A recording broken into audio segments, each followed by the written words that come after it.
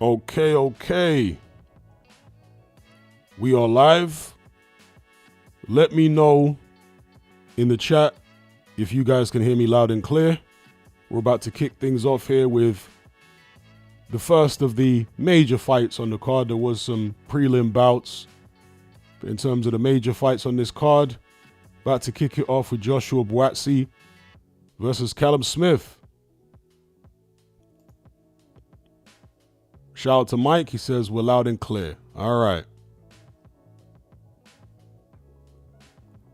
Shout out to Charles B in the chat. Shout out to everybody in the chat.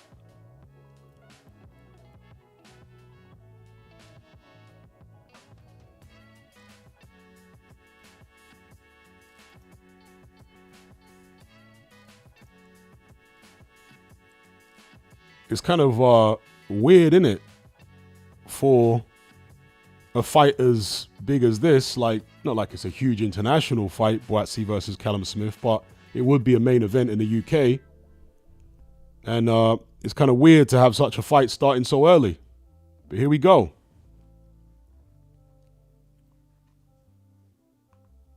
Let's see what these two guys can show us. Both with American trainers, of course. Joshua Buatsi trained by Virgil Hunter. And Callum Smith still with Buddy McGirt. So, yeah, here we go. Round one. Buatsi versus Smith. Buatsi feinting a little bit there. Gets a couple of jabs off. Needs to watch out for Callum Smith's counter left hook. So they're both going for their jabs. Decent jab there from Smith. And a nice body shot from Smith. Buatsi showing that strength. See, their left hook on the inside from Buatsi. Nice. See, I did expect Buatsi to be the stronger of the two. Smith letting the left hook off there. Just whizzed by Buatsi's chin. But yeah, Buatsi establishing his physical strength early on. Smith trying to punch on the inside while Buatsi's trying to grab. That's interesting. Smith looking for the very short uppercuts up close. But yeah, that physical strength for Buatsi is in evidence immediately. Maybe he's trying to take a leaf out of Artur Beterbiev's book here, pinning Callum Smith on the ropes and trying to club away. Both guys are kind of struggling for position on the inside, wrestling and trying to get hands free. Now, ever since Buatsi teamed up with Virgil Hunter, you have seen some of that influence on the inside where he'll hold one arm, Andre Ward style, and try punch with the free arm. We saw that there in the inside exchange that they had in the first half of the round. Back to center ring now, looking to land their jabs. Nice right hand there from Callum Smith. Buatsi misses a left hook, gets caught with a jab on the chin from Smith. Nice jabs from Smith. Right hand from Smith. Smith pushes Buatsi back this time. Good left hook to the body from Smith. Good right hand from Smith. Smith. Okay, Smith bundled to the floor there. Was no knockdown. Just tripped over. But nice work there from Smith. Nice right hand there. Good body shot from Smith. Very good exchange on the inside, but Smith getting the better of it. Smith actually beating Buatsi at his own game in the early going here as far as the inside exchanges. We know that's where Buatsi likes to do the majority of his work. Smith getting his jab off. Again, attempting an uppercut there. Nice body shots. I think the body shots have really been effective in this first round from Smith. Buatsi coming back with his own body shots, but has he been affected by those downstairs hooks from Callum Smith? He might have been. Smith again going for the right uppercut. Nice body shot there from Buatsi. Okay, referee says it was a little low. Gave him a warning. Buatsi coming forward, trying to push Smith back. But Smith did well in that round. That's a round in the bank for Callum Smith for me. 1-0 to Callum Smith on my card.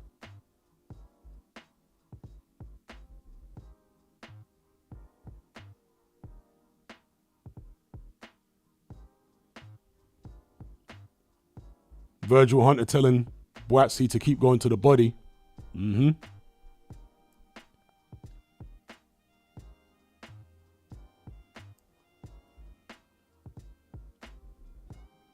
I just wonder how Buatsi will deal with the body attack, because I don't think he's so used to getting hit in the body that much. And Callum Smith was hitting him in the body a lot in that first round. Seeing instant replays here. Bird's eye view. So Smith showing his quality.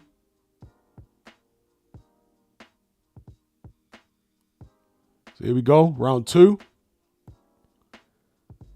Gave that first one to Callum Smith. I thought it was a very good round for him. Getting his jab off again here. Start of round 2. Buatsi trying to jab back. Buatsi's going to need to fight a physical fight.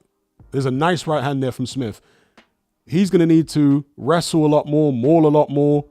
He can't afford to make it too technical with Smith. You know, this was something that I think it was Spencer Fearon was saying about Buatsi since he hooked up with Virgil Hunter. He was basically implying that he's become too technical, and that's not really who he is. It's okay to learn extra technical things, but he needs to get back to who he really is, which is a physical fight. Good left hook there from Buatsi.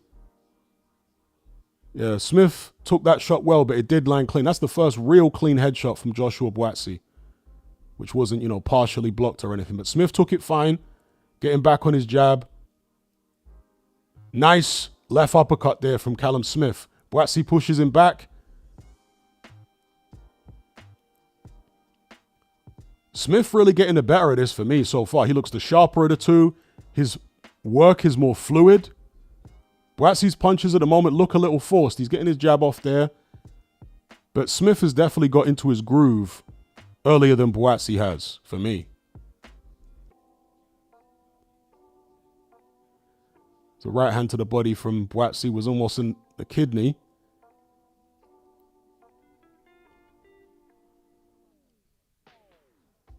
So they wrap up on the inside. But Smith looks very, very comfortable to me. Very, very comfortable.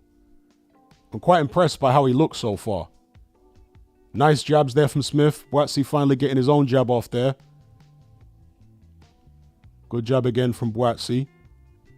Good right hand from Smith. I mean, Buatsi's kind of riding the shot, but it is connecting, even if not with full power. Buatsi getting Smith up against the ropes. He has to work here. He can't stand off when he's got Smith back to the ropes. Another beautiful body shot there. Left hook to the body from Smith. Those have got to be affecting Buatsi. Very nice boxing from Callum Smith so far. Seems to be no ring rust there for Callum Smith. Bear in mind, he's been out the ring longer than Buatsi. No ring rust that I can detect. And no lack of confidence coming off that loss to Ortiz. Although he did have a fight since, didn't he? Actually, did Smith fight more recently than Buatsi? He might have done, because he did have a fight after the Beterbiev bout. So maybe I got that wrong. But anyway, Buatsi backing Smith to the ropes, but not working effectively. Smith very comfortable in there. There we go. That's another round for Callum Smith in my book.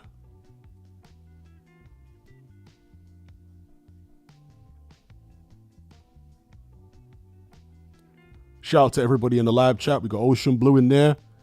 We got Waved. We got Anglo Pigeon. We got High Noon. Self-Made. Reality's Awakened Now. Got Charles B in there. Alvin. Shout out to everybody. I can't get to everyone's name.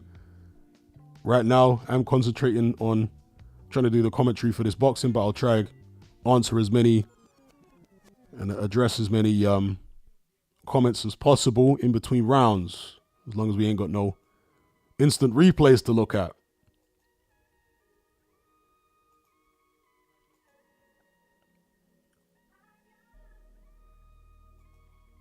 So here we go, round 3. Buatsi coming out on the front foot again. Smith moving his head quite well there. You don't normally associate Callum Smith with head movement, but yeah, moving his head quite well as Buatsi came in jabbing.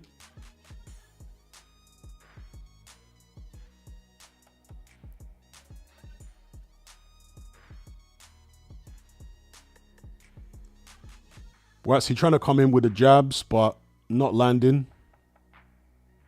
Okay, there's a decent right hand from Buatsi. Okay, Buatsi, yeah, he pinned Smith on the ropes there, but landed a couple body shots, and then that was it. Good body shots back from Smith. Real nice body shots. Smith, much more crisp with his punches than Buatsi up to this point, and really going for it. I think he figures he can hurt Buatsi, and he might be able to. He's investing well to that body. I don't think Buatsi likes those body shots. Maybe Buatsi hadn't figured that he would get hit with this many body shots so early in the fight. And how will that tell, you know, what kind of toll will that take on him as the fight goes on? And Smith really looking for those uppercuts as Buatsi comes in. Good shots, beautiful shots there from Callum Smith with a left hand. Beautiful work with his left. It's really been all Smith so far. Buatsi ineffective with his work, getting hit with body shots. And, I mean, he's going to have to hope that he catches Smith with something big or that Smith starts to tire out, because the way it's going here, Smith is looking to get well on top the longer the fight goes. Because Buatsi's just getting hit too much, especially to the body. Far too much. And now Buatsi's kind of circumspect on the outside. A bit cautious about coming in. That was a good jab there from Joshua Buatsi. Kind of rocked Smith's head back. Oh, good body shot there from Buatsi. Oh, Smith is hurt. Smith is hurt. Okay, turn of the tide there. He seemed to hurt Callum Smith with a body shot, then followed up with a couple of headshots. And hurt him briefly. Smith seems okay now, coming back with his own. Or maybe it was not quite as dramatic as it seemed in the moment, but it appeared as though Callum Smith was briefly rocked by some Joshua Buatsi punches.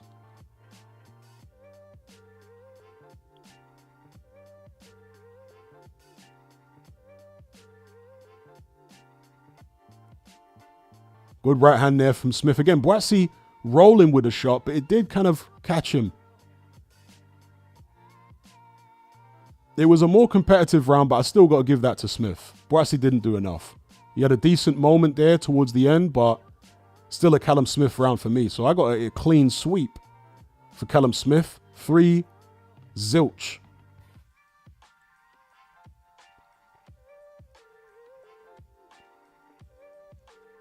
Buddy McGirt must be fairly happy with his charge after what he's seen so far.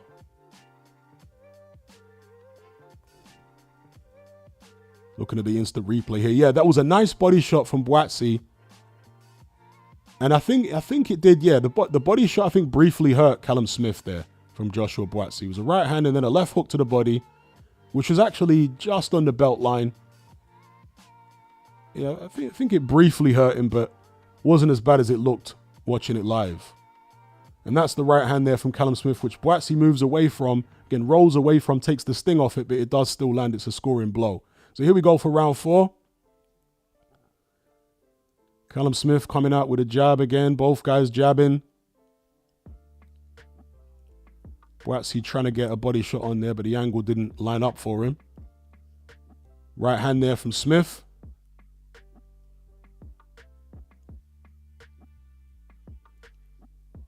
Okay, Buatsi trying to get the jab on. I saw a comment there briefly in between rounds from Afro Soul saying he agrees about Buatsi's stamina. Yes, Buatsi's looked to have suspect stamina to me for a long time. Good left hook there to the body from Smith again. And his work rate is much better than Joshua Buatsi's work rate.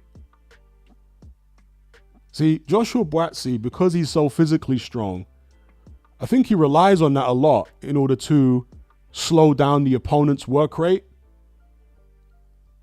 Good body shots there from Callum Smith. I think they're hurting Buatsi, you know. Those body shots are hurting Joshua Buatsi. Good right hand from Callum Smith.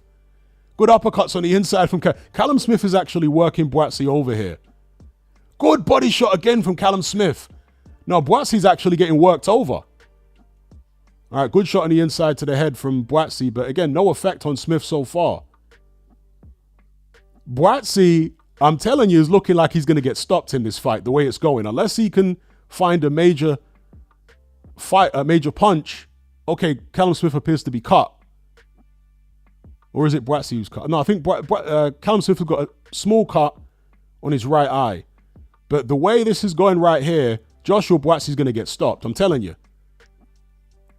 He can't keep taking those kind of body shots because those body shots will open up the headshots for Callum Smith and he'll be able to do major damage upstairs. All right, Buatsi trying to power through here, but he's affected by those body shots, I'm telling you.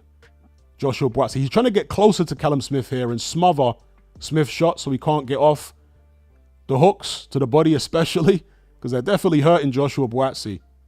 And that's the tactic he really needs to use. He cannot allow Smith that much space to get the body shots off. He can get him to the ropes, then he can stop the body shots, at least the powerful ones. And that's where he is right now. But Smith still shortening the shots, getting off nice uppercuts. Beautiful left hook there from Callum Smith. Yeah, Buatsi, he's going to need to fight a very mauling fight as he is here. Smith doing great work. Great work from Callum. But that cut is starting to get worse. You can see he's bleeding there. And as Buatsi comes in close, you can see the heads rubbing together. There's the potential for it getting bad. But beautiful combinations from Callum Smith. It's the best I've seen him for a while. Buatsi missing wildly after Callum Smith was tattooing him. That's another round for Callum Smith. Yes, folks. Just because Joshua Buatsi had him pinned up against the ropes, it doesn't mean he won the round because his punches were not effective. He landed a couple, but Callum Smith was landed a lot more. I haven't given Joshua Buatsi a round yet. Bear in mind, I picked Buatsi to win this fight. But for me, this has been all Callum Smith. I think he's looked really good. So looking at the instant replay here, uppercut there from Smith didn't land. Left hook from Buatsi did land. Right hand missed. Head came in. Is that where the cut occurred? From that clash of heads there? I think it might have been. Yeah, that might be where the cut happened. Or maybe, no, actually, no. I think the cut was there before that head. Yeah, you can see the cut was already there. But surely that graze with Buatsi's head didn't make the cut any better, for sure. All right, here we go. So start around 5. Nice combinations from Callum Smith already. Looking very, very comfortable in there. Well on top for me. Not just in terms of scorecard, but the flow of the action is all going in favor of Callum Smith. Joshua Buatsi has been ineffective. And look at this here. Joshua Buatsi is now fighting with his left hand low. He is a guy that always holds his hands up. The fact he's got his left hand low, to me, is indicative of how tired he already is. And maybe he feels like he can catch Callum Smith with the jab from a low position better, you know, out of the field of view. But I don't know. To me, I think that's at least partly indicative of a tired Joshua Buatsi. This fight has not been going the way he would have hoped, nor his cornerman, his head coach, Virgil Hunter. Good shots there. Beautiful work with the left hand from Callum Smith. I love the way he hooks off the jab. So he'll throw the jab, he'll turn it into a hook. Yeah, Buatsi hurt to the body. Callum Smith teeing off on Buatsi here. Buatsi trying to roll on the inside, but then body shots are really, really affecting him. Really affecting him. Good left hook there from Callum Smith. Buatsi not punching back. Buatsi's going to get stopped in this fight, I'm telling you. The way this fight is going, Joshua Buatsi cannot go the distance. He's going to get stopped in this fight. Beautiful body shot again from Callum Smith. He's working Buatsi over. Buatsi not punching back. Great work from Callum. All Buatsi do is just walking forward, the occasional jab, but his punch output has reduced virtually to nothing. Wow, big left hook there from Callum Smith. Punches Buatsi's gum shield out of his mouth. Buatsi literally getting beaten up now. What a fantastic performance from Callum Smith so far. And it's all been, well, let me not say all, but the key for his success has been those body shots. The body attack from Callum Smith has been relentless, brutal, and it's taken all of the fight and the strength out of Joshua Buatsi. And nothing on Buatsi's punches. The body shots have taken everything out of him from Callum Smith. Beautiful left hook to the body again from Smith. Beautiful shot. Cut not affecting him at all.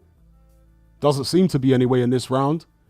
That's a decent double jab there from Joshua Buatsi, but this is a big round again for Callum Smith. Fantastic round. I would be actually amazed if Joshua Buatsi goes the distance. The way this fight... Go! Buatsi against the ropes, getting beaten up. Trying to hold on.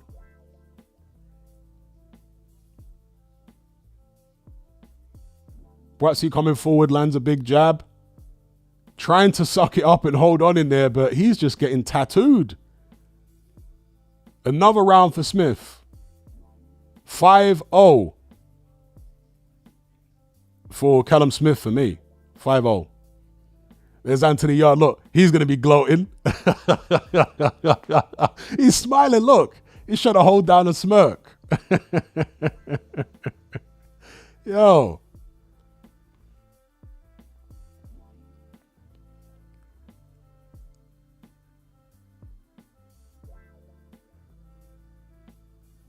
All right, they're speaking to Anthony Yarde about the Bivol Beterbiev fight. I thought they'd be talking to him about this fight.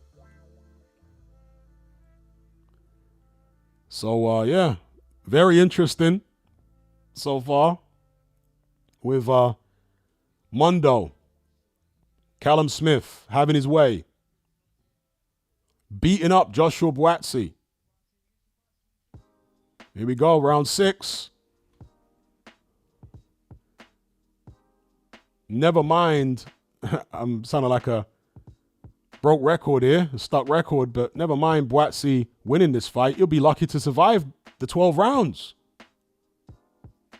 Good body shot again, right hand from Smith. Smith is just a much sharper, crisper puncher than Buatsi. Buatsi's shots look labored, and even more so after this body attack from Smith. Good left hook there from Callum Smith. Buatsi kind of gestures like, no, it didn't hurt me, and keeps coming forward.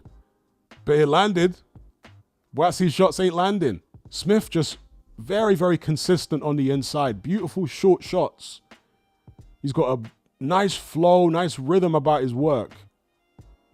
And the body shot again, punishing Joshua Buatsi. Buatsi trying to get his jabs off. That's probably the only shot he's managing to land cleanly is the left jab.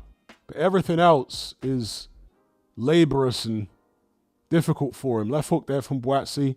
I don't think it landed with much power. Smith in full command. Another left hook to the body there. Buatsi just cannot block the left hook to the body at all. Eddie Hearn must be over the moon about the way this fight is going. An absolute whitewash for me. Another body. Oh, big right hand from Callum Smith. Joshua Buatsi hurt. Joshua Buatsi hurt by a right hand from Callum Smith. Callum Smith comes in with a left hook. Joshua Buatsi's going down. He is going down. Left and a right. Left from Callum Smith. Joshua Buatsi trying to smile and talk, and nah, mate. He's getting lit up like a Christmas tree. Eddie Hearn, arms stretched out. Yo, Buatsi in the corner in trouble. Callum Smith's engine looks fantastic too. Not the slightest sign of fatigue from Callum Smith. Double right hand from Callum Smith. Buatsi just looking to see out the round and survive. There's still 50 seconds left. Joshua Buatsi in also big right hand from Callum Smith again. Joshua Buatsi in all sorts of trouble. Jabbing, but nothing big landing. Callum Smith, beautiful work. Joshua Buatsi very unsteady on his legs. Buatsi's got literally nothing in the tank, nothing left. Smith is surely going to stop him. Beautiful left hook again from Callum Smith. The referee might have to step in if Buatsi don't start throwing some shots back. Okay, that was a left hook from Buatsi. All of a sudden he finds some energy to throw back. I don't think Callum Smith's really that hurt though. It was a nice shot, but I think Callum Smith was a little punched out from throwing all those shots at Buatsi. I don't think Callum Smith was that badly hurt there. It was just a matter of, he emptied the tank a little bit And Buatsi caught him off balance and managed to follow up with a few shots. But no, Smith was okay. He was okay. As somebody said there, yeah, Smith was a little tired from the activity of trying to get Buatsi out of there. And Buatsi managed to land one. But the beautiful right hand from Callum Smith bang on Buatsi's chin. I mean, Buatsi can take a shot, for sure. You know, Buatsi's got a good set of whiskers on him. But the body shots are wearing him down, you know. And as those body shots continue to wear Joshua Buatsi down, a shot like that in the next round or a couple of rounds down the line is surely going to put him down. And there was the left hook from Joshua Buatsi. Yeah, Callum Smith wasn't really badly hurt at all. He was just off balance and he was a little tired, so he decided to just cover up and see out the round without really exchanging. So here we go. Round, what are we on now? Round 7?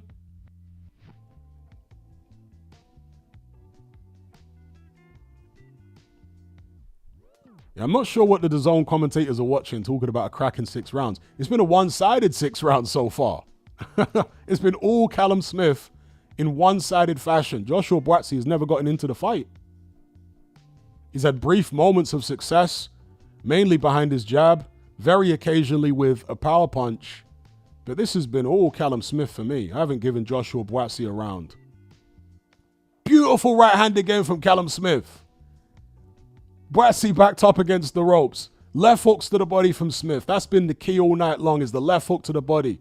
Can't miss with it. Buatsi swiping with a right hand but not landing effectively. And you know, that physical strength that Joshua Buatsi does have has been taken from him with the body shots. Because that's the thing about Buatsi. He bullies you. He pushes you back. He's very physical. We saw what he did to Willie Hutchinson. He hasn't been able to do that to Callum Smith, aside from maybe the first 1 or 2 rounds, because of the body shots. They've taken it out of him. Buatsi working his jab a little bit better in this round. And I think Callum Smith is taking a little bit of a break here because he exerted himself in round 6.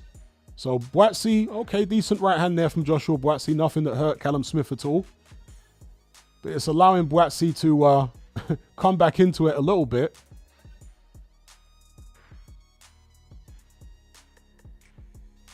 So Callum Smith jabbing to the body very cleverly there. Nice jab to the head there from Buatsi. So this is almost the opposite of what I expected at long range. I thought that at long range it would be Smith, but up close, Buatsi would get the better of it. It's actually been the opposite. Beautiful right hand again from Callum Smith. Buatsi comes back with his own right hand that was quite decent. Didn't hurt Smith at all, though. So Buatsi's actually doing better at long range here than Callum Smith with his jab, which is interesting. Again, the inverse of what I expected.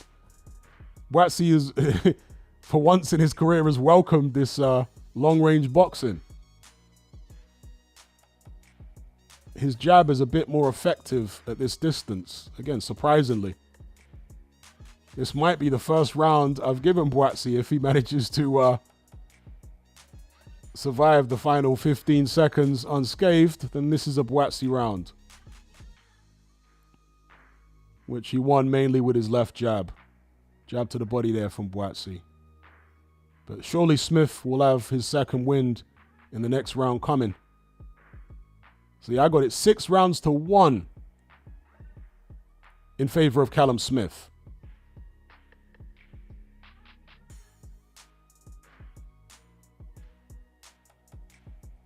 Let's have a look at some replay here. Smith did land a couple nice right hands. Again, Buatsi was moving away, riding the shot. But Buatsi also landed a couple right hands himself and some jabs. There's another right hand from Callum Smith.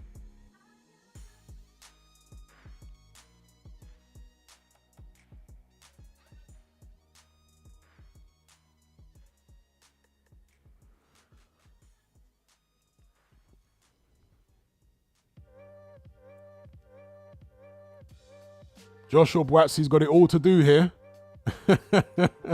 I don't think he can do it. He looks worse for wear to me. Round 8. He looked relieved that Smith wasn't applying the pressure in that previous round. So Buatsi comes out behind the jab again. He's got that left hand up a bit. Callum Smith responding with his own nice jabs. All right, Smith on the offensive. Nice jab. Looks like he's got a bit of energy back again after the 6th round where he really exerted himself trying to get Buatsi out of there. Smith coming forward behind a jab. Good jab there from Buatsi. He walked Smith onto that one. That was a nice jab. And that's the only thing that's really working for Buatsi at all is the jab. Smith with the combinations. Buatsi did manage to kind of roll out of the way of most of those. Okay, nice jab there from Buatsi again. Will he try and build off the jab? Smith really needs to force the action here and not let Joshua Buatsi have space, because Buatsi is a tired fighter. Good right hand there. Beautiful left hook there from Callum Smith. Beautiful work again. This is what Smith needs to do. Keep Buatsi on the back foot and throw them combinations that are hurting him. Beautiful right hand from Smith. Working Buatsi over on the inside again. Can't allow him to keep that range and get his jab going. All Smith on the inside. Left hook there from Smith. Right hand from Smith.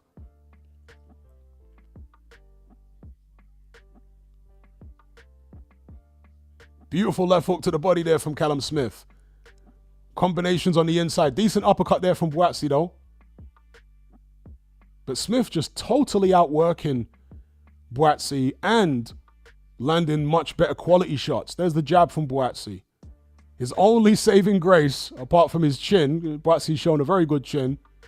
His only saving grace has been that left jab, which has been fairly effective. But all the power shots, and, you know, Smith's jab has been pretty good too.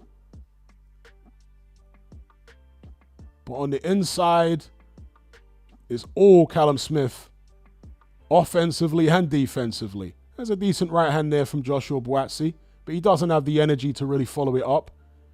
Makes Callum Smith miss with a right hand there, which is a rarity. Smith, good right hand again from Callum Smith. Joshua Buatsi's counter right hand missed. Nice shot back there from Callum Smith. Buatsi, again, surprisingly, seems to be doing the better work at long range. But he can't really keep it at long range for very long. Smith's able to get close, being the taller man. Oh, good jab there from Joshua Buatsi. Knocked Smith's head back. This might be a Buatsi round, maybe. It's close. It's close. I mean, you might give Buatsi that round, but I wouldn't argue with giving it to Smith either, because he did some good work earlier on. So for me, Joshua Buatsi needs a knockout to win. Unless you give every single round from the 7th on to Joshua Buatsi, on my card, he can't get any more than a draw. Good right hand there from Callum Smith, shown in the instant replay. Smith still landing, you know, the better power shots, but there was a couple of lefts from Buatsi which knocked Callum Smith's head back. To be fair, these instant replays are quite biased. I'm not going to lie. In favor of Smith. There was the nice jab there from Buatsi. It was like a power jab, almost like a reverse 1-2 type jab, which knocked Smith's head back. But yeah, that round was close. You could have given it to either man. For me, Buatsi is a mile behind and needs a KO. Callum Smith on the front foot. Sharp shots. Getting the jab off. You know, this is a really surprising performance from Callum Smith, because he's had a long career. Former world champion, fought Canelo, fought Beterbiev. In my mind, he was kind of on the way out as a fighter, you know? But here he looks really fresh. I mean, really fresh. Beautiful combinations again on the inside from Callum Smith in round 9 here. Right hand from Callum Smith. Totally working Buatsi over up close. Buatsi coming back with some half-hearted body shots. Smith really working him over with the combinations. Buatsi looks really tired. This is a serious ordeal for him. Callum Smith getting the jab off. I mean, just beautiful combinations from Smith. They've been flowing all night. Right hand from Smith. Comes back with a left hook that misses. Buatsi covering up. Smith going to the body. Buatsi trying to respond in kind. Left hook there from Smith. Buatsi responds with his own left hook and tries to hold afterwards. Buatsi doesn't have any power in his shots at this point. The body work from Smith has completely taken his strength away from him. No power in Buatsi's shots at all. He can't hurt Smith. Beautiful left hook there from Callum Smith. Right hand from Smith. This is looking like another big Smith round. Teeing off on Joshua Buatsi. Okay, Buatsi coming back with a combination, but nothing really on it. Jabs from Buatsi on the outside. Left hook from Smith. The only thing... Oh, big right hand from Smith again. The only thing about Buatsi that has impressed in this fight has been his chin. Other than that, he's looked actually a class below Callum Smith. It's only his chin that's really impressed here. His jab has been fairly good when he's managed to get enough space and distance to use it. But Callum Smith hasn't allowed him that space. Oh, big right hand from Callum Smith after Buatsi landed a shot. All right, Buatsi coming back with his own right hand there, but nothing that bothers Callum Smith at all. Big right hand again from Callum Smith. This is another big round for him. I mean, Buatsi's had a few moments, but no, it's been the Callum Smith show again this round. Okay, couple of shots there from Buatsi, but again, kind of blocked from Smith or half blocked. I mean, Smith exerted himself in that round, so he is blowing a bit hard there, but pause. But yeah, that's a Callum Smith round for me. What have I given Buatsi? 1 round, maybe 2 at a push on my card. Mile behind, getting beaten up, outclassed, outworked.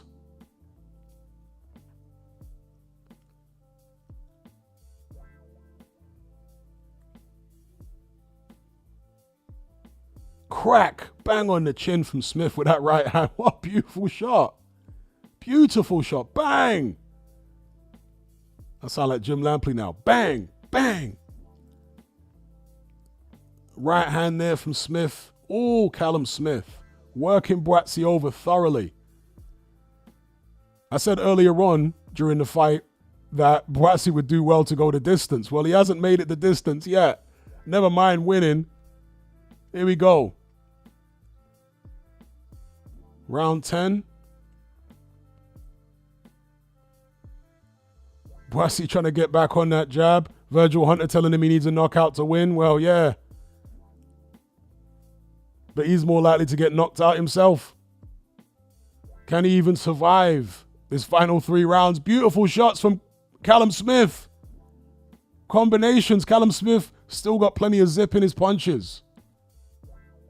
And going right back downstairs with a left to the body. Buatsi getting a couple of jabs off.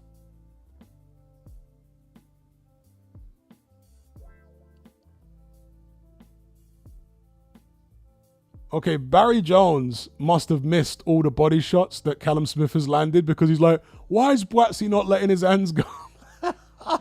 Bro, what are you talking about? He's been getting hit with that left hook to the body all night, and it was taking it out of him from early. From like round 2, 3, Buatsi was affected by them body shots, and it's been constant. And Barry Jones is wondering why he's not throwing more. Are you having a laugh? And Buatsi's never had a good work rate. He's never had good stamina to begin with. He fights in spurts, Joshua Buatsi. Always has. Okay, a brief bit of success for Buatsi, pinning Smith against the ropes. No real damage done. Smith, I think, just taking a breather here. Letting Buatsi get some shots off. Again, Barry Jones asking for loads of punches from Buatsi, not realizing how tired he is from the body shots. And Buatsi's done a little bit of good work there, pushing Callum Smith back. But again, nothing too clean, nothing that hurtful. Okay, that was a good left hook there from Joshua Buatsi. Buatsi barely managing to stand up there. He's like tottering on his feet from fatigue. I mean, Buatsi might have managed to eke this round out, but Callum Smith coming back with big shots. Just as I say that, another beautiful left hook from Callum Smith. Man, you would struggle to actually give this round to Buatsi, to be honest with you. Yes, he came forward, but his shots have been nowhere near as clean or effective as Callum Smith's shots. Oh, okay, it's a decent shot there. Okay, decent shots from Buatsi here, but Smith doing a pretty good job defensively. But he did get caught with a couple. Okay, Callum Smith showing some fatigue now, to be fair. Because he's really exerted himself in this fight, you know, throwing a lot of shots, trying to get Buatsi out of there. Buatsi, oh, good right hand from Callum Smith. Oh, beautiful left hook from Smith. So that was a competitive round. I mean, I would still give it to Smith personally. I would still give that round to Smith. I thought he landed the better shots. Yes, he was getting backed up, but he was landing the cleaner, more effective shots for the most part. If somebody wants to make an argument for Buatsi, okay, I'll hear your argument. He was on the front foot, but can you seriously tell me his shots were more effective than Smith's shots?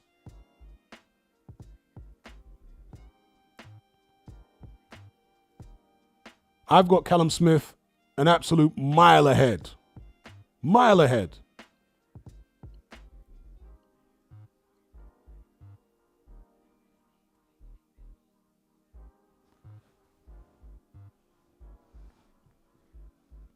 I think this has been a fantastic performance from Callum Smith. The best I've seen him look for a long, long time. So here we go now, round 11. Callum Smith, Joshua Buatsi. Starts off with Smith landing a nice jab.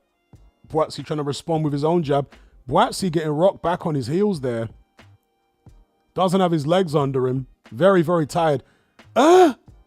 Chris Mannix has got this fight even. Dear, oh dear, oh dear.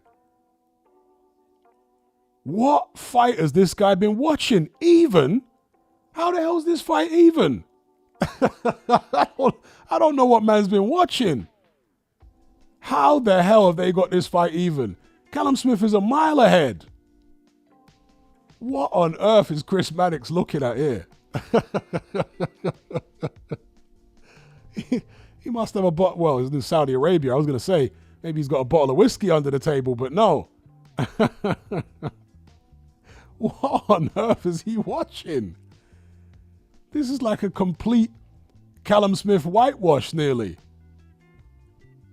Callum Smith all day.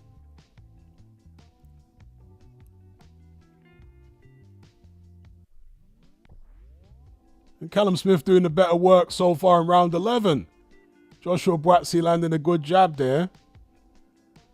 And now that Callum Smith's work rate is coming down a little bit, Joshua Buatsi's physical strength is now coming back into play, where he's able to maul. Okay, good right hand there. Swiping right hand from Buatsi. Okay, is Smith in a little trouble here?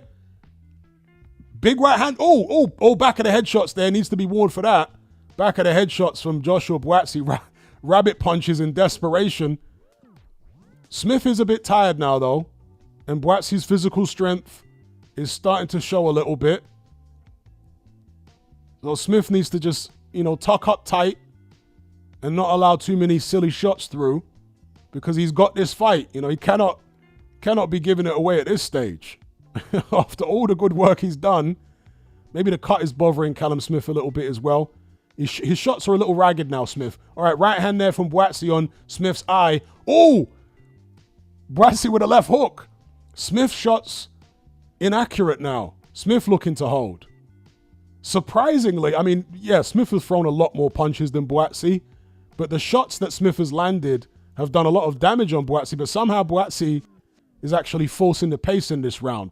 Maybe the first round in the fight where he's outworking Smith.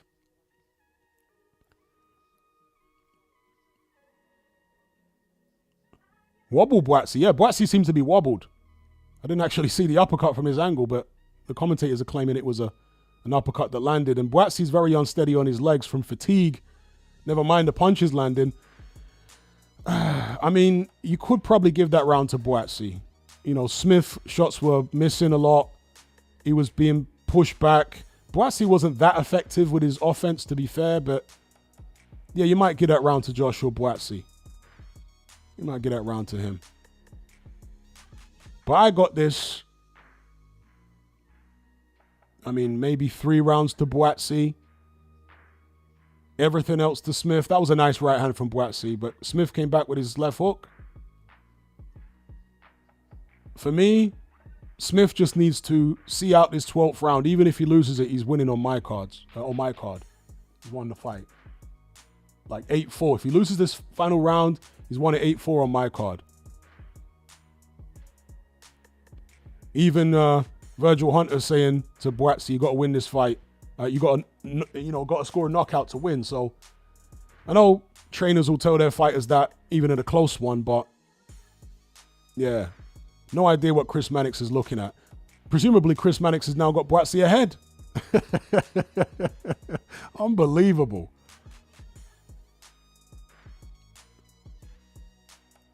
Yeah, Buatsi really needs to go for it here.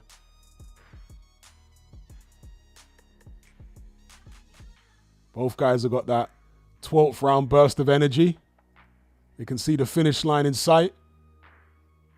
The superior short shots from Callum Smith, winning him the first 30 seconds of this round. Nice jab there from Joshua Buatsi. Another nice jab from Buatsi, actually pushing Smith back on his heels.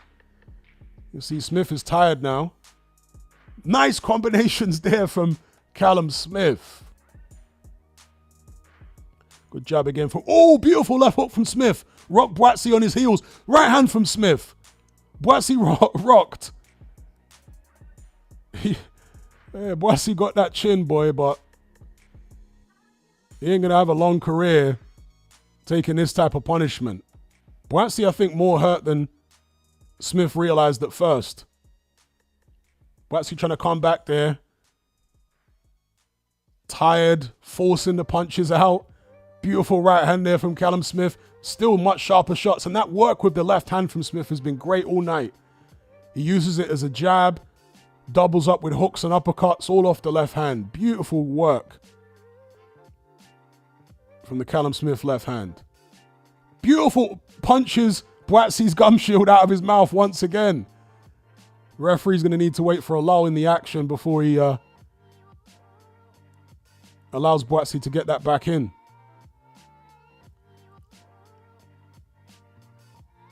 Buatsi trying to slug it out on the inside, but Smith doing a good job at spoiling. All right, timeout there to replace Buatsi's gum shield. Yeah, Callum Smith's cut has got progressively worse throughout the fight, but it's never been bleeding so profusely to cause a real issue for him.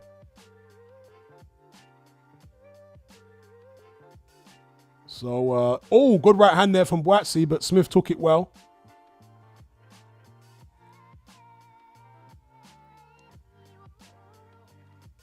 Nice left hook again from Smith. The combinations. Buddy McGirt will be very happy with his charge. Buatsi misses a huge left hook. Gets caught with a couple of shots on the inside. Uppercut there. Left hook from Smith. I think it just grazed Buatsi. Another right hand from Smith there. Buatsi completely finished here. Totally knackered. 10 seconds left in the fight. No knockdowns. But a grueling affair and a good watch. But all Callum Smith really, apart from a few late rounds for Joshua Buatsi. Let's see what the judges are saying. For me, that is Callum Smith all day long, 8-4. Yeah, he knows he won the fight. I can't imagine that Ben Shalom has got that much pull. Or more pull than Eddie Hearn. So surely the judges will do the right thing here.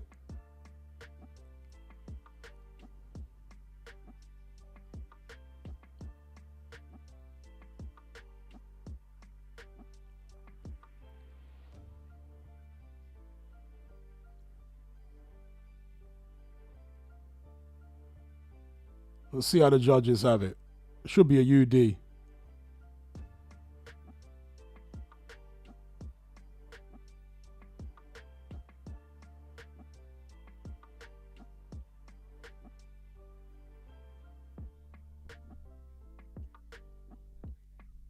You know, kudos to Buatsi for having that kind of chin. He has got a hell of a chin on him. But he got worked in that fight. He got tattooed. Beautiful hook there. That's the 12th round. Callum Smith still landing the hook. Crack. Punched Buatsi's gum shield out of his mouth several times. I mean, maybe you say Buatsi's got an ill-fitting gum shield, but still, the shots have to land. That right hand from Buatsi actually didn't land as well as it seemed watching it live. It kind of landed on Smith's neck. Yeah, it actually landed on Smith's neck. That's a bad place to get punched.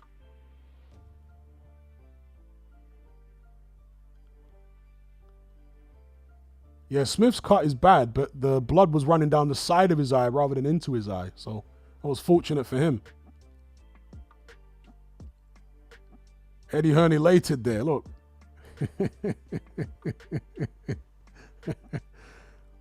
Eddie Hearn's actually won one for a change against the rival promoter.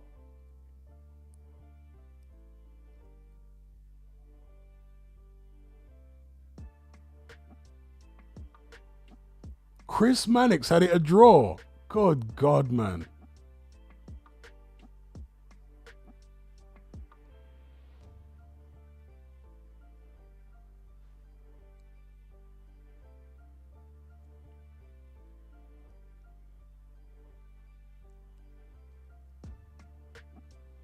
All right, Sean Porter's got his 7-5 Smith. I got it 8-4. As long as it's Smith, then we're all good. Is that Abdu Rozik in the ring? Okay, or it's some kid. I think it's a kid. Maybe it's one of the Smith's kids. Here we go, the decision.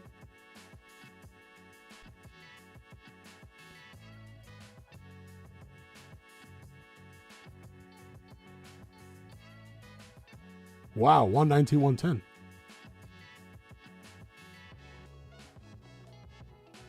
Right, very close.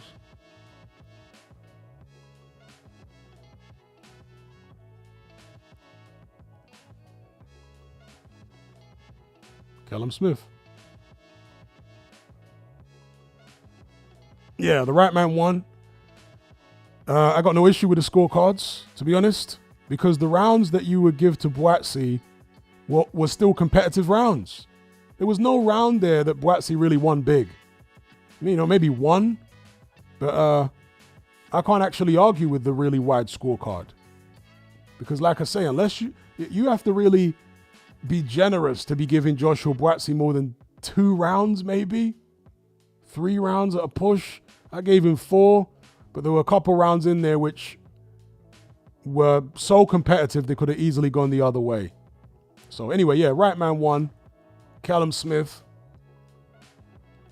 I was very impressed with his performance.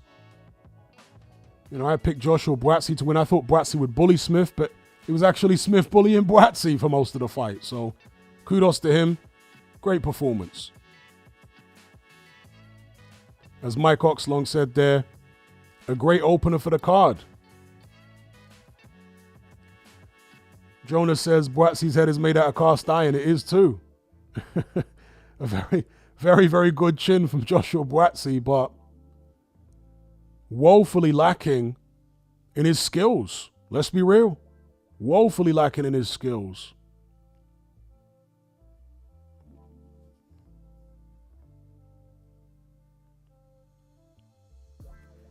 Completely agree with Black Dynamite.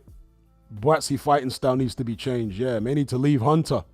Needs to get back to being more physical, concentrating on his work rate rather than looking for all these clever technical shots.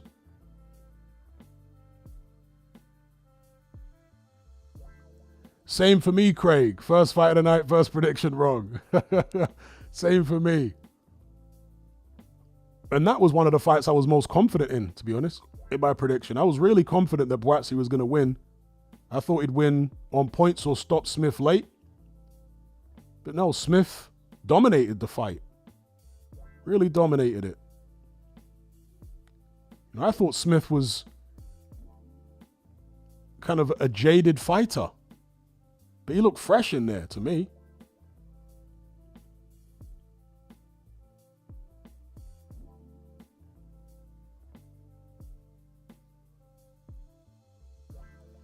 The next fight, well, somebody says, and now Shakur puts us to sleep. But the next fight, as far as I'm aware, will be Jiang Kabayel.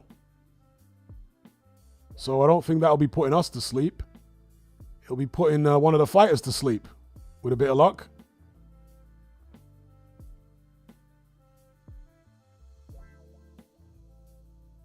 Unless they've changed the running order around.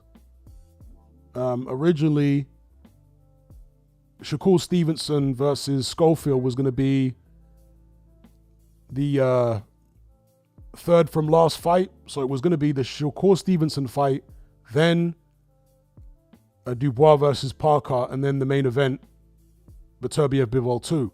So unless they've moved it around since Schofield pulled out and Padley replaced him, then yeah, it should be Jiang versus Kabayel next up.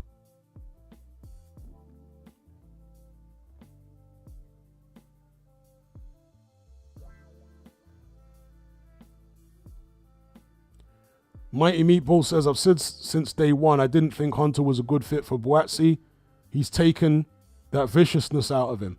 Yeah, I can only agree with you. I cannot disagree with what you've said there. We've had enough time with Buatsi and Hunter together as a pairing, and it hasn't borne fruit, has it?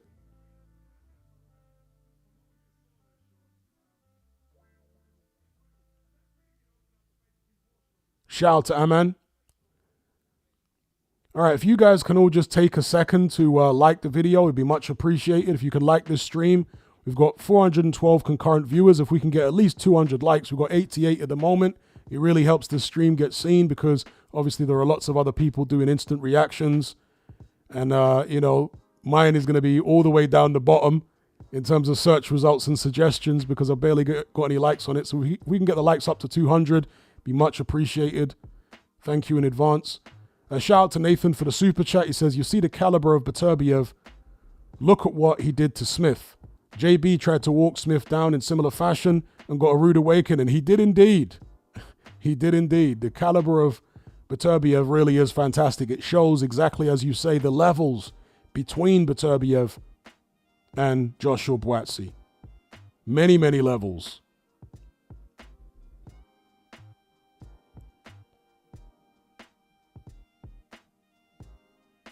Yes, yes, big up Chili Beef. All well and good here, my bro. Hope you're enjoying the fight so far. Callum Smith put in a vintage performance against Joshua Buatsi. Really, really impressive. All right, Kabayel's on the way to the ring. So if you guys can just stick a like on this stream, we're up to 158. If we can get to 200, be much appreciated. I'd like to keep the like to views ratio somewhere around 50%. We're on 160. If we can get 40 more, much appreciated, guys. Here we go. Kabayel coming to the ring. Will be followed by the Big Bang. It's the Big Bang. The Big Bang Jiang. The man who can. He's got the master plan. Well, it's the Big Bang.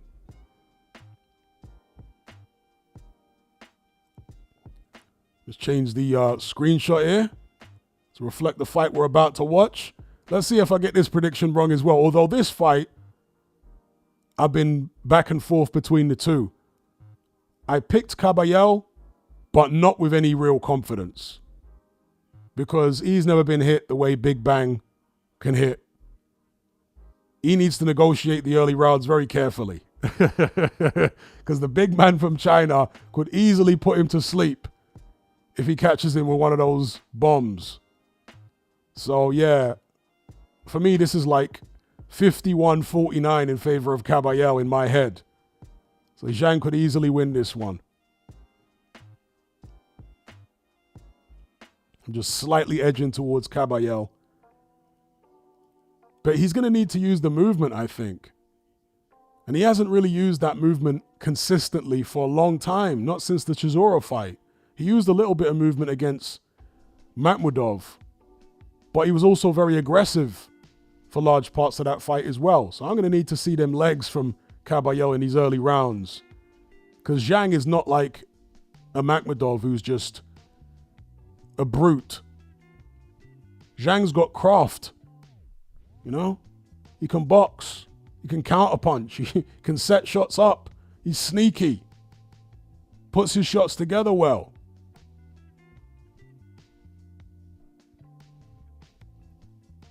Shout out to everybody in the live chat. If we can just get a few more likes, be much appreciated. We're up to 187. And it's 187 on an undercover cop. All right, 11 more likes and we're good to go. We're on 189. Just need to get it up to 200. Here comes the big bang.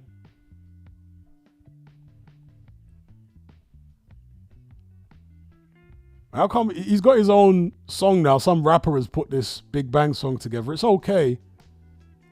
Has he ever come out to that song? Bang, bang, I shot you down. Or you shot me down. Bang, bang, I hit the ground. Bang, bang, that awful sound. Bang, bang. Has he ever come out to that song? Shout out to Seth for the super chat. He says Prime Roy Jones versus current light heavyweights.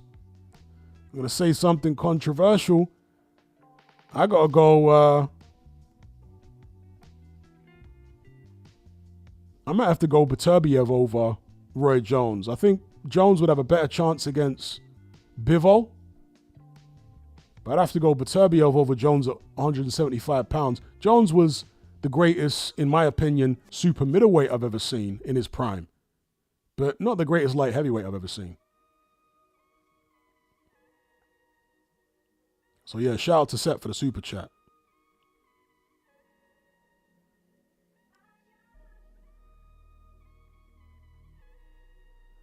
So here we go.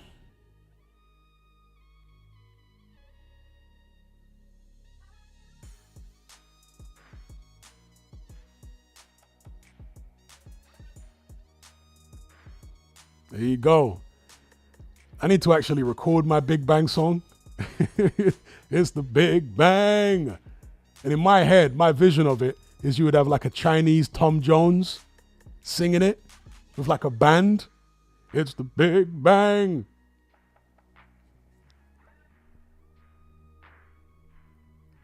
The man who can, he's got the master plan. Yeah, it's the Big Bang.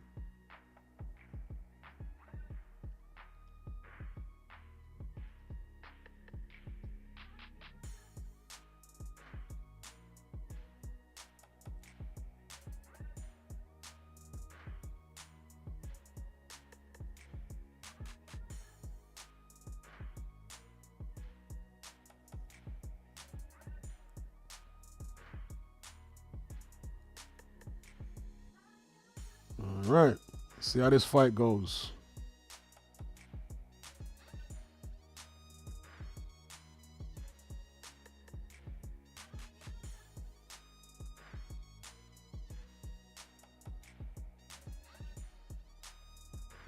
Yannick says, Jiang must be Hatman's favorite heavyweight. Never seen him sing for another heavyweight like this. I do like Jiang. He's a fun character. And he's a monster puncher. I definitely like him. Although I'm picking against him in this fight by the tiniest of margins.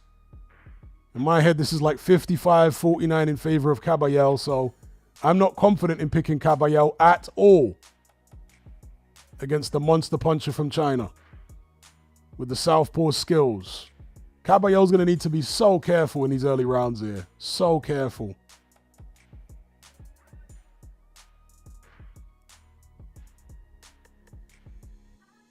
Did I say 55? Excuse me, 51. Getting overexcited. 51-49, excuse me.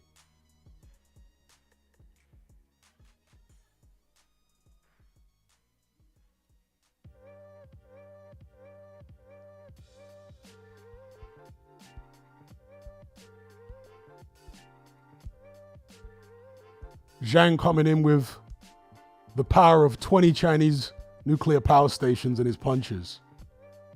Huh?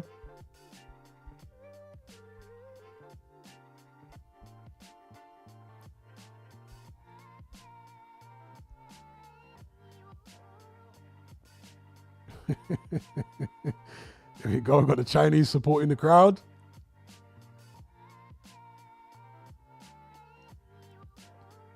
Kabayel better be switched on here, man. He's trying to stare the big Chinaman down. But never mind about that. Just be switched on and don't get caught with anything silly.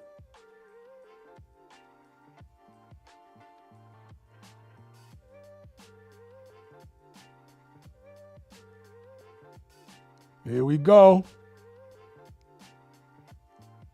Big Bang coming in against Ajit Kabayel. Round one. Kabayel moving, circling to his left, trying to get the jab off. And this is what he's going to need to do. Oh, Jiang! Jiang with big shots right away. I'm telling you, Kabayel needs to get on that bike. Seriously. You don't realize how quick Jiang is with the hands. Kabayel, hey, I don't like how close Jiang is getting already. Kabayel circling to his left, got his hands up.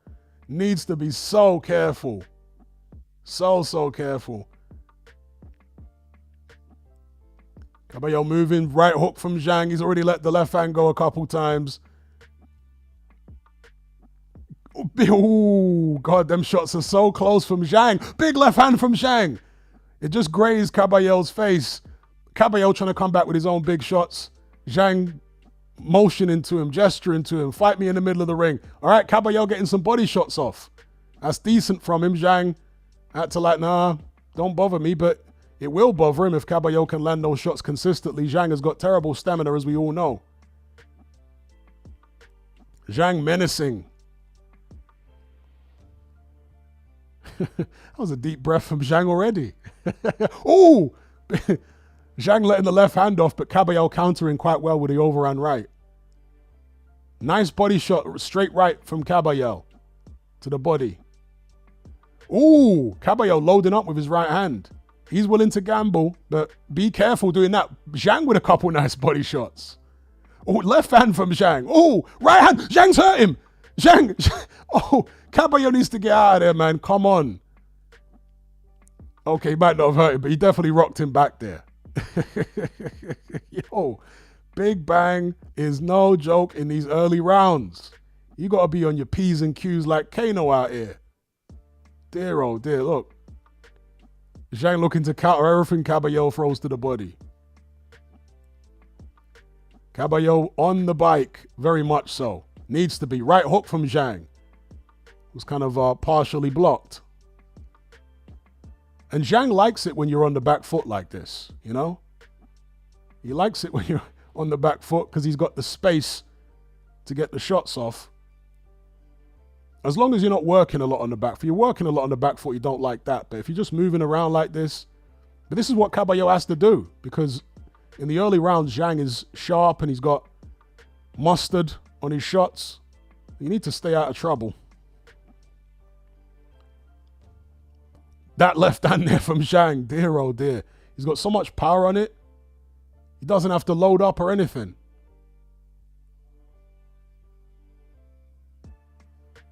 Yes, Kabayel, as Adam Smith said there, slightly surprised by the sheer weight behind Jiang's punches. Even when they landed on the gloves, it literally shakes your whole body.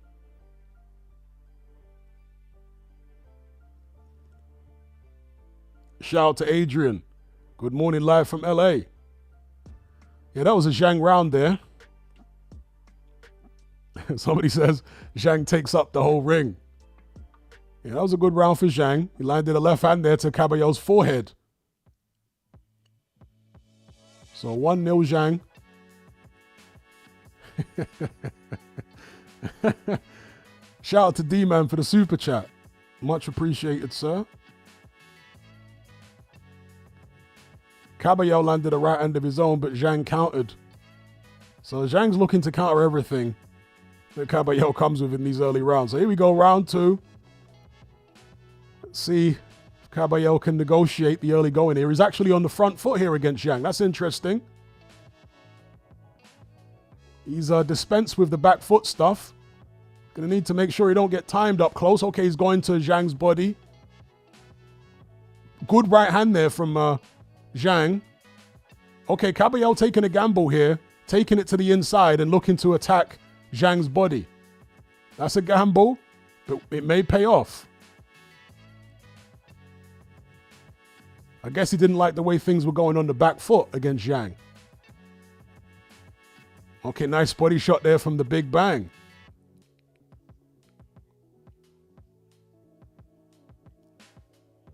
Good body shots from Kabayel. All right, he's going to the tactics that he used against Madrimov. So Kabayel,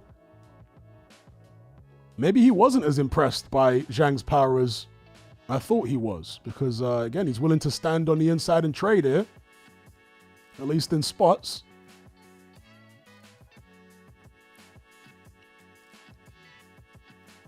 Good body shot again from Kabayel. Jiang got a lot of padding around that midriff, but because his stamina is so poor, Kabayel might have success with this. We'll see. Good right hook from Jiang there. Didn't land come. Oh, good shots from Jiang. Body shot, right hook.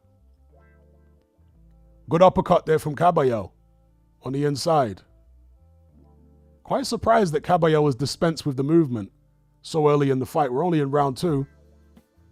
So we had a look at Jiang in the very early going, and now he feels comfortable taking it to the inside. Interesting. Oh, big left hand there from Jiang. Kabayel took it well. Comes back with body shots.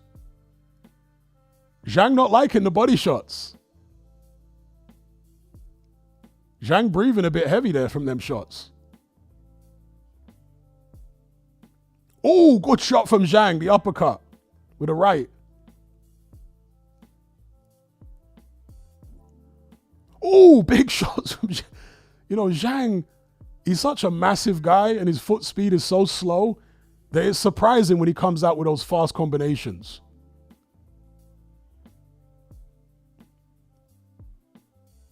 Good shots there from Kabayel. Now, Zheli Jiang is based in New Jersey. So, you know, he'll do a lot of his training in New Jersey and New York City, of course. So he won't be unfamiliar with this style of fighting, you know, up close on the inside. But that was an interesting round. I would still give it to Jiang, but Kabayel did a lot better. Somebody's saying there that Jiang has got 3 more rounds to get the KO or else he's going to gas. Yeah, I reckon it'll be that way.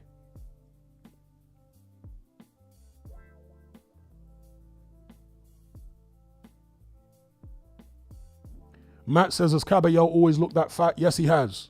He's always looked that fat. He doesn't actually weigh that much, Kabayel. You'd think the way he looks, he weighed a lot more. I think he weighed in for this fight 241 pounds. And he's like 6'3". So, yeah, he looks heavier than he actually is.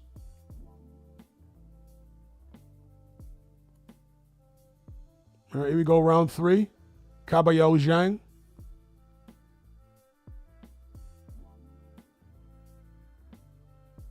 Kabayel again attacking that body.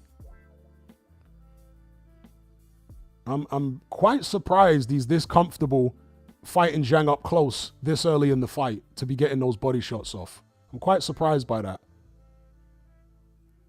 Again, I picked Kabayel to win, but not with much confidence. Okay, mauling on the inside from both guys.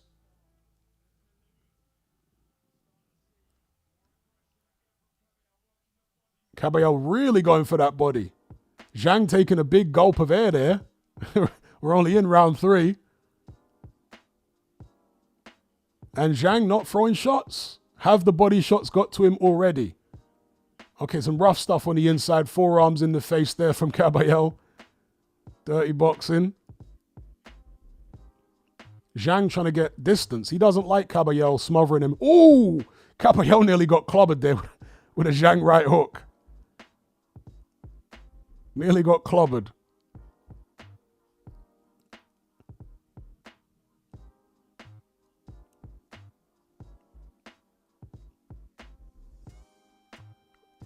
Okay, Jiang trying to get some distance. He doesn't like Kabayel that close to him. That's a left hand from... Tell you what, Kabayel has taken the shots that Jiang has landed, and Jiang hasn't really landed flush and clean yet. But the shots that he has landed, Kabayel has taken very well. He's actually pushing Jiang on the back foot here. Good shot, body shots again. The body attack, very effective from Kabayel. Jiang holding on.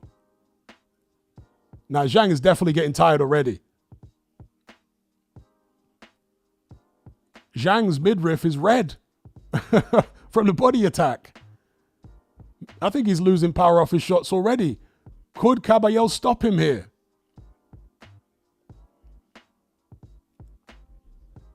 Jiang with that terrible stamina, fading quicker than usual due to the body attack.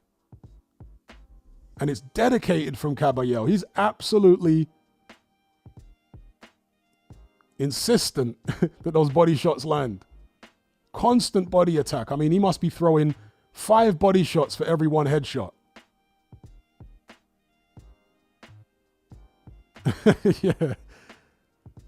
Jiang's starting to look like a Neapolitan ice cream now. He's gone multicolored. Look at his midriff. It's all pink.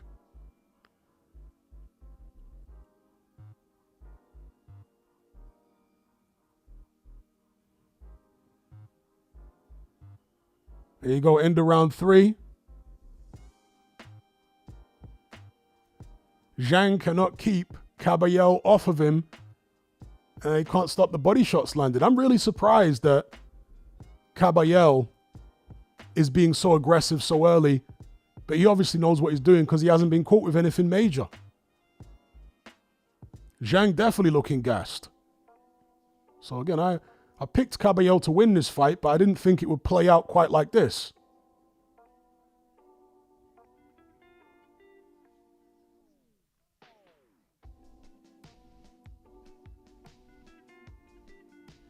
I thought Kabayel would win like a close decision. That's how I thought it would go. But at this rate, he might be able to stop him. Here we go, round 4. Kabayel right back to the body attack. Jiang not managing to counter those body shots with anything to the head at all. Not managing to counter effectively.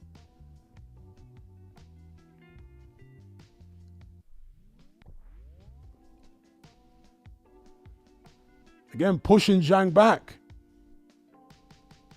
Okay, a body shot there from Jiang. He's been told by the referee not to push. He doesn't like things at such close quarters. He can't get the extension on his shots that he needs to get the power. Good uppercut there from Kabayel. Jiang seems to be hurt to the body. Jiang is hurt to the body, definitely. He's trying to play it off, but no, them body shots are getting to him. Could this be Makhmudov all over again? Jiang trying to come back with his own body shots there. But he is hurting downstairs.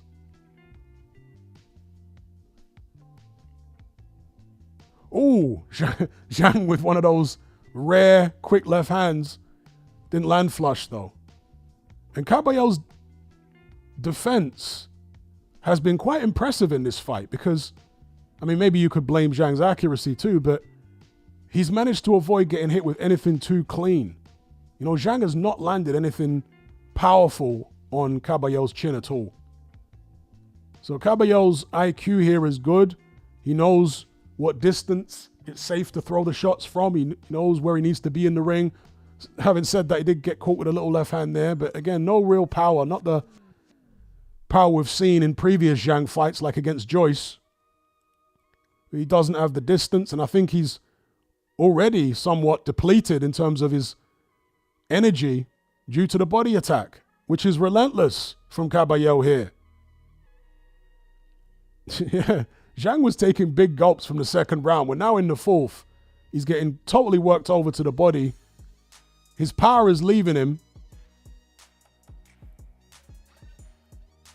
Jiang's never going to go the 12 rounds. He's never going to go to 12 rounds here. Yeah, he's very frustrated. He's very tired. And he's hurt by those body shots.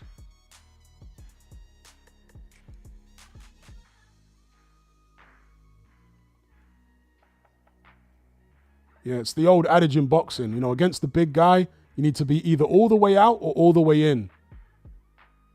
You can't be at the end of the big man's punches. Got to be all the way outside of him or all the way inside of him. And not let him catch you on the biting point of the shot. And Kabayel has done that very well. He was all the way out for the most part in the first round, and since then he's been all the way in. Although Kabayel taking a little break here. All right, allowing Jiang to come forward for the final few seconds of the round. Yeah, other than the first round, it's been all Kabayel. All Kabayel other than the first round, which was a Jiang round.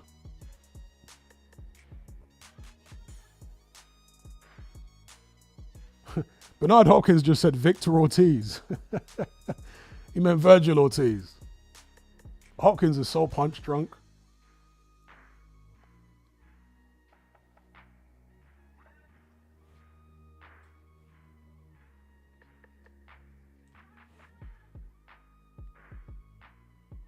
You know, one of the worst things that Hopkins ever did was fight Kovalev. That fight damaged him. I noticed that, obviously he had a long career and all the sparring and all that kind of thing, but I noticed the significant deterioration in Hopkins' speech since the Kovalev fight in particular. Like shortly after the Kovalev fight, his speech was all messed up. That Kovalev fight done him in. Here we go. Kabayel attacking Jiang's body at the start of round 5 here, really going for it. Oh, big shots to the head from Kabayel. Jiang absolutely dog tired. We're only at the start of round 5. Jiang's face reddening. Kabayel surely will be the first man to stop Jiang. It's been fun with the Big Bang, but it looks like this might be the last hurrah. Oh, big shot from Jiang. Right as I say that, Kabayel got too greedy, got caught with a big shot, and down goes Kabayel against the run of play. Wow, Jiang still has some power in the punches. But does Jiang have the energy left to try to finish it? Kabayel got too greedy. He got a bit too comfortable. He let the big man from China get one of them nuclear bombs off. And down he went. Is that the first time Kabayel's been down in his career? Yo, Jiang. Jiang trying to follow up, but he's dog tired still. And he must be mindful of the fact that, you know, if he can't finish Kabayel off, he still needs some gas in the tank for the rest of the fight. But that's a 10-8 for Jiang unless Kabayel can get it back.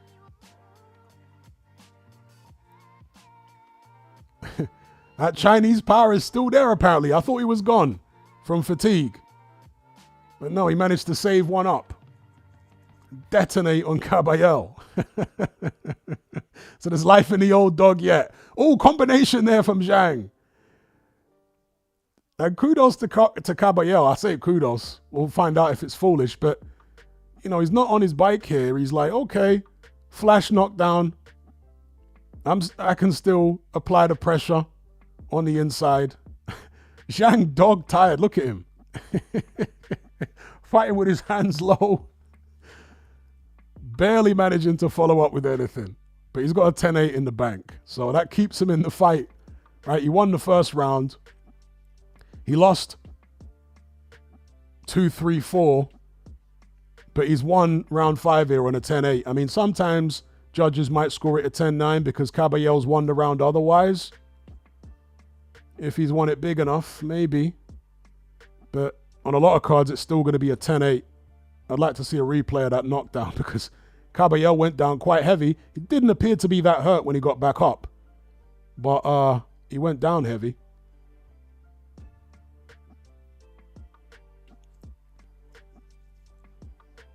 Let's have a look at that knockdown.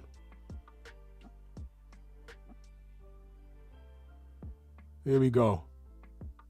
Left hand. Right? Left. Okay, it's a left hand from Jiang. Kabayel was caught square, to be fair. So I don't think he was that badly hurt. He was square on. and off balance. It was a legit knockdown, but yeah, Kabayel wasn't actually that hurt. It was a short left hand on the inside from Jiang, which caught Kabayel square.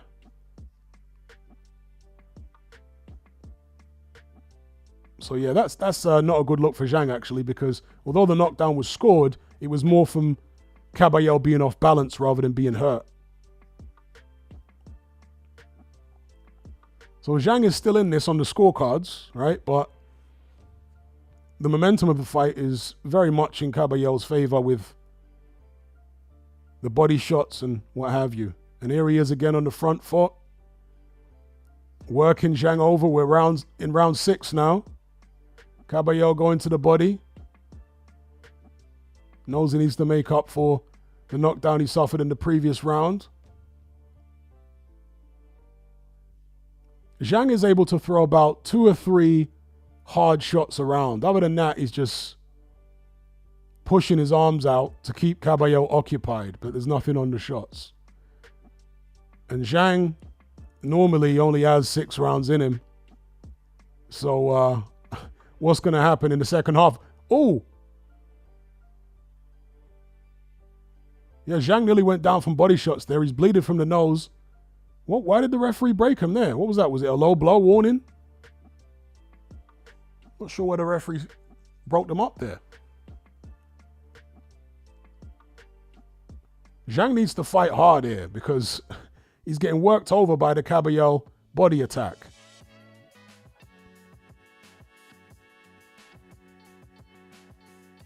They're mauling on the inside here.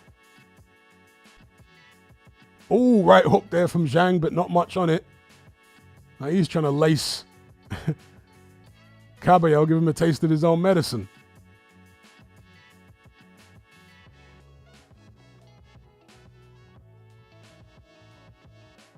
Yeah, I'm not sure what the ref was doing there, Craig.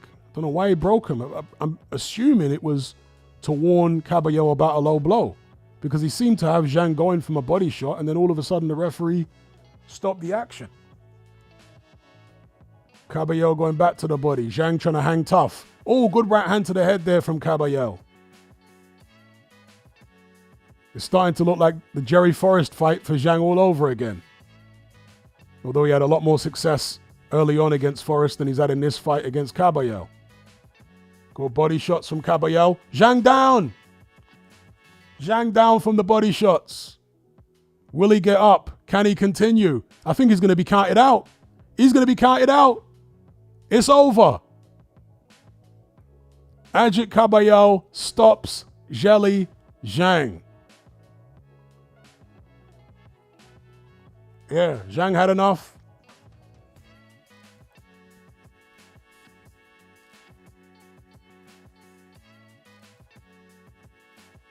And it now puts Parker's performance into perspective, doesn't it? Parker's performance doesn't look so impressive after what Kabayel did there.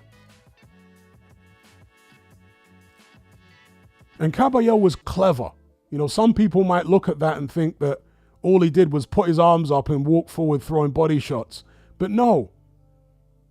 He knew the angles. He knew the distance that he needed to be in order to keep himself safe from Zheli Jiang's power.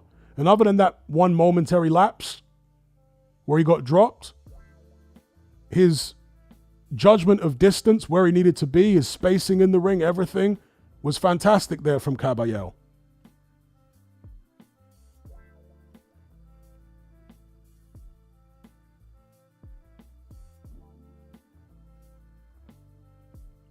Yep, the body shots from Kabayel did Jiang in.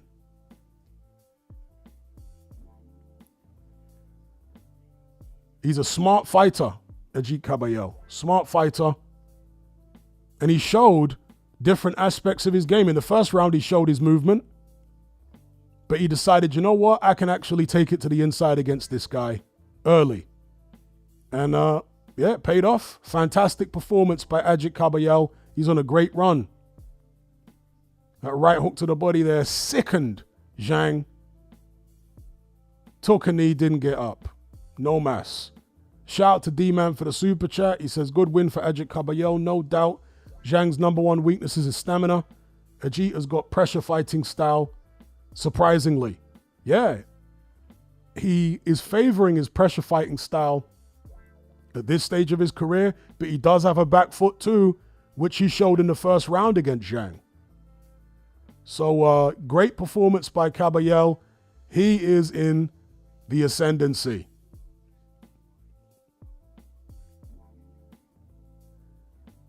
Usyk is there, congratulating Kabayel on a great performance. He's been the dark horse of Riyadh season, hasn't he, Kabayel?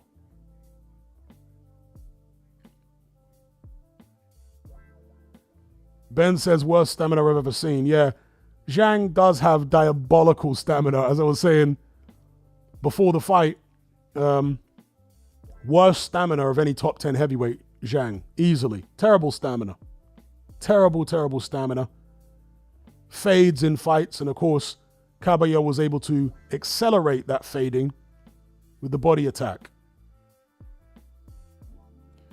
Jerry says he's 41, that's why. Well, no, not really, because even earlier on in his career, he had terrible stamina. When he was still in his 30s, when he fought Jerry Forrest, he nearly got stopped in that fight. And that was, what was it, 5 years ago or something? When he was like 36, 37. So no, Jiang's always had terrible stamina. Some fighters are just like that. Some of these big men, they just don't have a gas tank.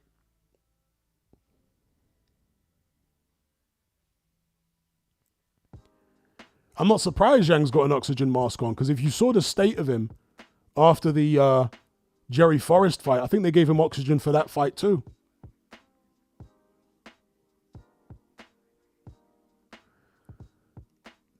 Craig says he's 0-2 for predictions so far. I'm 1-1 so far tonight. I picked Buatsi, but then I picked Kabayel. So first prediction wrong, second prediction right. There's still hope for me yet for the remainder of the night.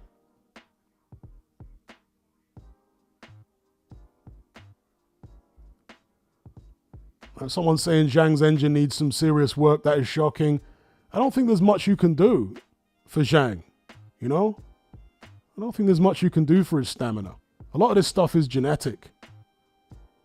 You can only get your stamina to a certain point. It's like most of us could never be world-class marathon runners, right? No matter how hard we trained, we don't have the genetics to be world-class marathon runners. So everyone's stamina has got a ceiling. And I think Jiang's ceiling is what we've seen. I don't think he can really do much more for his stamina.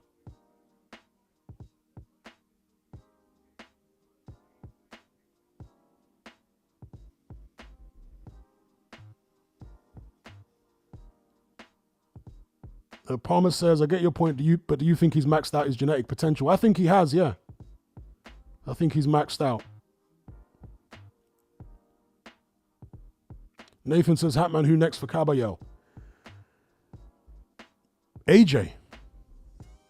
If Kabayel's not going to get a title shot next, and he might, if he can't get a title shot next, then I say AJ. Good fight for Kabayel. Build his profile even more. Do AJ the way he did Jiang.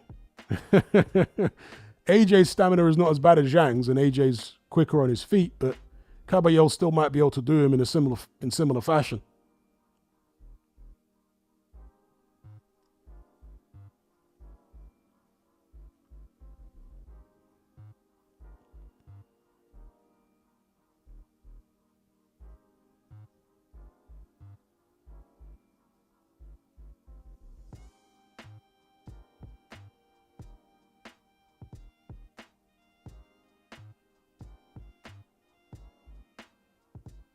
All right, let's change the screenshot here for the next fight.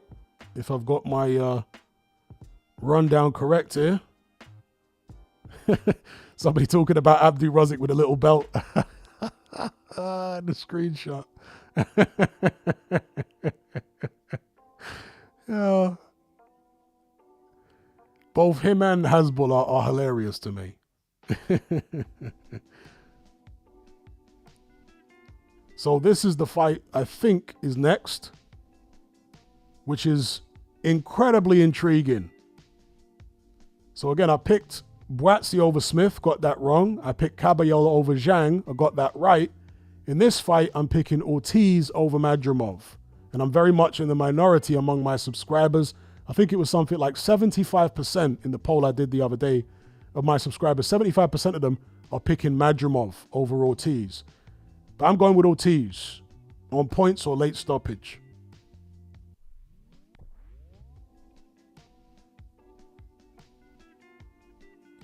Shout out to Ben for the super chat. He says, Bakole versus Ajit, who you got? It's a good fight. If Bakole has a full camp, I'll probably go with Bakole in that fight.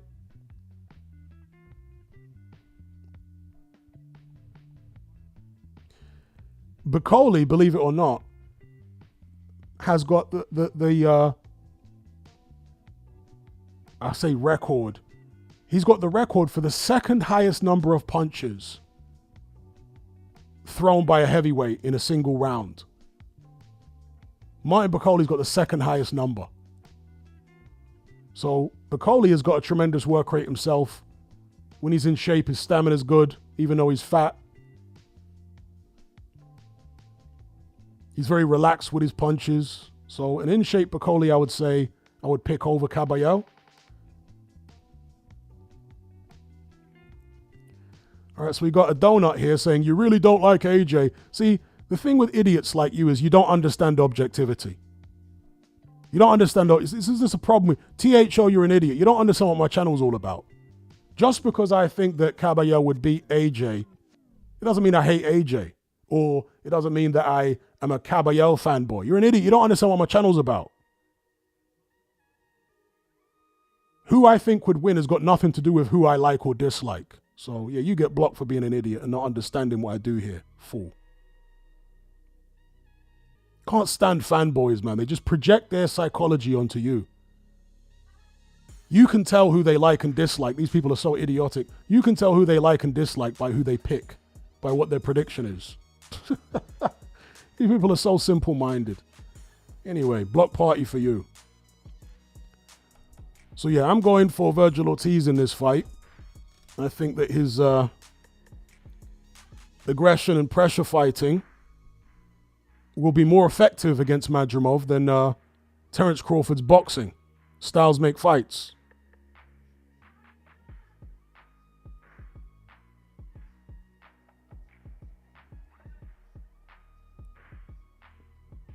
Nicholas says I'm a bit harsh on these idiots sometimes. Well, when you get like 100 idiots commenting every day, it starts to grind on you.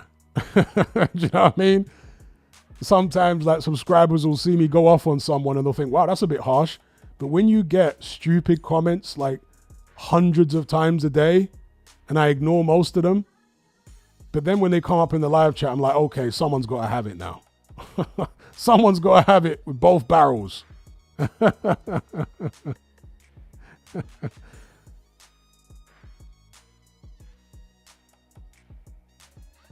I like the way that they're keeping the fights rolling at a nice pace. Isn't that refreshing? It's like UFC, isn't it? Because traditionally on a boxing card, there's like loads of time between each fight. Loads of chat with the pundits and blah, blah, blah, blah. And it's like, God, can we get the next fight on, please? Whereas with this card, it's like fight after fight. I mean, they're keeping it rolling very, very nicely here. UFC style. I completely agree, Sebastian. They need to do this with every card. Let's keep the fights rolling. Yeah, 10 minutes between fights. Perfect.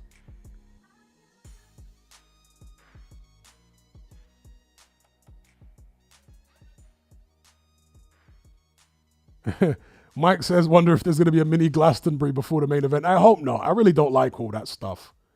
The concerts and I don't like all that stuff at all. It really breaks the flow of the event. So I hope they don't do that. Because the Saudis have been doing that for quite a few of their shows. I hope they just keep it like this the whole night. Very, very intriguing. I have to imagine this is the most popular fight in the US on this card. With all the support that Virgil Ortiz has,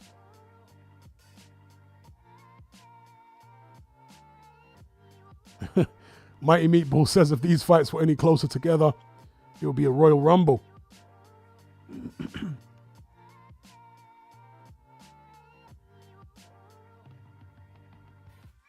Boxing is back. That's right, Waved.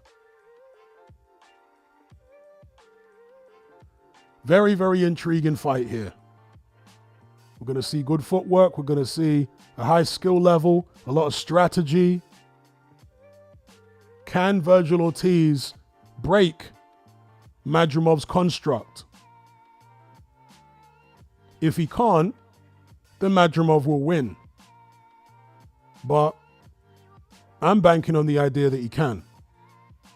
That he can use his jab, force Madrimov back, get hooks off on the inside, particularly to the body, take Madrimov's legs away, and then maybe out-hustle him down the stretch, potentially get a stoppage. Every time I see Abdi Rozik, I just have to laugh.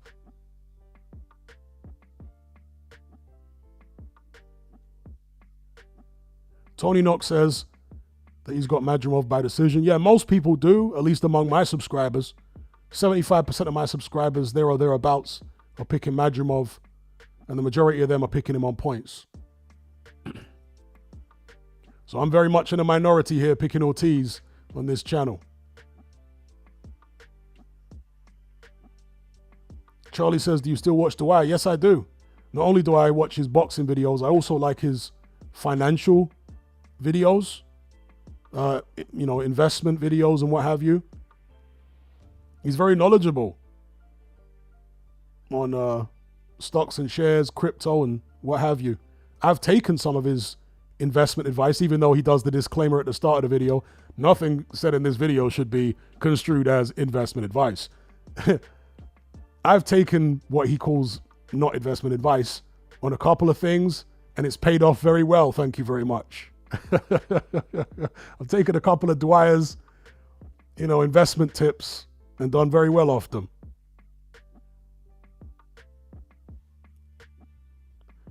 Tony Knox says, first time I've heard of The Wire. No, Dwyer.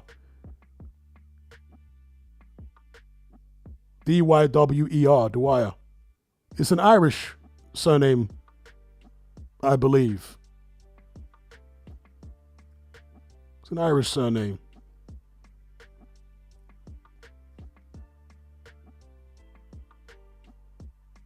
Yeah, D-W-Y-E-R, Dwyer.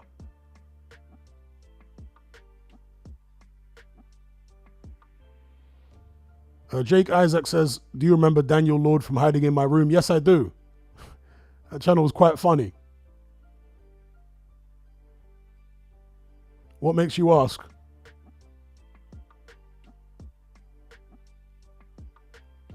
All right, so here we go. Vergil Ortiz versus Israel Madrimov. About to kick off round one. Both guys tip-top shape. Ortiz bouncing. Got the blue mouthpiece in. Here we go, round one. Ortiz in the black. Madrimov in the white with gold trim. Ortiz straight away on the front foot stalking. Goes to the body with a jab. Madrimov parries it. I have to imagine this is going to be the pattern of the fight. Ortiz getting that jab off. Madrimov looking to move. Ortiz closing down the space. He's going to look to attack that body at the first opportunity he gets. And you can see how the stylistic difference between Ortiz and Terence Crawford is going to make for a very different type of fight here. See, because Crawford against Madrimov was a boxing match for the most part, whereas this is going to be more like Matador versus Bull. The first left hand to the body of, first left hook to the body, should I say, of Ortiz got through a few moments ago there while Madrimov was pinned in the corner. Madrimov coming back with his own body shot, a right downstairs, fighting with his hands low, looking to establish distance, using that movement. Ortiz, very precise on the front foot, not looking to waste anything. But if he starts giving rounds away, he's going to have to... Oh, good jab there from Ortiz on the way in. Nice judgment of distance. Feinting on the front foot too. Madrimov moving a lot, but not throwing much. His jab's blocked here. Ortiz has won the first half of the round for me. Madrimov just having a look. And you can see that the style matchup is very, very different to the Crawford fight. This is why I've picked Ortiz to win this fight, because I don't think Madrimov will have as much time and space to get his shots off here as he did against Crawford. Ortiz going to close down the distance and look to rip shots up close. And I don't think Madrimov is as good up close as Ortiz is, anywhere near as good. You can attempt to prove me wrong, but that's my perception. So Ortiz patiently stalking. Madrimov shooting a jab, but nothing really landing, all being blocked on Ortiz's gloves. Ortiz being made to miss there, though. Nice movement from Madrimov. Ortiz with that jab, stalking. Body shot from Ortiz, see? And body shots are going to be a big part of his game plan, surely. Madrimov getting a right hand off there. Nearly got through Ortiz's guard with a right hand. That was a nice one from Madrimov.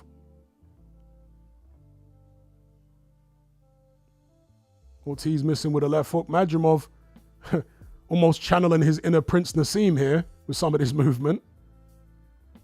Really bouncing around the ring. Good jab there from Ortiz. Forced Madrimov into the corner. Madrimov having to use more energy. See, this is another difference between the dynamic in this fight and the dynamic in the Crawford fight. Look how much energy Madrimov had to use in that round just to stay away from the inside attacks of Vergil Ortiz. You see what I mean? It's a totally different dynamic to the Crawford fight because of the styles. For me, that's an Ortiz round, round one. Ortiz round, he expended less energy and landed more punches. How about that? At least more effective punches in my eyes.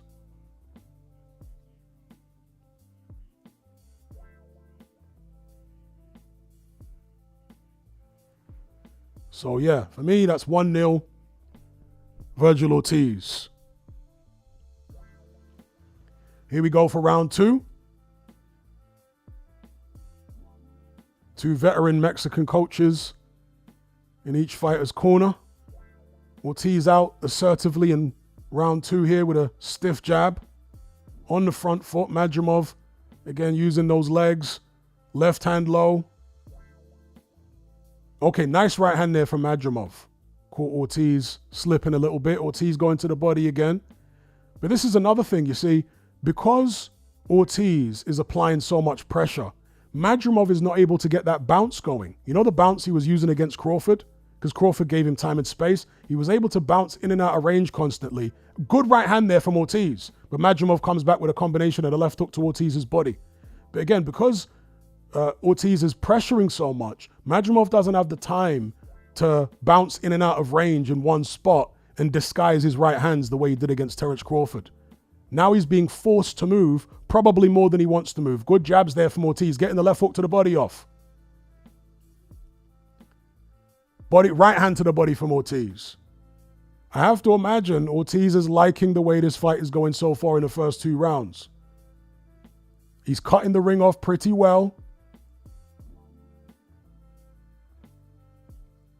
Good jab there from Ortiz. Right hand, I think, was blocked. Ortiz with that high guard. Madrimov, frenetic movement here, but not really punching effectively off the movement for me. Again, blocked jabs, another blocked jab. Good jab to the body from Ortiz. Right hand misses from Madrimov. I mean, the DAZN commentators are obviously seeing a completely different fight to me because they are rewarding Madrimov for moving but not actually punching or not landing. So, I mean, they seem to think that Madrimov is doing far better here than Ortiz. I see it very much the opposite. I'm looking for clean, effective punches landing. Madrimov is moving all over the place, but pretty much everything is hitting gloves. Although he did get a right hand through there and a body shot.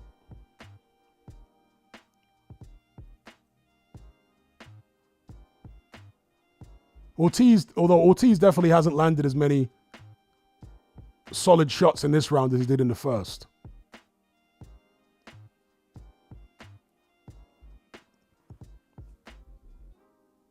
Good body shot there from Ortiz. Right hand back from Madrimov. Didn't really land.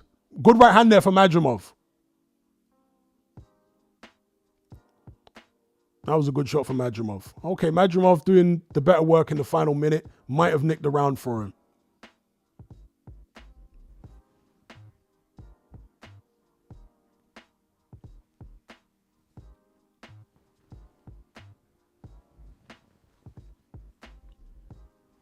So you got Robert Garcia in Ortiz's corner and Yoel Diaz in Madrimov's corner.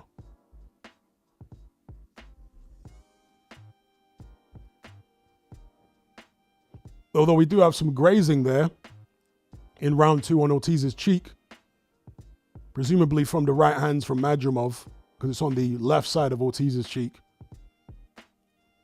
Because even when the right hand is blocked, you can actually get grazed from the inside of your own glove.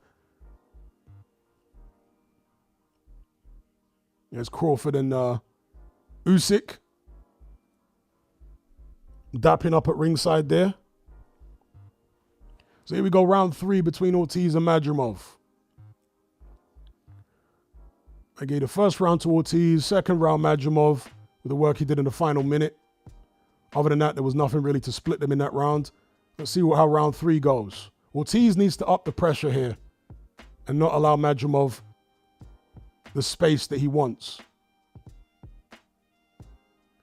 Ortiz neglecting the jab in that previous round. Not enough jabs. Madrimov getting his jab off. Again, blocked, but Ortiz is not throwing now.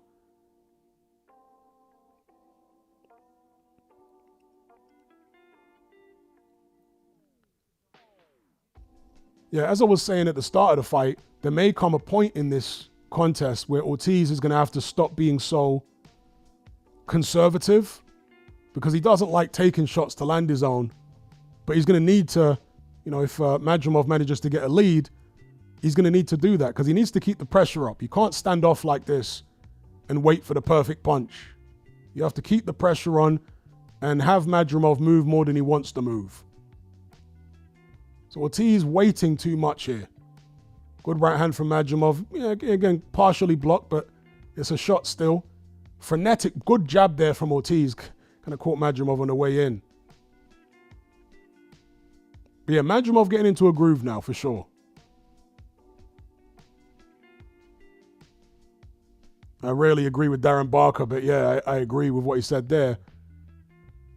You need to up the pressure here.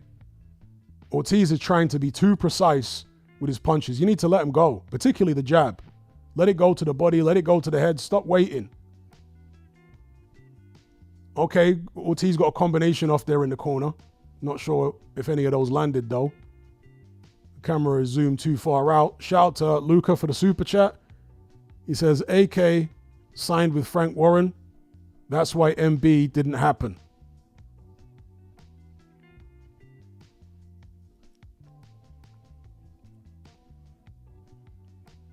Shout out to Luca for the super chat. Madrimov's movement is just non-stop here. And he is punching well now off it.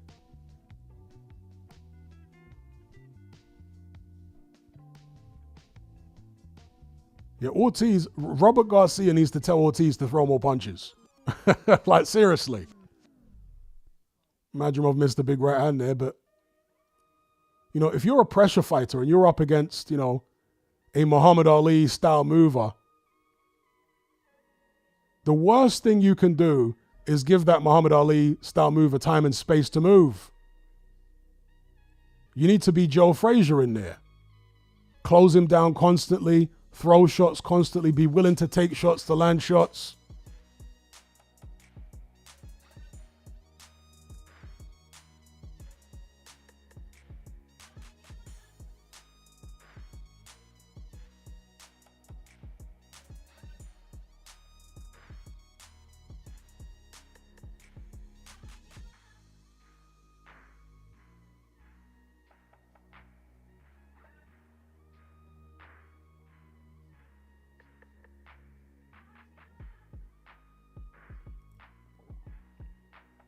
Yeah, Madrimov with legs like Muhammad Ali in there. Some people are saying Willie Pep and Whitaker. They were great defensive fighters, southpaws obviously, but they had more of a conventional construct, whereas Madrimov is more of like a Muhammad Ali mover here. Hands down, bouncing in and out of range constantly. Obviously, Ali was a much bigger fighter, but, same principles. Ali used to move like this. You go look at the Sonny Liston fight, the first one. That's what Ali was like, bouncing around all over the place.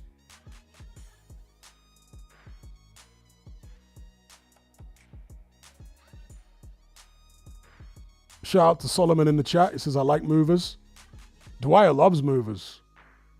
He's a big fan of movers.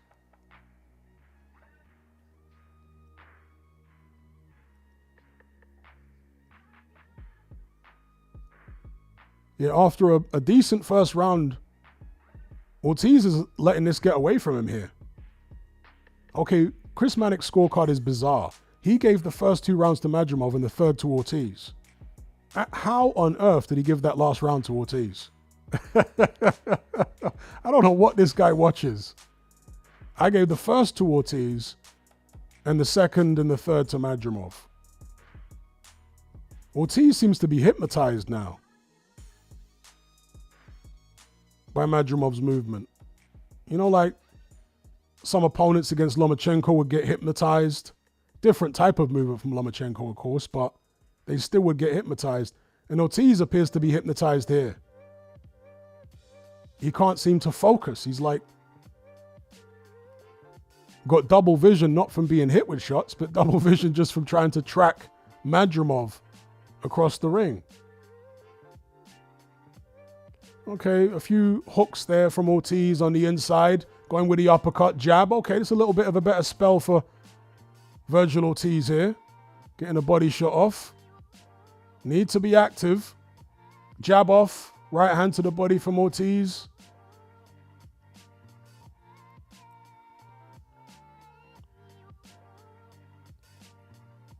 Ortiz not investing to the body anywhere near enough in these early rounds. You got to take Madrimov's legs away. Madrimov is one of these old Eastern Bloc guys who can move like this for flipping 24 rounds.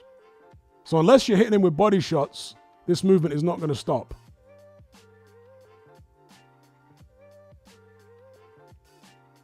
Yeah, better round for Ortiz. I'm not sure if he's done enough to win it. He might have done, but definitely a better round than the previous 2 for him. Still needs to throw more than he is currently, though. There's a right hand from Ortiz. Madrimov blocked it, though. Jab to the shoulder of Madrimov. That's a good thing to do as well. If you can't get the head, jab the chest, because it will slow Madrimov's arms down. There's the Ortiz jab. Right hand from Ortiz landed on Madrimov's chest. All right, better round for Ortiz. You could have that 2-2, 2-2, or you could have it 3-1.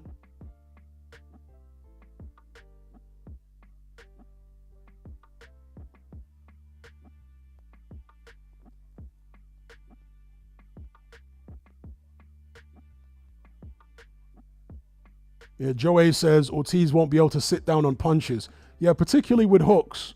But you can still get that jab off. You can still step into the jab. He needs to use the jab more, particularly to the body, as well as to the head, and the chest and shoulders and arms. He's not working that jab enough.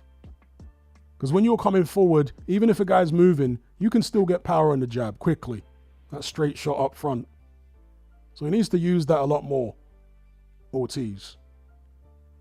But as I say, that round there, round 4, was better for him. So here we go, round 5. Virgil Ortiz, Israel Madrimov. Interim WBC World Super Welterweight title. Bit of a chess match so far. Ortiz not really imposing himself the way he would need to get this fight going in his favor. Madrimov, frenetic movement. Okay, Madrimov holding his ground a little bit more here. That's interesting. In the first minute of round 5. Stepping on Ortiz's foot there.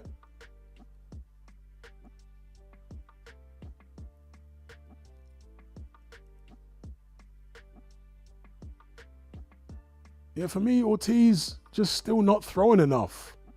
Stop trying to be so, precious with your shots. Let them go. Let that left hand go. The straight left hand. Okay, decent shots on the inside. Nice jabs there from Vergil Ortiz. I'm not sure why. Does Madrimov not trust his legs over 12? There was me saying he could go 24 rounds moving like that. But Madrimov is starting to stand with Ortiz more in round 5. And that's surely to Ortiz's advantage. He's getting the better of it so far in this round with the inside shots. Although his face is kind of marked up, to be fair. But again, not only is that from Madrimov's punches, but also I think his shots hitting Ortiz's gloves and then the inside of Ortiz's gloves impacting with his own face and grazing his own face. Nice shot there from Madrimov. Ortiz not throwing enough. Finally throws there. Madrimov managed it. Okay, Ortiz nearly landed an uppercut. Nice counter right hand there from Madrimov. Madrimov touching the gloves with a jab, right hand.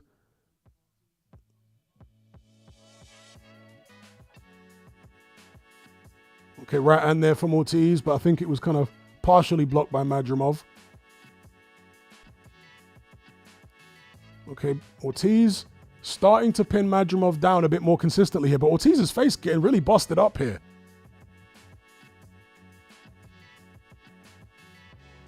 So those shots, there must be shots getting through the middle there that I'm not seeing from Madrimov because they are very quick. And Ortiz has got his hands high. So maybe some of these shots that look like they're being blocked are actually getting through there because, yeah, Ortiz's nose didn't start bleeding by itself, obviously. Good shots there from Madrimov. Ortiz trying to come back. Body shot from Ortiz. Interesting fight. Interesting fight. There's Carlos Adames getting warmed up for the Hamza Sheeraz fight.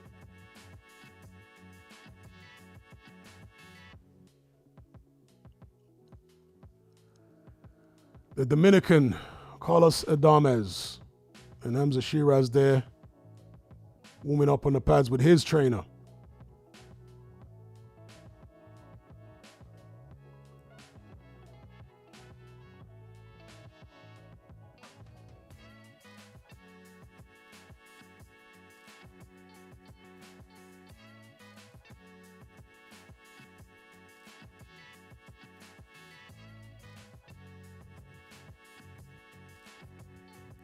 So here we go, round 6.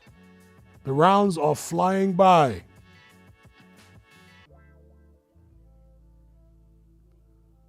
I've got Madrimov up here, but it's still anyone's fight to win at this stage.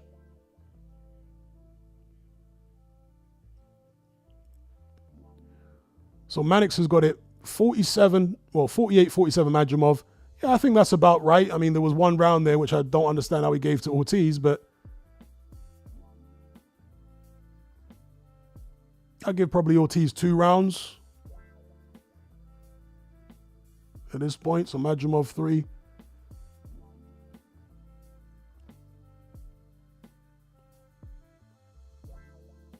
But for me, Ortiz just not using the jab enough.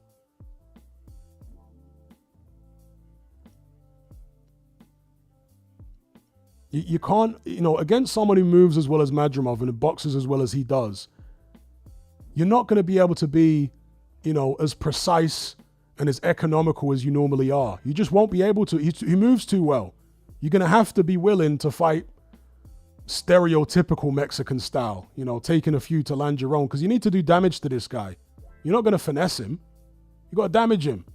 Good body shot there from Ortiz. Madrimov held immediately. Don't know whether that...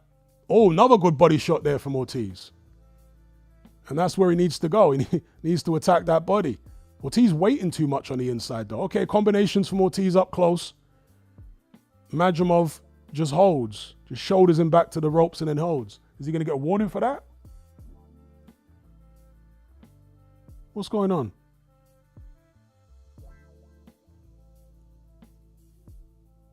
Yeah, you got warned there for the shoulder charge. Ortiz right back on him because he thinks he hurt Madrimov with a body shot, and that's what prompted Madrimov's shove. Again, Ortiz waiting too much. Good body shot there from Ortiz. Good jab from Ortiz. Madrimov more stationary now. Ortiz needs to force the issue more, though. Use the jab. Look at De La Hoya with his serial killer smile. That's something out of a horror movie, as I once read somebody say. Ortiz getting a foothold here. Madrimov's movement is slowing down. Right when I was bigging up his movement. Good right hand there from Madrimov. Over the top. Changed the angle of it. Madrimov just starting to maybe look a little bit uncomfortable here. Good body shot there from Ortiz. Still not using that jab enough, though. In these slow moments, he needs to be jabbing. That can really make a difference in the fight. Like, good right hand there from Ortiz. All right, Madrimov looking a little uncomfortable here. Is he blowing a little bit? This is definitely an Ortiz round. Yeah, that's an Ortiz round. That's definitely an Ortiz round. So this fight is very much in the balance. Very much in the balance. Anyone can win this here. Anyone can win this fight.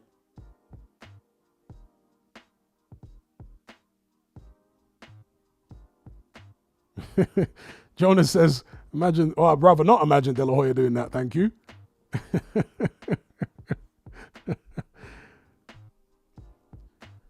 Yeah, this fight is quite even now, I think. Let's see who can pull it out in the second half.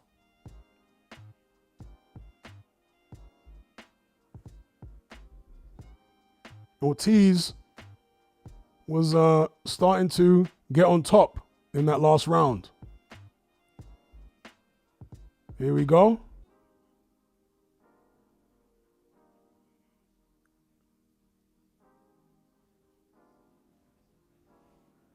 Round 7.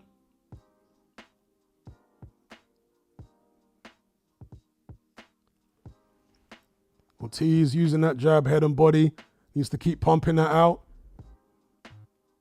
Madrimov needs to keep doing what he's doing and hope that his gas tank doesn't fail him with the pressure from Ortiz. Good right hand there for Madrimov, though. But he looks uncomfortable now. Do you guys agree? Like, Madrimov looks uncomfortable. He's starting to look uncomfortable anyway. Because, again, all the movement expends a lot of energy. And he wasn't landing that many. So it's like the movement needs to pay off if you're going to expend that much energy. You need to have the other guy missing a lot. And Ortiz has been very conservative. Oof, God, both guys nearly landed simultaneous. There's the jab from Ortiz, pumping it out. Madrimov with a nice left hook to the body. Madrimov doing okay this round, but he does, again, look a little uncomfortable in his work.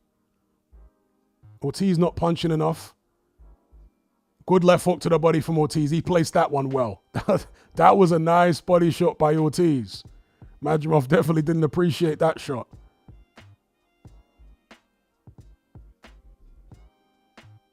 Ortiz walking him down, trying to get him into the corner. Right hand to the body from Ortiz. Jab, I think missed. Madrimov with a double left hook there, partially blocked. Right, Madrimov pushing his shots a little bit here. Ortiz's shots appear to have more zip on him at this stage. Left hook to the body again from Ortiz. Coming in with a jab in the right hand, which missed. Double jab from Ortiz. Nice shots. Ortiz getting some momentum here in the final minute of the 7th round. Madrimov with a Golovkin-style arcing downward trajectory left hook, which was kind of blocked. Ortiz very much on the front foot. Matador versus Bull. Yeah, Madrimov comes in to hold. He's feeling the pace. Solomon says Madrimov needs to hold center ring. The problem is he doesn't have the inside fighting ability of Ortiz. So he can't hold center ring. You know, if you're going to hold center ring, you're going to need the power to keep the guy off, you know, to stop him from closing you down. Or you're going to need the inside skills to be able to swap shots with him in center ring. And Madrimov doesn't have the inside ability that Vergil Ortiz has. This is the problem. So he can't hold center ring. He has to move. He's being forced to. There we go, the end of round 7. That's an Ortiz round for me. Is Ortiz ahead now? He might be. If not, it's even. But, well, no, it can't be even. 7 rounds. Yeah, maybe Ortiz is ahead now by a round.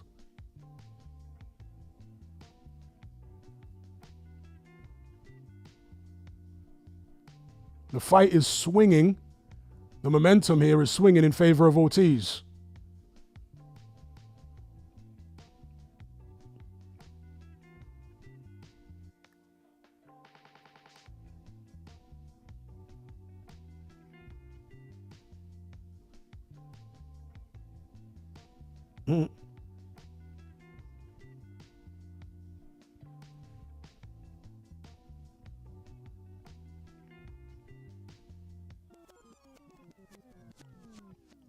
Here we go.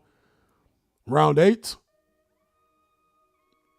Vergil Ortiz comes out front foot. Jabbing Madrimov. Well, we know the pattern of the fight now. Matador Bull. Chris Mannix has got Ortiz up by a round. I can't actually argue with the score. Ortiz with a combination there. Another combination from Ortiz. Another combination from Ortiz. Again, these shots are being blocked or partially blocked, but the shots are coming out, and Madrimov slowing down here. Will my prediction come true? I picked Ortiz on points or late stoppage. It's looking quite good now. Madrimov's legs really slowing down. Left hook there from Ortiz. Madrimov not looking good. Not looking good. Right hand from Ortiz. He's letting Ortiz get off far too many shots here. He's letting him get off far too many shots. All right, finally punching back. But yeah, hitting gloves. Ortiz's shots are actually getting through more cleanly than Madrimov's now.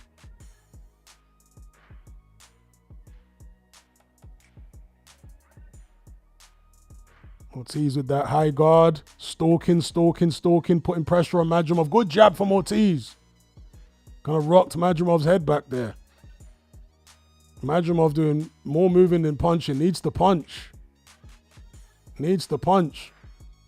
It's like the inverse of earlier on where Ortiz wasn't punching enough. Ortiz traps him in the corner, tries to let loose. Madrimov grabs him and turns him. He was under pressure there, Madrimov. Another Ortiz round so far for me. Madrimov is, dare I say, is in survival mode. I mean, really very little offense coming from him now. At least effective offense. Yeah, I agree with Adam Smith there. Ortiz should up the tempo even more here, though, because Madrimov looks like he's tiring to me. So he needs to turn the screw here, twist the knife. Good left hand there from Ortiz. Don't be too precious with your shots. Let him go. Let him go. You got a tired fighter in front of you. Let the shots go. He's actually helping Madrimov survive these rounds here. Madrimov coming back with some decent shots at the end of the round here. Not enough to take the round for me.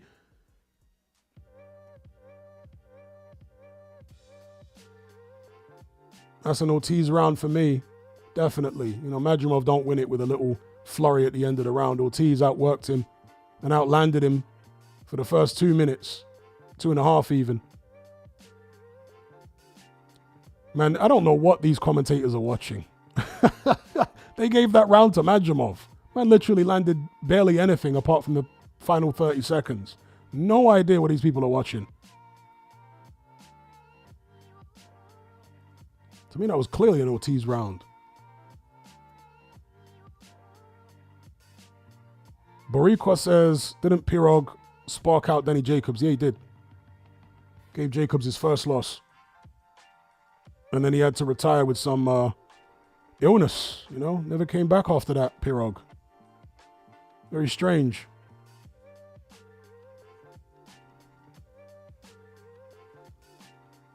There's Usyk and crew.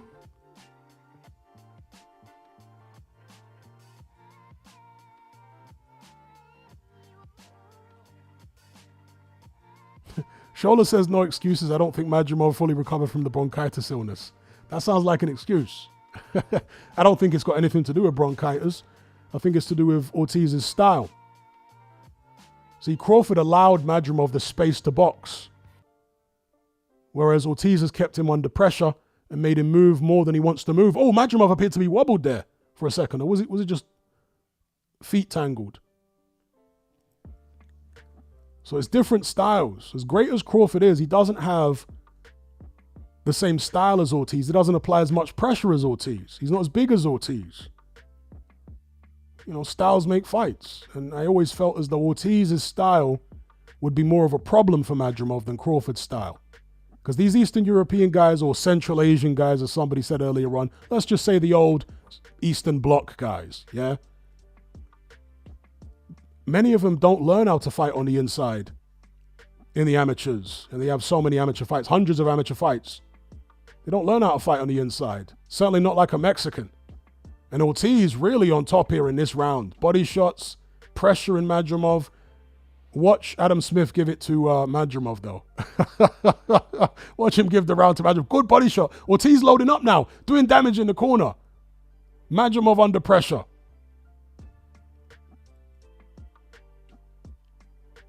Good jab from Ortiz. Ortiz getting the jab.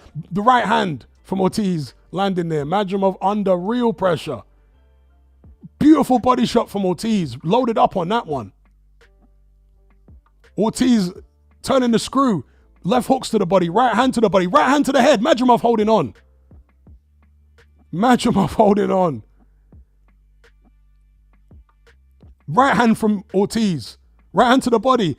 Teeing off with combinations now. The jab from Ortiz. He's got plenty in the tank. He hasn't done all the moving that Madrimov has done all night. He's got plenty left in the tank. Might be the biggest round for Ortiz so far. Right hand to the, beautiful right hand to the body. Uppercut from Ortiz. Madrimov really reeling back now. Breathing hard. Another vicious body shot from Ortiz. He's really seeking a jab from Ortiz. He's starting to beat Madrimov up now. Left hook to the body. Madrimov come back with a right. He needs to come back with something, because Ortiz is starting to work him over here. Stationary for Madrimov. He's hanging tough, but he's very much under the cosh. Right hand to the body again makes Madrimov miss with a counter left hook. Yeah, Madrimov is really under the cosh here. Needs to do something. But he doesn't have the inside skills, you see, to compete with Ortiz up close. Oh, Ortiz putting the shots together. Wow. Madrimov is happy to hear that bell, because he was about to get a pasting. Great work there from Ortiz. Big round for him. Big, big round.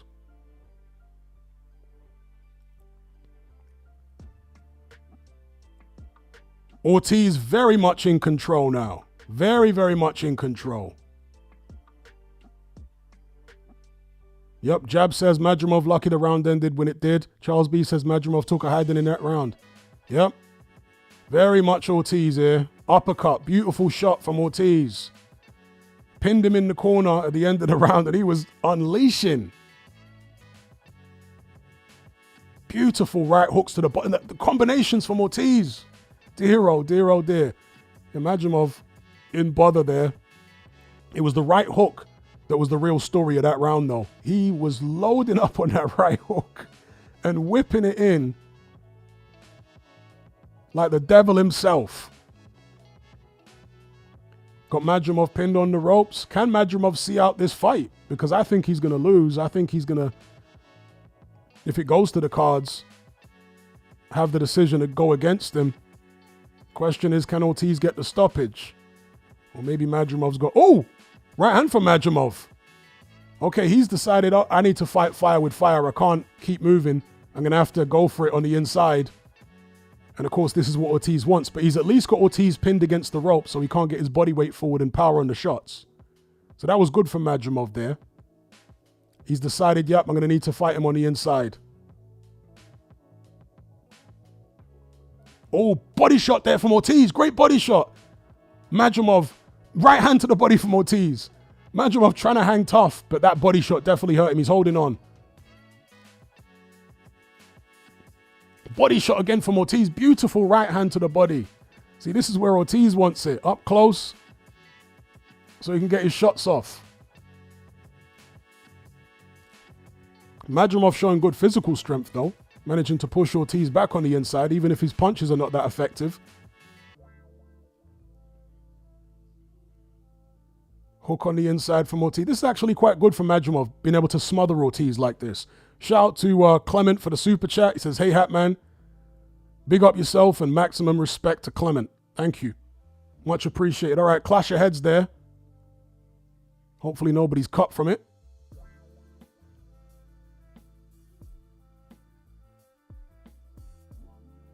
All right, stern warning there to Madrimov. I guess the ref thinks it was intentional. So no more work with the head. Madrimov trying to fight on the inside. Oh, lands a decent shot himself. Oh, big left hook from Ortiz. Big body shot from Ortiz. Uppercuts coming in. De La Hoya with that serial killer smile at ringside. Right hand from Ortiz. Ortiz has literally fought Madrimov to a standstill. Madrimov's legs completely finished now. Ortiz coming back with the shots on the inside. Madrimov with a couple body shots trying to push Ortiz off. Blocked left hook there from Madrimov. Right hand over the top. Ortiz looking for the uppercuts. All right, Madrimov giving it a go. Big right hand from Ortiz though. See, Ortiz the more skilled on the inside. He lands the cleaner shots. Madrimov has got the strength to do it, but just not as proficient with the short punches. Left hook there from Ortiz.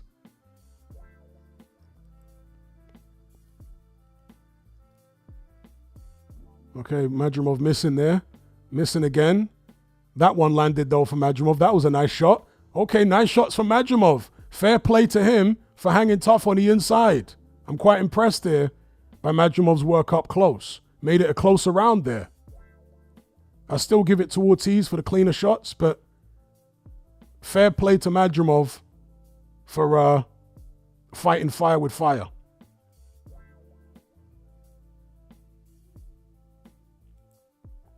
Beautiful left hook to the body from Ortiz there. Beautiful shot. Hurt Madrimov with it. You could see in the slow-mo that Madrimov was hurt by that shot.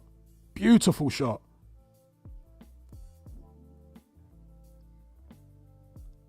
Yeah, Ortiz was just landing the cleaner shots on the inside.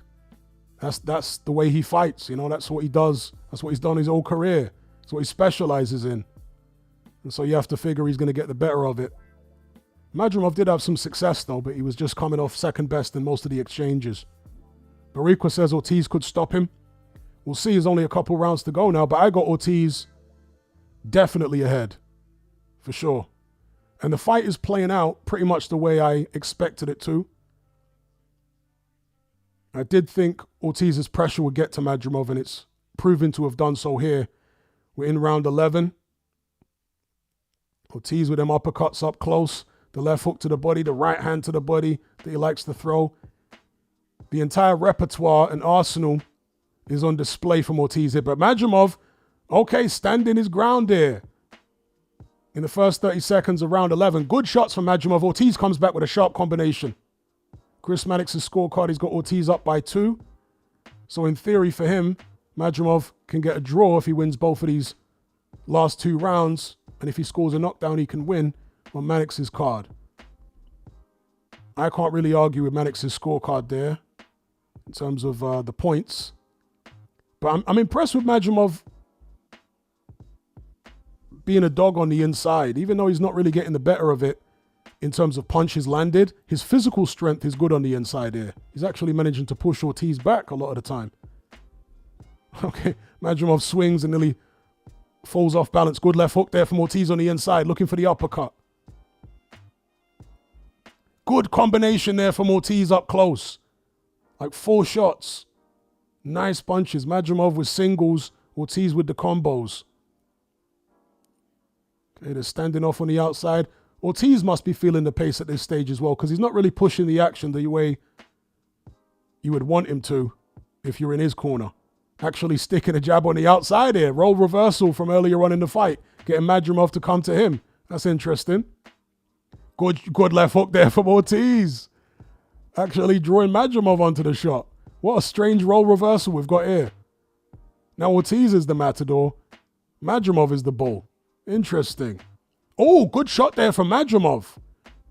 Good jab from Ortiz back, but that was a good left hand from Madrimov.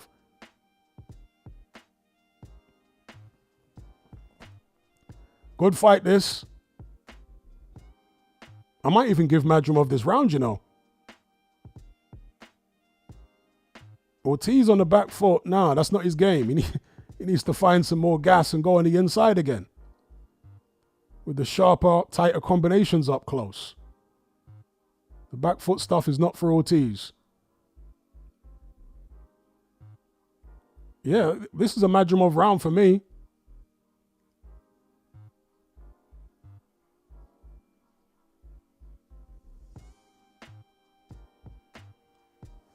Is Ortiz saving himself for one last big push in the 12th?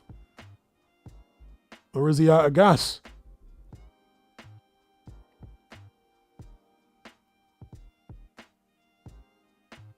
Could it come down to the final round? Yeah, that's a Madrimov round for me, round 11. I've got Ortiz up, but if Madrimov wins this final round, he can make an argument for winning. But I've definitely got Ortiz up. Beautiful right hook to the body again from Ortiz. In this final third of the fight, he's really found that shot. The right hook to the body.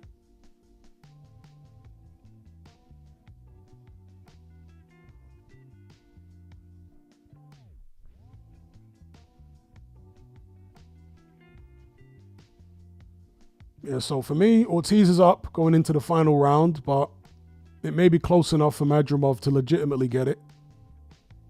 If he wins the final round decisively. Let's see. Ortiz really needs to let it all hang out here. Let the shots go. He's better on the inside. He needs to just press forward, throw them body shots, throw the head shots, and he should secure the victory. On my card anyway. But Madrimov is strong. Chris Mannix has got Ortiz ahead 106, 103. So on his card, Madrimov needs a KO to win. But his card is weird because he gave the last round to Ortiz, and I don't know how he did that. Because that was, to me, clearly a Madrimov round. All right, Ortiz throwing the combos up close. Madrimov trying to hold.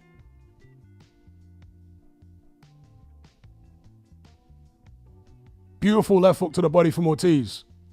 Right hand from Ortiz. Left hand from Ortiz. Getting them sharp shots off on the inside. But Madrimov's strong, physically strong. So he's able to smother a lot of Ortiz's work here. Good body shot from Ortiz. Left hook to the body. But Madrimov again with that strength. Ortiz with the short little combos up close. Not much on those. But still scoring punches. Oh, good shot from Madrimov. Right hand rocked Ortiz's head. Ortiz really trying to load up. He's getting more shots off, but Madrimov is still throwing strong single shots. Big right hand there from Madrimov was kind of blocked from Ortiz.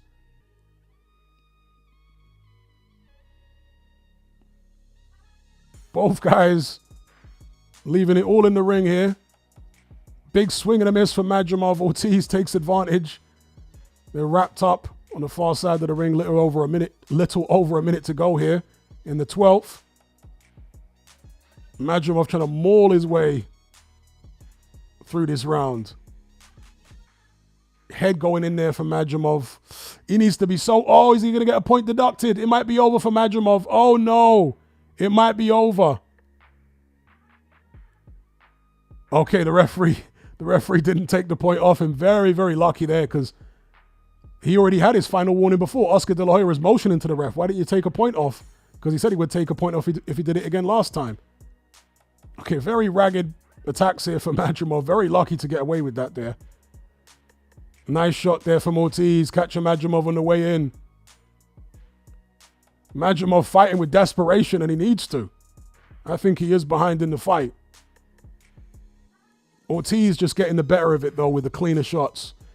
Again, combinations there. Jab from Ortiz. Ortiz has taken his final round for me. Madrimov has been aggressive. He's been strong. But he hasn't been landing the cleaner shots. Virgil Ortiz finishing with a little flourish. Good spirited effort from both guys, but for me, that is a Virgil Ortiz win. As marked up as those high cheekbones are, he's won that fight. Legit.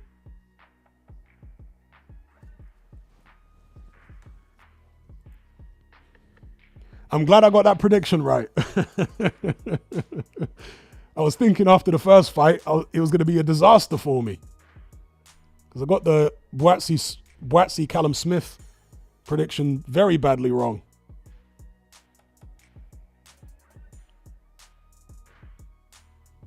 Very, very badly wrong. But the last two I got right, thank God.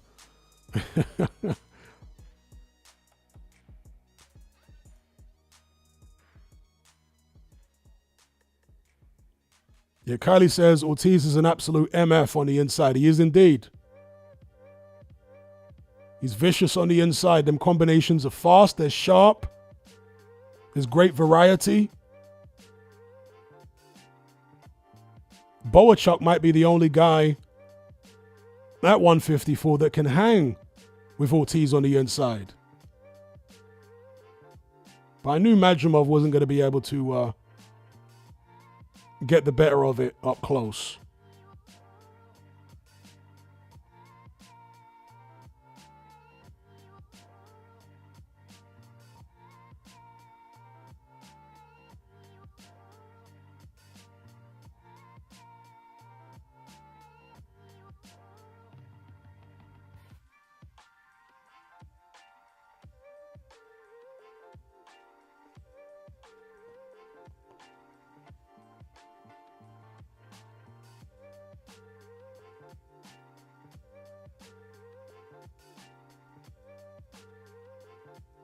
People say Madrimov or draw. No way.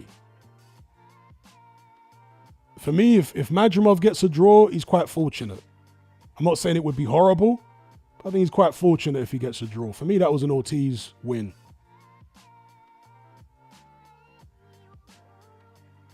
Yeah, I agree with Sebastian. Ortiz win or a draw at the very worst. Madrimov didn't do enough to get a win in this fight. He didn't. He didn't land enough shots, particularly in the second half. It was all Ortiz. Applying the pressure, bullying him, combinations, body shots. I think it's going to go to Ortiz, and it will be deserved.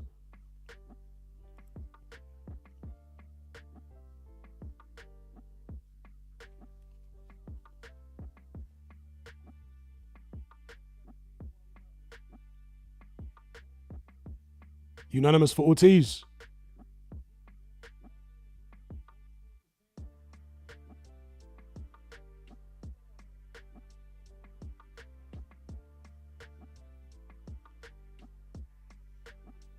Yep, Virgil Ortiz gets it.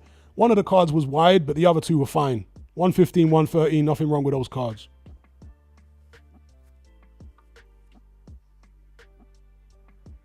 Isaac, I completely disagree. He says Ortiz did the most damage, but Madrimov scored more landing points. No, he really didn't. He really didn't. So many of Madrimov's shots were just landing on gloves, like the whole night. Ortiz was landing more power shots. I mean, I don't know who landed more jabs. Maybe Madrimov landed more jabs. But yeah, for me that was an Ortiz win. I don't think you can really make much of a case for Madrimov winning. A draw, I wouldn't have grumbled too much with a draw, but I think that's an Ortiz win.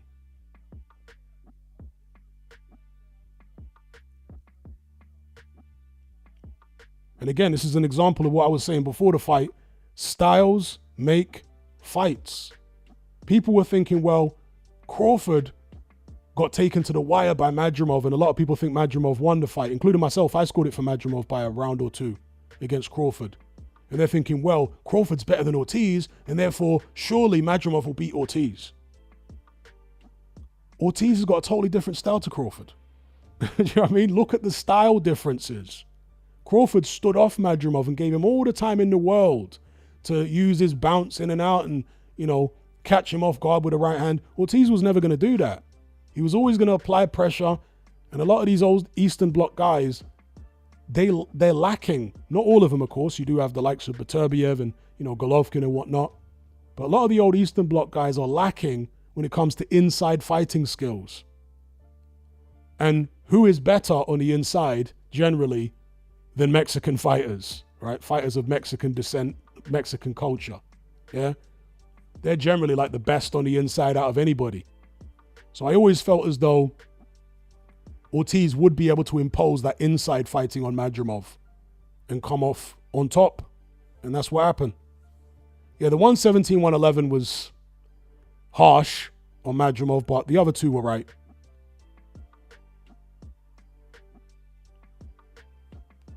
The other two were right. All right, so now we're on to the next fight. Adames versus Sheeraz. This is going to be very interesting. So I'm going to take a little intermission here. A little break. Get myself a refreshment. See you guys in a few minutes.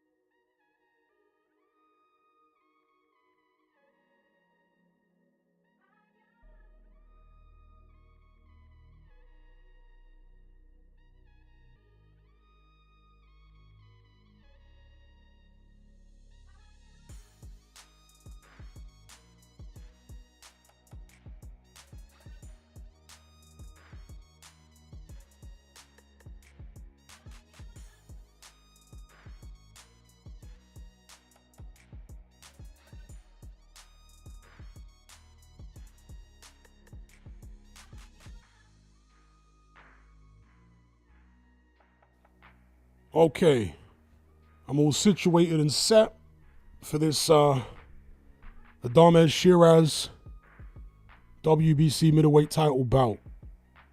He is WBC, right? I saw somebody in the live chat saying, why is everybody booing Adames? Why are there so many boos for Adames? Well, how many Dominicans do you think flew over to Saudi Arabia to watch this fight? That's why there's so much boos. Hamza Sheeraz is of Pakistani descent, so there will be loads of Brits and British Pakistanis, and there's loads of Pakistanis that live in Saudi Arabia itself, so he's obviously going to have a lot more support. Here we go, round one. Adames out on the front foot. Sheeraz, high guard, snapping his jab, gets a right hand off. Nice hand speed there from Sheeraz. Good jab from Sheeraz. Adames looking to be aggressive. And he's going to be dangerous early. Sheeraz is going to need to establish the jab. He's going to need to catch Adames with big shots on the way in. Adames is going to need to obviously close that distance and do work on the inside. Get body shots off and try and be the faster, more explosive guy, which he is. But he needs to get in those positions to make that count. Sheeraz poised. Good jab there from Sheeraz. And that will be a major weapon for him in this fight if he can establish that jab. And Adames needs to stop him establishing that jab. He needs to move that head and not get caught with that shot, because it is a powerful, stinging punch from Hamza Sheeraz. Adames moving his head here, but he has been caught clean with a jab a couple of times already.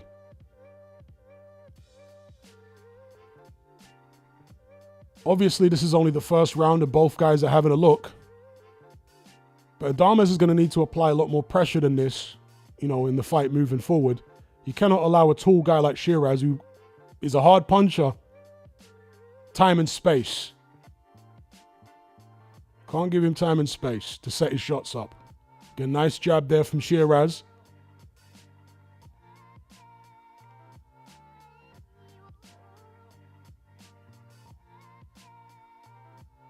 Sheeraz composed. You'd like to see, if you're an Adames supporter, you'd like to see him, as the fight progresses, up the pressure. Because this is not a particularly high-paced first round. But they're both just feeling each other out, seeing what's safe to throw and where and when it's safe to throw.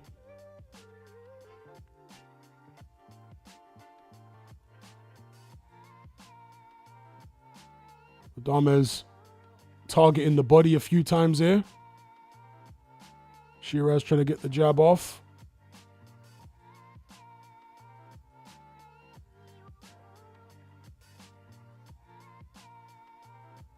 Very, very quiet opening round here from both men. Just having a look.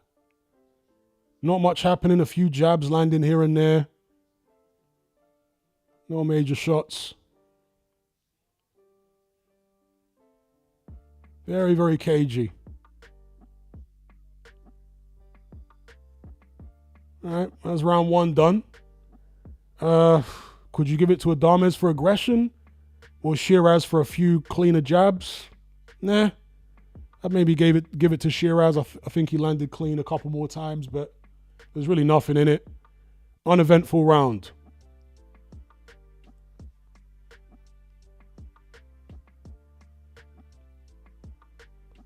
But you see the dynamic there. Sheeraz is going to look to establish the jab, catch Adames coming in.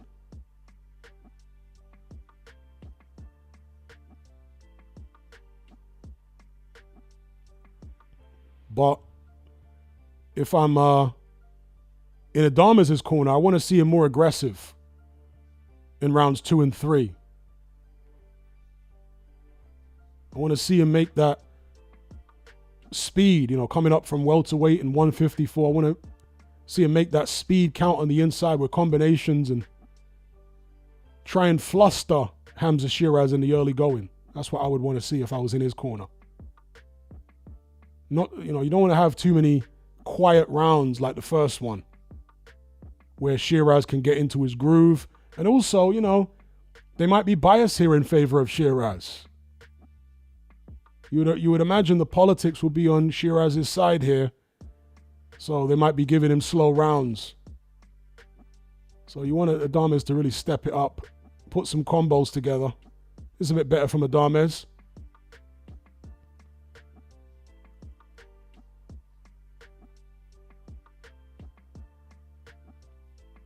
Again, very circumspect so far in the first minute of round 2. Both guys very cautious.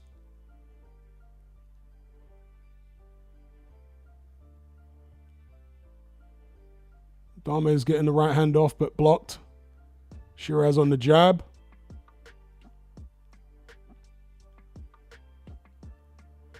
That's a low shot there from Adames.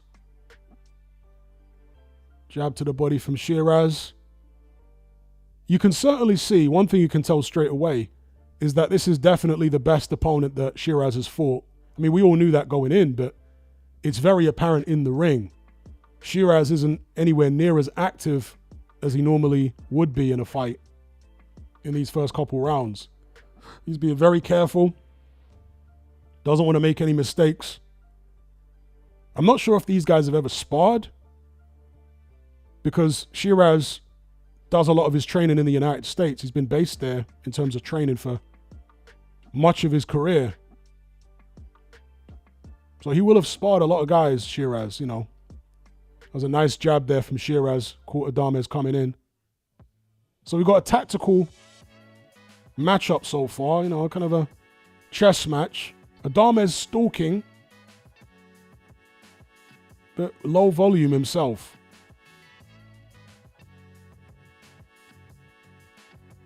And Hamza Sheeraz moving, but not moving frenetically. You know, he's not moving around the ring. Oh, good right hand there from Sheeraz. He's not having to move around the ring like Madrimov, you know, jumping around all over the place and expending loads of energy. So Adames not really... Also, Adames not targeting the body enough for me here. You want to take some wind out of Sheeraz's sails, you know. Good jab there from Sheeraz. Nice jab. Sheeraz's hand speed has really improved over the past few years, because early on in his career he was really quite slow, but his punches are much more sharp now, and that jab in particular, very, very sharp. Impressive the way he used it a few moments ago. Adames was moving his head, but Sheeraz was accurate with the jab, so...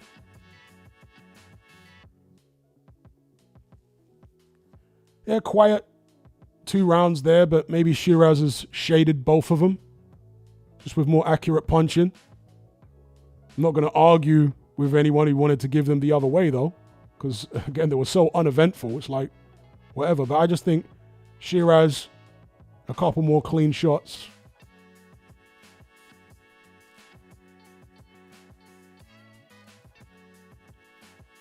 Okay, there was a right hand left that did actually land for Adames. I didn't see that during the round. Must have been too quick for my eyes. Yeah, that was a nice right hand left from Adames that did land. Okay, didn't catch that. Good jab there from Sheeraz. Kind of caught Adames on the eye.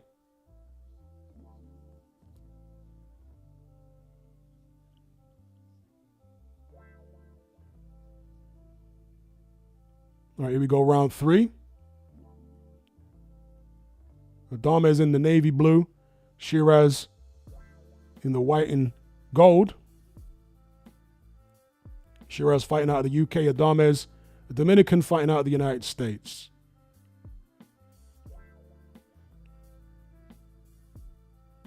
Will this fight catch fire? Because so far it's been a chess match.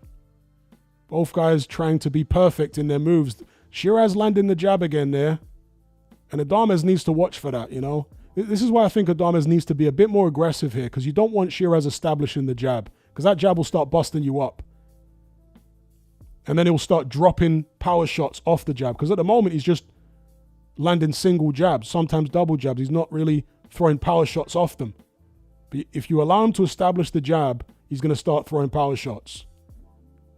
Timing you with power shots, as he tried to do there to Adames. Adames stepping it up a little bit here with more pressure.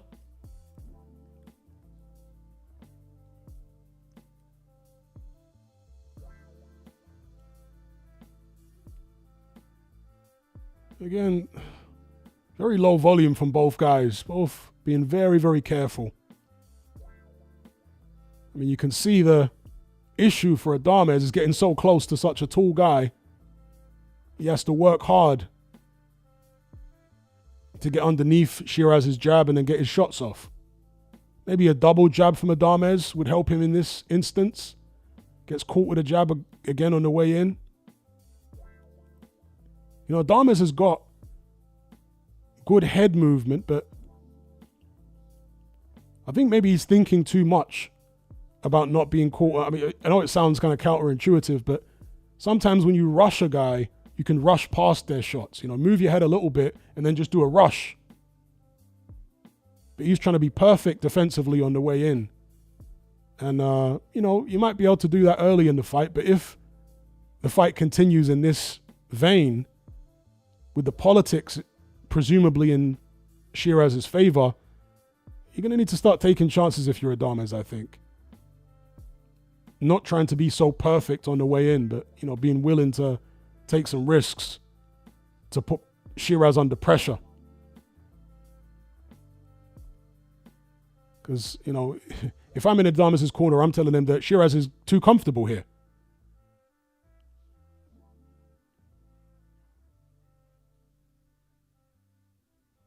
Again, nothing in the rounds, but just the flow of the fight. I don't like how, if I'm Adames, I don't like how comfortable Sheeraz is. If you're the bull, you want to keep the matador under pressure, you know? Where were the body shots from Adames?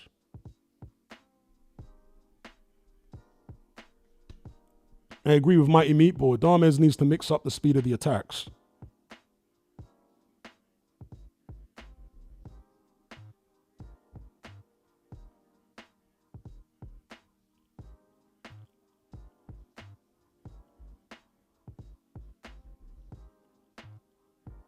So, again, 3 very, very close rounds.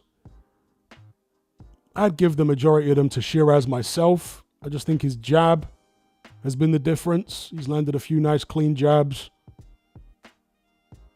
Yeah, this one hasn't caught fire so far, has it? Definitely been the most uneventful first 3 rounds of any of the fights so far on the card. So here we go, round 4.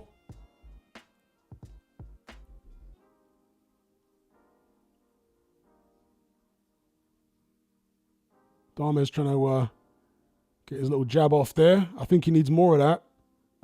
All right, right hand there from Adames. I think I might have grazed Sheeraz. Adames, I think, needs a double jab on the way in.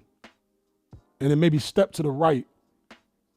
Double jab, step to the right, and try and catch maybe Sheeraz with an overarm right. Good body shot there from Sheeraz. He likes that left hook to the body. Good jab there from Sheeraz. Nice. Very, very accurate here from Hamza Sheeraz. Spearing that jab out. Right hand from... Did that rock Adames there? That right hand from Sheeraz. Adames shakes his head and says no. But sometimes that's an indication that it did. Sheeraz keeping the distance well here. Adames, again, you can't let Sheeraz set up like this on the outside and, you know, spear you with the jab. You got to keep the pressure up. You got to keep the pressure. Sheeraz looks far too comfortable from, you know, the Adames camp perspective. Far too comfortable. Okay, Adames, again, taking a chance there. Needs to take chances. You're going to have to take chances. Good shots there from Sheeraz. You know, throwing the straight punches. Economical. Keeping his guard high. Spearing the jab out there.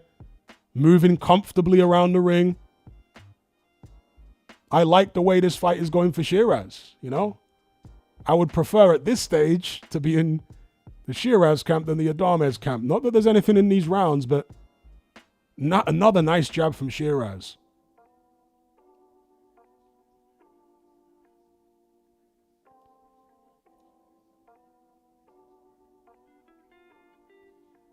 All right, there's a jab to the body from Adames.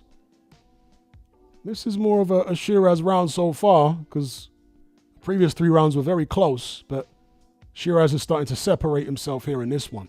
There's an attempt at a double jab right hand there from Adames, but all shots appeared to be blocked. But he is upping the foot pressure on Sheeraz here in this round, which is good.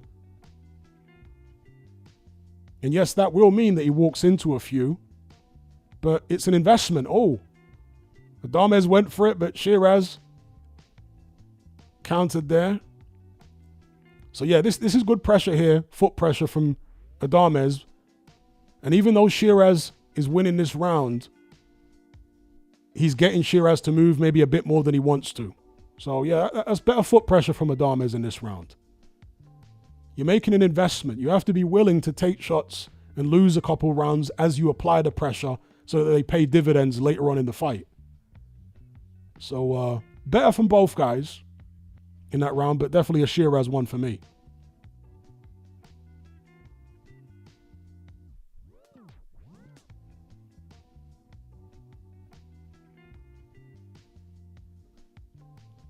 Let's have a look at the slow-mo here. You'll see nice left hook to the body from Sheeraz. He's very, very good with that punch. There it is, right round the guard. Nice. Nice shot. And then the beautiful jab from Sheeraz on the move. That was a beautiful shot. Proper rocked Adames' head back. Beautiful punch. Great spearing jab. He's really improved with that punch over the past few years. That jab is so sharp. The way he sticks it out. Very, very nice punch.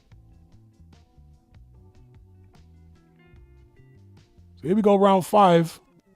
Again, Adames needs to keep that pressure up and hope that Sheeraz starts to wilt down the stretch, because it's starting to go Sheeraz's way here. Sheeraz boxing very, very well. Economical, precise. Okay, Adames must have been told by his corner, because he looks more purposeful now. He's trying to leap in with some shots. Again, Sheeraz catching him with a jab on the way in. This is what Adames needs to do. You need to take the chances, bro. You can't stand on the outside with this guy. He's too precise and rangy.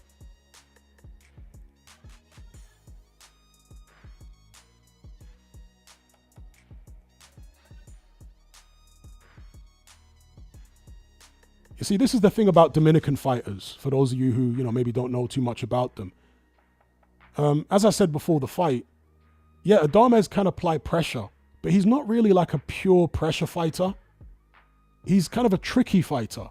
Yeah, he can be aggressive and throw a lot of shots, but he also is quite cerebral. That was a good right hand there, though, from Adames. And because he's kind of cerebral and he thinks a lot and whatnot, there's the possibility that that could work against him against Sheeraz. He might think too much coming forward and not take the chances he needs to take. But he's doing well in this round, Adames. He's landed a good shot there. He's upping the pressure. This is what Adames needs to do, yeah. Sheeraz needs to try and time him to slow down this momentum, because this is a good round for Adames here. He's really stepping up the pace. And you see, if Sheeraz doesn't catch Adames when he's being this aggressive and steady him or stun him with something, then Sheeraz is going to be in trouble, right? Because Adames will do this all night unless he's being punished for doing it. So Sheeraz needs to catch him with something. Okay, now Sheeraz is stationary. Decided to stop moving there, give Adames a different look, looking for the hooks.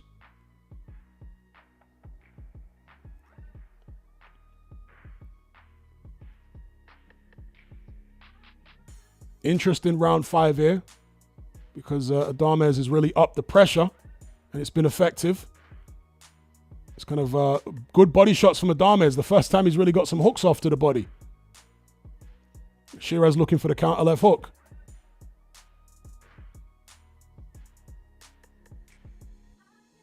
Yeah, Sheeraz is going to need to land something here, because Adames' pressure is starting to work.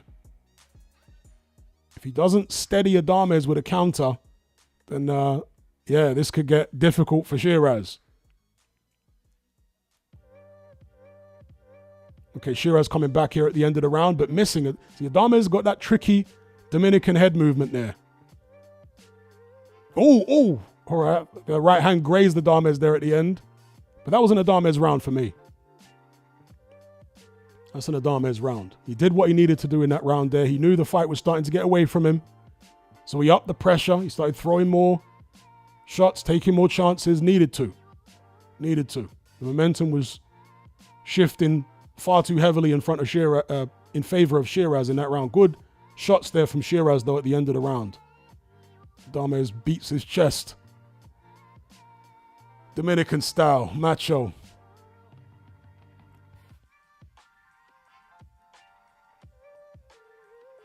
He's got war on his gloves, like Marvin Hagler, or in more recent times, Derek Chisora.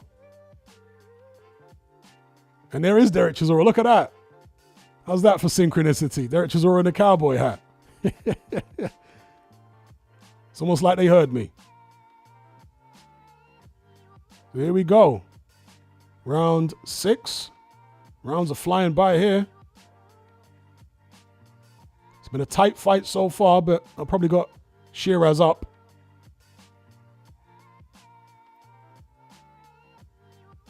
Been a tight fight. Adames looking to up the tempo. Sheeraz getting the jab off again there. Chris Mannix has got Adames up by a point.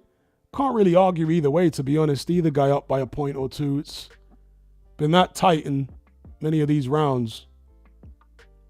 Okay, Sheeraz looking to plant his feet here and let off some heavier shots. See, Sheeraz cannot afford, at this stage of the fight, to spend too much time on the inside, because Adames, being the smaller guy, has got the faster hands and he throws more shots. So Sheeraz, I think, needs to keep this at a distance, and maybe when Adames comes in, use some tactical clinching as much as you can get away with, but keep the distance at this stage, because Adames has still got plenty of gas in the tank. And you have to figure on, in those inside exchanges, he's going to be able to get some stuff done. There's a nice right hand there and an uppercut from Adames.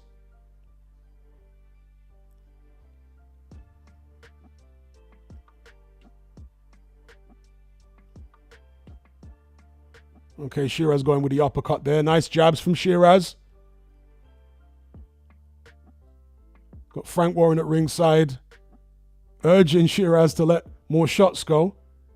Sheeraz gesturing to Adames that he's blocking his shots. Okay, well, still not good in front of the judges, allowing a guy to let his hands go like that and you not coming back with much. Sheeraz with those slashing uppercuts on the inside, but not landing clean. Adames, good head movement and blocking there. Again, for me, this is an Adames round. Kind of rocks Sheeraz off balance with a hook there, which doesn't land clean, but still keeping his hands moving. Yeah, momentum shifting now in favor of Adames. Good body shots from Adames. Sheeraz coming back with a couple. Whipping left hook from Sheeraz was telegraphed, so didn't land.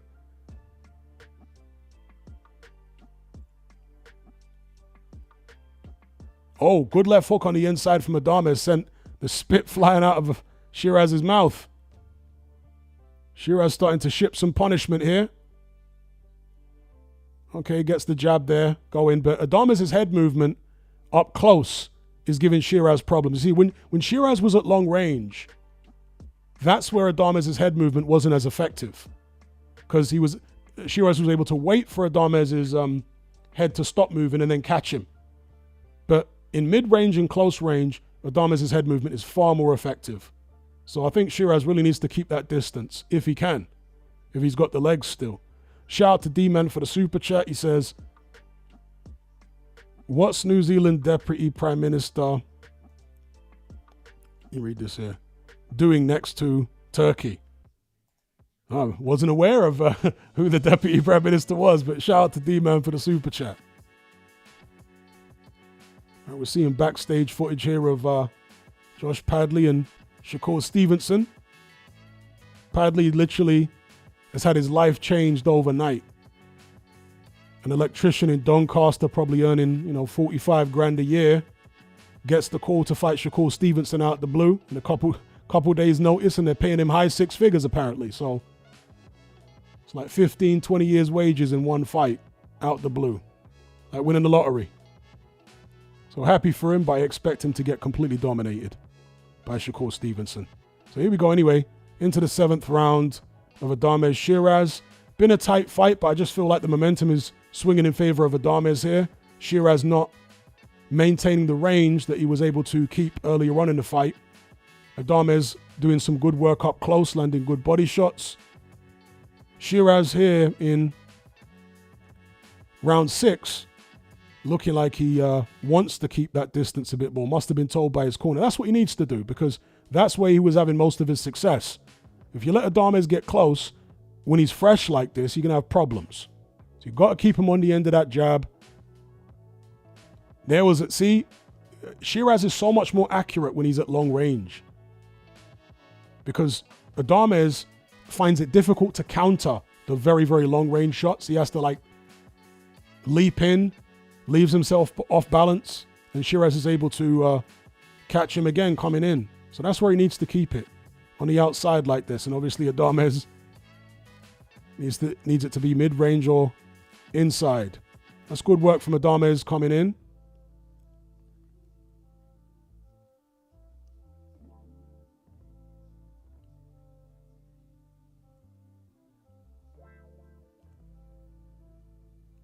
Yeah, hasn't been a great fight so far, to be fair. This is definitely the least entertaining fight there's been on the card up to this point. No significant damage has been done as of yet by either man. But Adames' work rate is good here. Activity, stepping up, making Sheeraz miss. Again, he's getting into that mid and close range, and that's where he's most effective. Sheeraz trying to... That was a good jab from Sheeraz there. That was a good jab.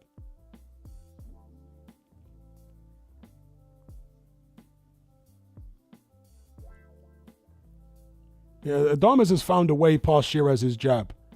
Maybe because Sheeraz has stopped moving so much, but even when he was still moving, Adames was, again, taking chances. He's obviously seen something. He's obviously figured out ways to get on the inside and at least into mid-range. He's downloaded that data. Oh, Sheeraz nearly timed him with an uppercut there. Good big jab again from Sheeraz. Sheeraz's jab is by far and away his best punch in this fight. That's the one shot that's had some kind of impact on Adames visually. May not have hurt him, but, you know, it's knocked his head back a few times. So that was a better round there from Sheeraz. You could still give it to Adames, though. Tight one. Tight one.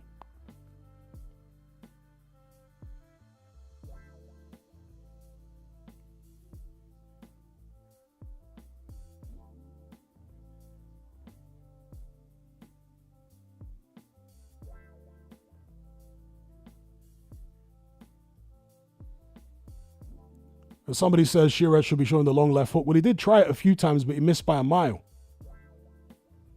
Missed by an absolute mile. So that's why he's hesitant to throw it. I guess he feels like Adames is still fresh enough to be able to get out of the way of the shot.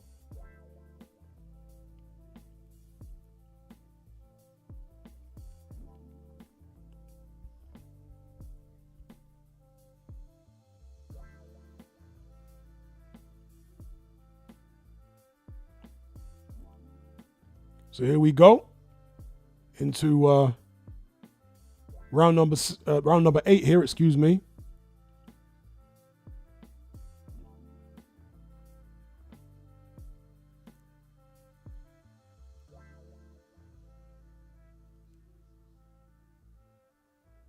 All right, Sheeraz working his jab. Adames coming back with combinations. I do feel like Adames is maybe ahead now. I haven't been scoring it round by round or keeping track of my score round by round, but I do feel like Adames maybe is edging in front here with his activity.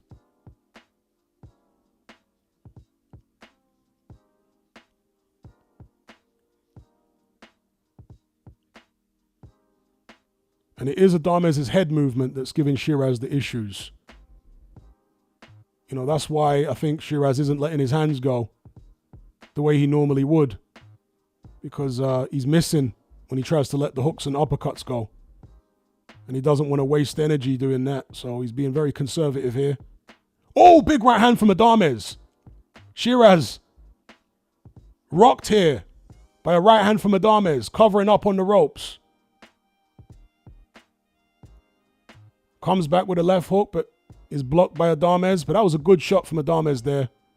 Landed on Sheeraz. Momentarily rocked him. Doesn't appear to be in serious trouble, but could that be a sign of things to come? Midway through round 8. Again, Adames with that head movement making Sheeraz miss. Sheeraz only really having consistent success with the jab. His power shots have been nullified and neutralized by Carlos Adames. Shout out to Ben for the super chat. Oh, big right hand from Hamza Sheeraz there. That was a nice shot. Adames took it well, though. That's the first real clean right hand Sheeraz has landed.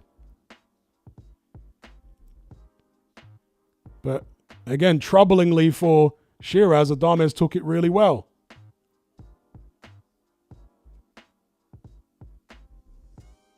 Yeah, this is an Adames round for sure.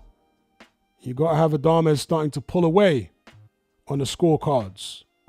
I don't think it's unsalvageable for Sheeraz, but he needs to find something because the momentum is very much in favor of the champion. Again, Adames good head movement on the way in. Sheeraz landing a few jabs, but not enough. Sheeraz moving. Adames calling on him to stand and fight.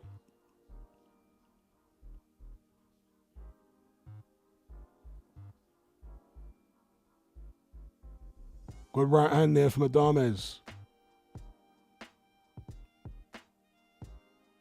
Yep, that's an Adames round.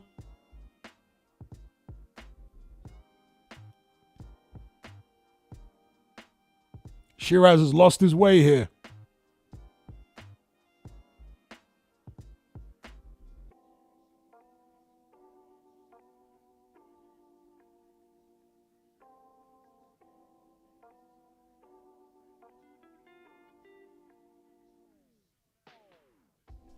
Richard Draper says Adames must be 2 rounds up. Yeah, that sounds about right to me. Sounds about right. Big right hand there from Adames. That was a great shot. I mean, Sheeraz took it well. But you don't want to be taking too many like that. Couldn't have landed cleaner. Did come back with his own right hand later on in the round, but it wasn't as good as Adames' right hand. So here we go, round 9. I've definitely got Adames up at this stage. I'd imagine most people do.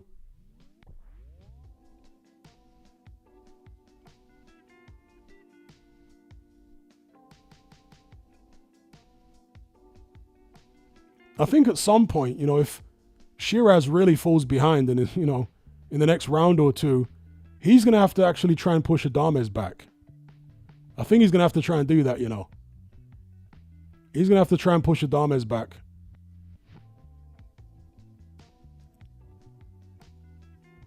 He is the bigger man. Use them levers, get some leverage, push him back onto the back foot.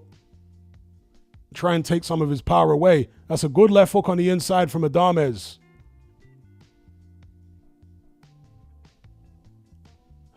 Again, me agreeing with Darren Barker is a rarity, but he said, yeah, you need to leave it all in the ring, Hamza. He's holding a lot back here for fear of being caught, but no, you need to leave it in there. You're falling behind on the cards. Good right hand there from Adames. Okay, Sheeraz uppercuts being blocked. Tried the uppercuts, but yeah. Landed on Adames' gloves. Shout out to someone for the super chat. He says, I can't stand Barry Jones, and Darren Barker's commentary, always shocked in a close fight when Mannix has someone else up. Yeah, big up someone for the super chat. Shout out to Perpetual Intellectual. He says, is Sheeraz being exposed at the top level here? Well, he's being beaten. Exposed is kind of a subjective word, right? People mean different things by exposed, but he's definitely losing the fight. And this is another round for Carlos Adames for me. There's 3 rounds to go now, so Sheeraz is really going to need to pull it out the bag. As Sebastian says, didn't Duke McKenzie pick Adames? He did indeed. He did indeed.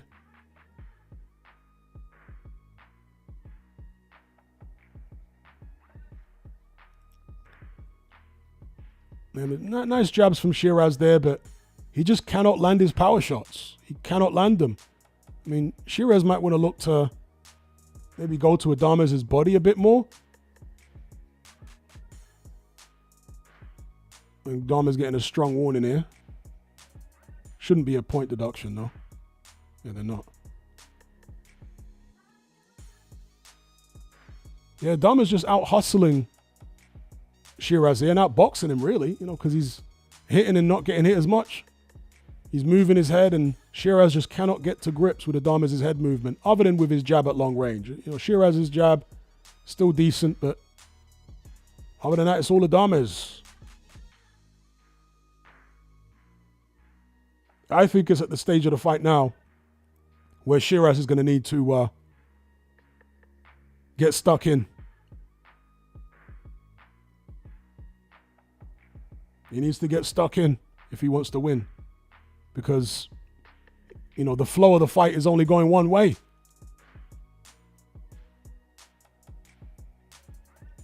Someone says, I thought Sheeraz had another gear. I think he does have another gear, but he's afraid to use it because Adames is moving his head. And whenever Sheeraz has tried to open up, all his shots are missing.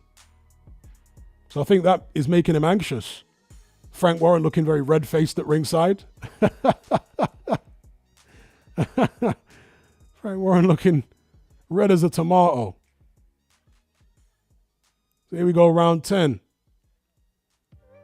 Carlos Adames in a commanding lead now, pushing Hamza Sheeraz up against the ropes.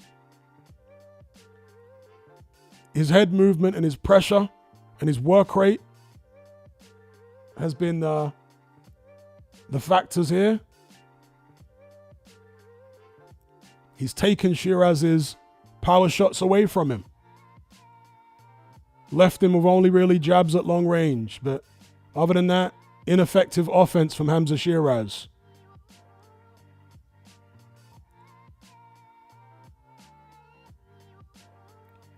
Neither guy has been seriously hurt in the fight. No knockdown so far. A little bit of facial damage for Sheeraz, but it's been more of a tactical fight than a slugfest for sure. But, you know, Sheeraz is fortunate that Adames is such a naturally smaller guy, because if he'd been in there with a legit middleweight, he might have found himself in real serious trouble. As it is, Adames is a guy who's moved up from welterweight, 154, and now 160. So he can't quite put the dent in Hamza Sheeraz that a natural middleweight will probably be able to. But Adames hasn't needed the natural size thus far in this fight. His skills have been enough. Shout out to someone again for the super chat. He says, Duke McKenzie gets another one right. Indeed. And I get another one wrong. I'm now 2-2 on this card. 2 right, 2 wrong so far. Because, yeah, Sheeraz is surely not going to win this fight, is he?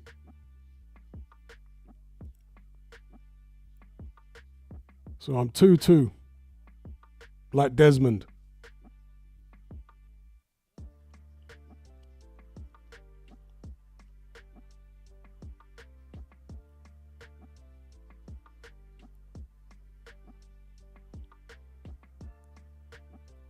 Yeah, Sheeraz is just not... See, Sheeraz is one of these guys who's usually quite accurate in fights.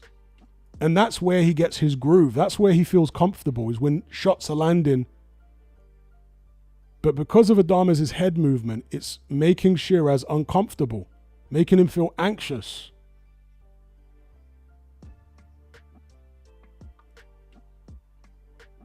And that's why he's not letting the hands go. He just feels too anxious to do it. He's out of his comfort zone. Adames has outskilled him. Outboxed him, outskilled him. Another round for Adames.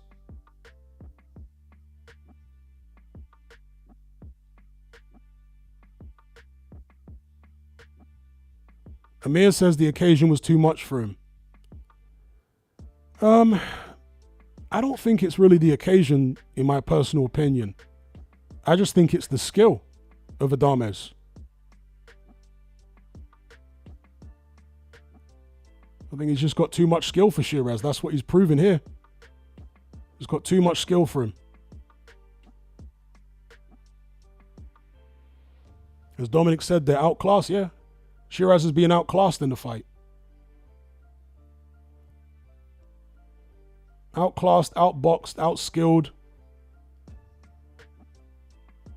He was doing fairly well early in the fight, but once Adames adapted, Sheeraz hasn't been able to counter-adapt. He's just been stuck.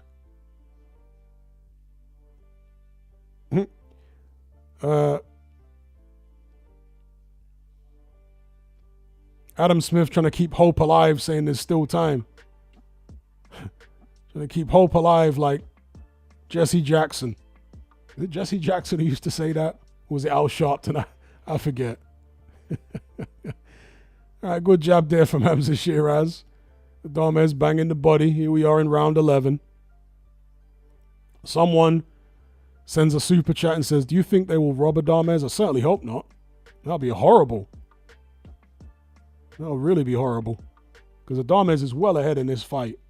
All right, Sheeraz standing and starting to let a few shots go here, but nothing too effective other than the jab. Adames coming back at him. And yeah, Sheeraz is going to need to, as anxious as he is to let his hands go because so many are missing, he's going to need to just gamble. How much do you want to win? You know? You have to be willing to get chinned to try and pull it out the bag. You have to risk getting chinned. So Sheeraz letting a few go here, but Adames is coping with him fine. He should have done this earlier in the fight, to be honest, Sheeraz, because he was never going to win it any other way or give himself a chance any other way after the early going once Adames found a way to get on the inside.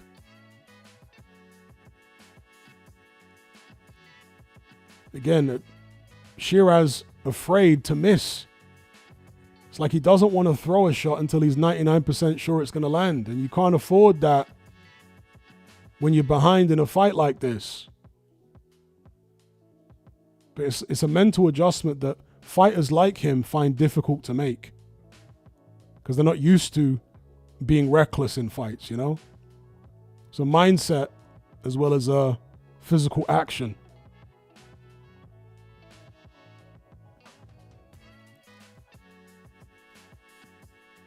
Oh, good shot there from Sheeraz.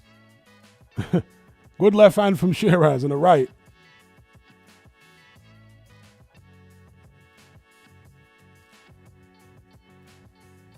Someone's asking, was it too early for Sheeraz? I don't think it was too early. I just think he came up against the guy who proved to be more skillful. And that's it. I don't think Sheeraz is frozen here, personally.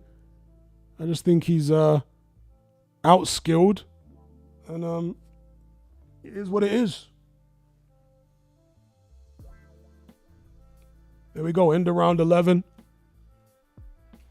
Sheeraz came back with a couple decent shots there, but too little too late. He's losing this, if there's any justice, unless we're getting a horrible decision. And he's going to lose this on a UD. So there was an uppercut and a left hook to the body there from Sheeraz in a slow-mo. Adames coming back with a right hook to Sheeraz's head. Again, Adames, even though he's won this fight, you can see that he's a smaller guy moving up because he's never really hurt Sheeraz the way a proper middleweight would have done if he landed that clean. Do you know what I mean? Adames really is a small guy. Doesn't have the power of a full size middleweight. Yeah, they're telling Sheeraz he needs a KO to win, and he does, because he's a mile behind for me. He's got to find a punch from the gods here. A punch from the gods. And I don't think he's got it in him. I don't think Adames is going to keep his head still for long enough to allow Sheeraz to load up and land a shot like that. Adames constantly, see that on the inside? Constantly moving the head up close. And Sheeraz just cannot land those big hooks. Adames is able to read Sheeraz's hooks. This is the issue. And so Sheeraz is trying to figure out a way to disguise his hooks. This is what he's been doing the past couple rounds. How do I disguise the hook so that Adames doesn't move his head before the hook lands? Need to trick him somehow. This is what Sheeraz is trying to figure out in his head, but he can't. Adames is too tricky. Too slick up close.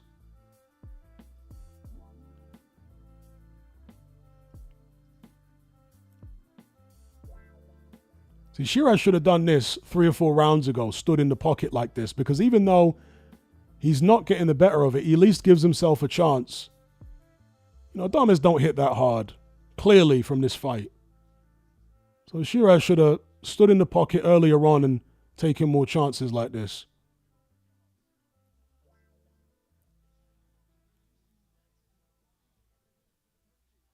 Yeah, Adames really doesn't hit that hard. There's another right hand. Uppercut from Adames. Hook from Adames. Sheeraz takes some fine. Good uppercut and hook there from Adames. Sheeraz trying to come back. Needs to go. Needs to go. 45 seconds left. This would be the miracle of all miracles for Hamza Sheeraz. He's surely not going to get it. Carlos Adames has thoroughly outboxed him, outthought him, outpunched him.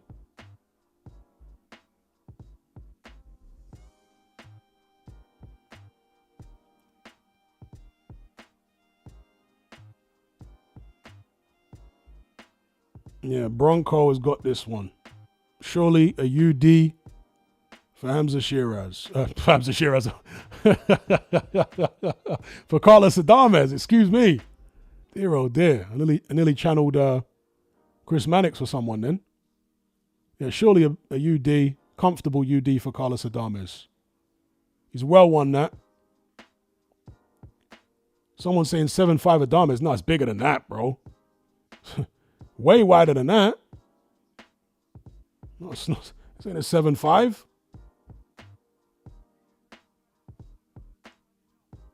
Might be an 8'4" or 9'3" even for Adames.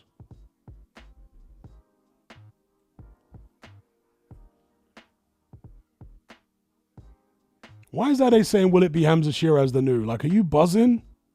Come on.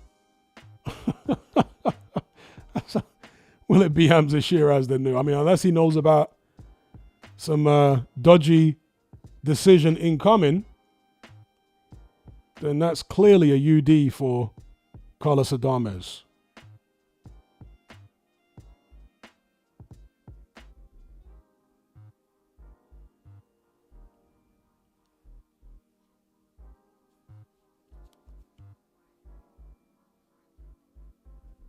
Why is he saying maybe, Ade? Stop it. Stop. Please don't do that, Ade. It's not a maybe. This is a clear win for Adames.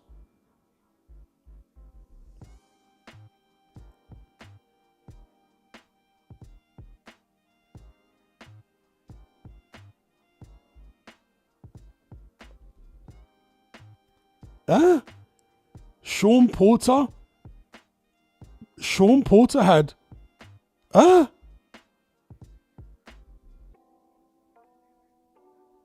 Sean Porter had Sheeraz winning?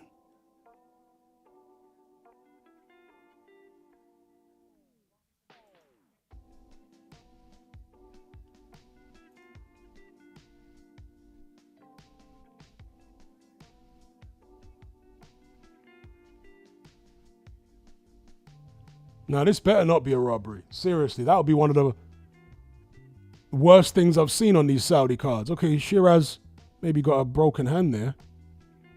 A left. Certainly looks swollen. Shout out to Black Dynamite for the super chat. He says he went from shades of Hearns to shades of Broner.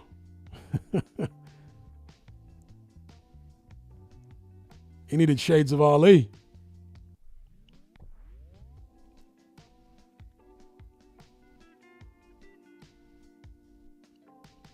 Let's not get a travesty here, please. Let's keep it nice and fair on the scorecard. Should be a UD for Adames. Oh my God. A split?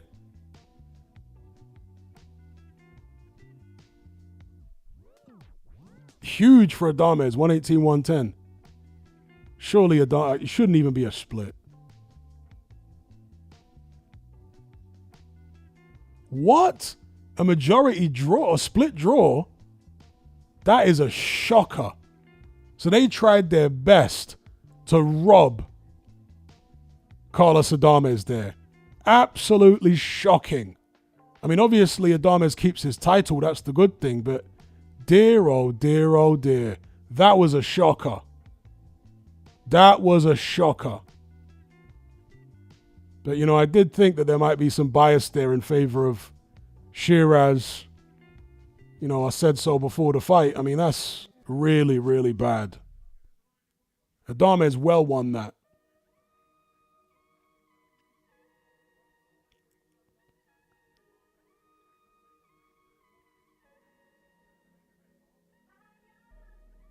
Yeah, that was a shocker.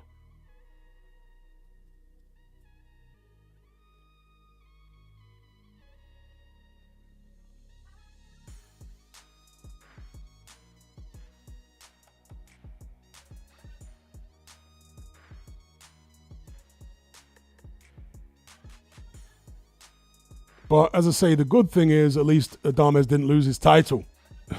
Even though that should never have been a draw. At least Adames kept his belt. And presumably he got a payday. You know, decent payday out of it. Maybe the best payday of his career. M says that fight was trash. Yeah, it wasn't a great fight. It's been the only poor fight on the card so far. Turned out to be a disappointment, that fight. Disappointing action and a disappointing result.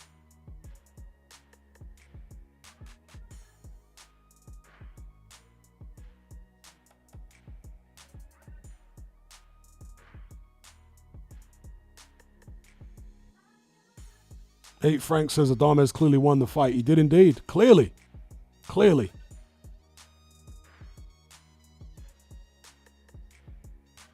Someone says that's what you get in Saudi robberies. You get robberies everywhere, mate. Let's not act like, you know, there's no robberies in the UK or in the US. Robberies are everywhere in boxing.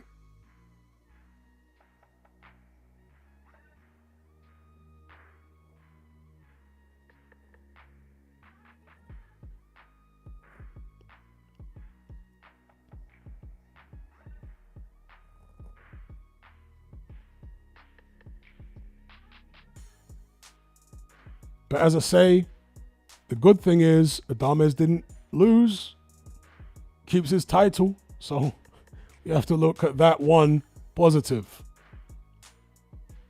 Because it would have been a real travesty if he'd lost. Shout out to Matt for the super chat. He says Parker Bakole is going to be drama guaranteed. I think so. And I'm picking Parker in the fight because of the prep. If Bakole had a full camp, I'd be picking Bakole. But taking the fight on 48 hours notice, flying in from Congo, 3 different planes. I mean, Ben Shalom said that he had security stationed outside of Martin Bakole's hotel room when he got in and got to his hotel so that nobody could disturb him. And there were already people, as soon as Bakole was in his hotel room sleeping, there were already people trying to get in there. Oh, we need to do medical checks and this and that. And obviously, Ben Shalom was like, are you nuts? You know this guy's only just flown in. Yeah? But that is the dirty game of boxing. You can be sure that Parker's team, and I'm not naming names here, okay? Somebody on Parker's team, part of that side of things, whether it's to do with promoters, managers, whoever, you can be sure that if they couldn't get into Bakole's room, they would have been making a noise outside of his room. Maybe getting into the room next door, playing music, God knows what. This is the kind of awful shenanigans that go on in boxing in order to try and get an edge. There's no honor. There's no decency. It's all dirty tricks and tactics behind the scenes. Seriously. And that's what they will have been trying to do to Martin Bakole when he was trying to get some kip after the long haul flights. They would have been trying to make sure he gets no sleep at all. Oh, seriously, it's awful the way boxing is.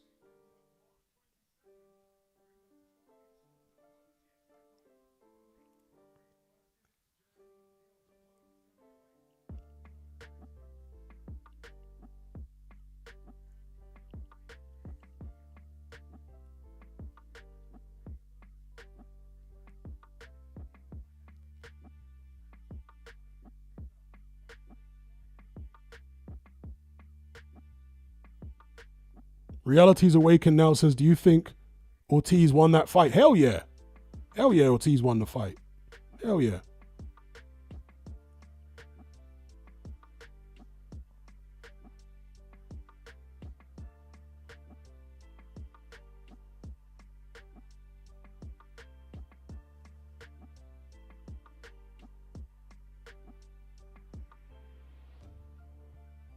All right, here we go.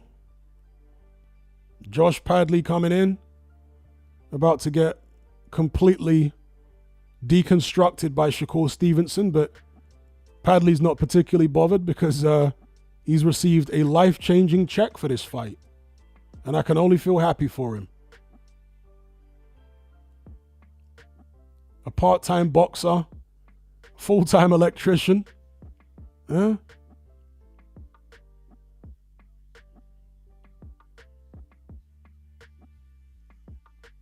He's happy as Larry. He's making like 15, 20 years wages in one fight. How could he not be happy?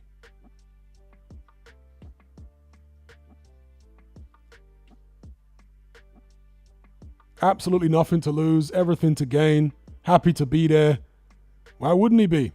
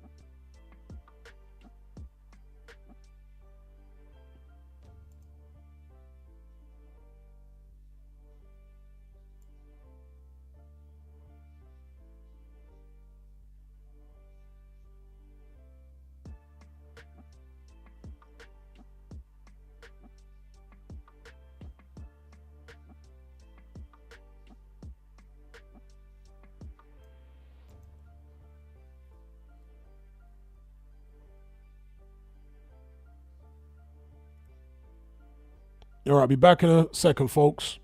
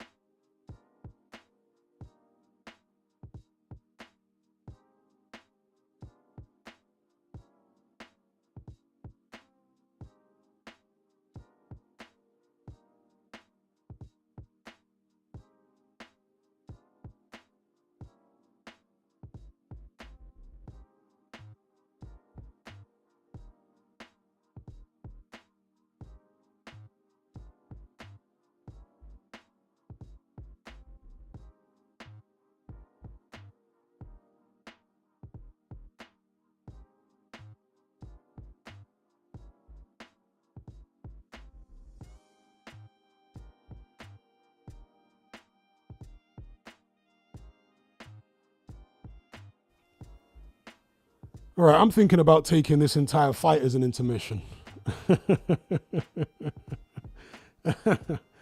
Thinking about taking the whole fight as an intermission and not doing commentary for this one because we know how this is going to go. And it will go such in probably a very boring fashion. Knowing Stevenson, this is the only fight on the card that on paper looks like a mismatch.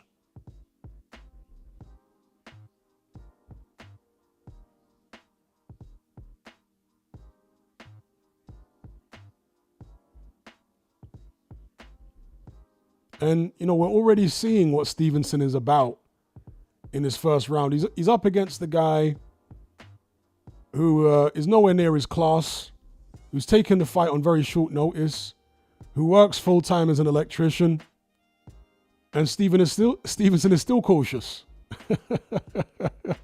If you're not coming out in the first round trying to blast out Padley, no disrespect to him, then you really are a boring fighter. As fantastic as Stevenson is in terms of skills, you know, his mentality. Oh, good left hand there from Stevenson.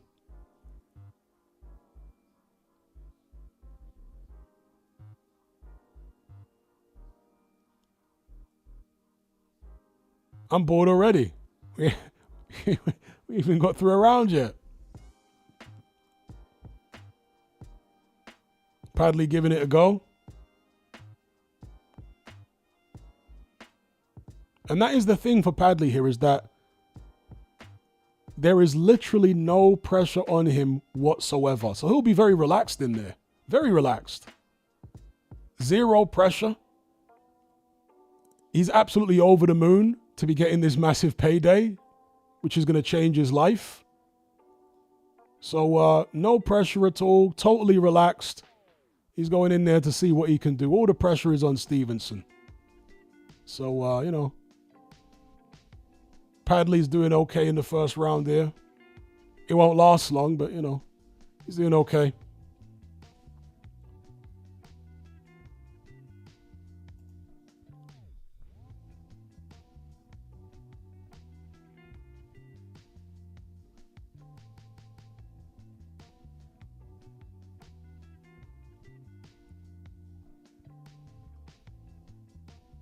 Who's bored already of this fight? Who's bored already? Shout out to Matt for the super chat. I missed one of his super chats here. He said, the flow of this show has been brilliant, seamless. Indeed it has. As somebody said earlier on, no more than 10 minutes in between fights is perfect. That's what we want. Every show should be like this.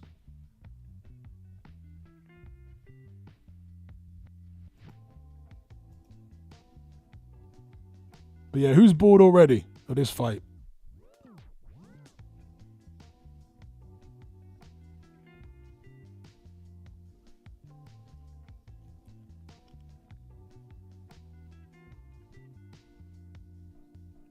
Mike says, I'm already in the kitchen just listening along. Uh-huh.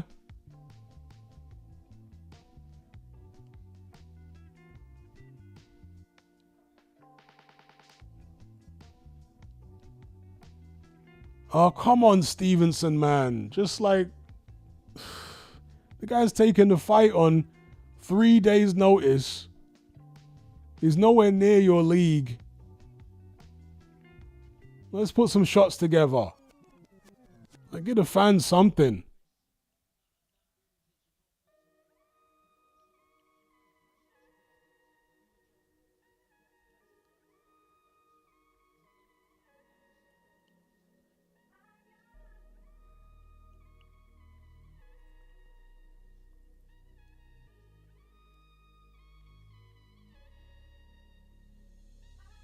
See, Floyd Mayweather would often be boring in fights.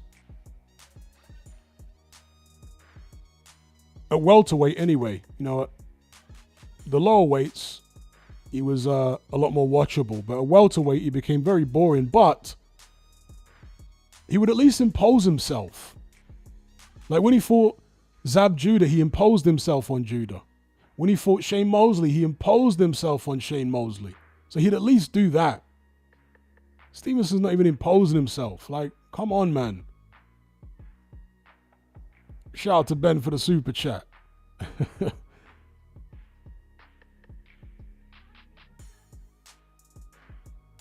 Faultline says, come on, Hatman, you're being too harsh. They're marginally more exciting to watch than paint dry. I think you're being generous on drying paint. I think you're being harsh, excuse me, on drying paint. Oh, good. Okay, Stevenson finally lets go some shots there. Padley tries to come back. Nice jab there from Stevenson.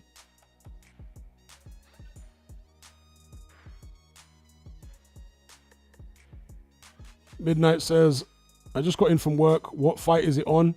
It's Shakur Stevenson versus Josh Padley. The only on-paper mismatch on the whole card.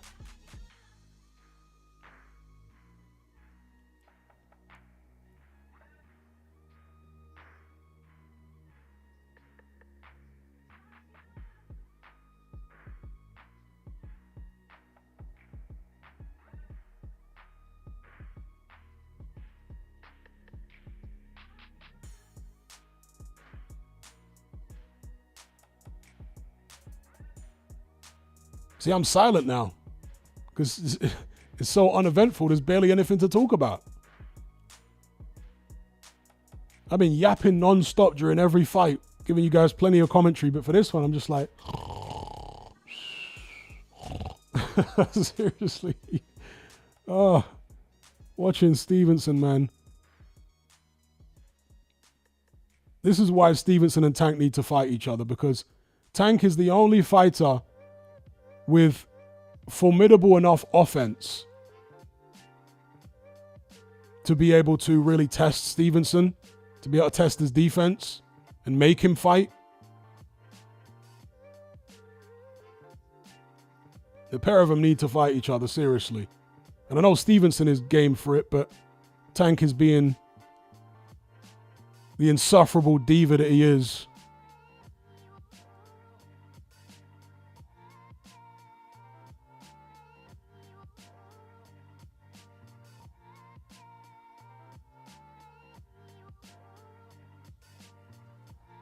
Oh.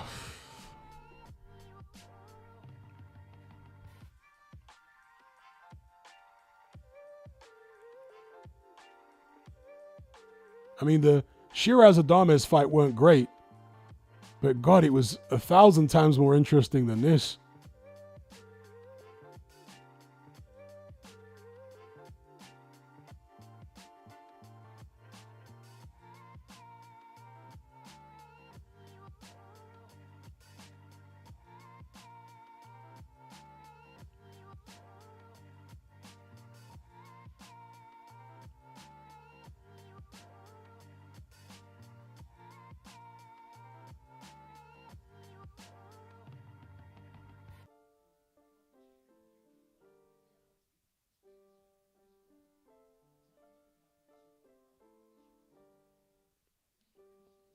All right, I'm going to take an intermission. I can't actually do commentary. I can't do commentary on this fight. I'm going to take an intermission, grab some food. I can't do this, people. You'll have to forgive me.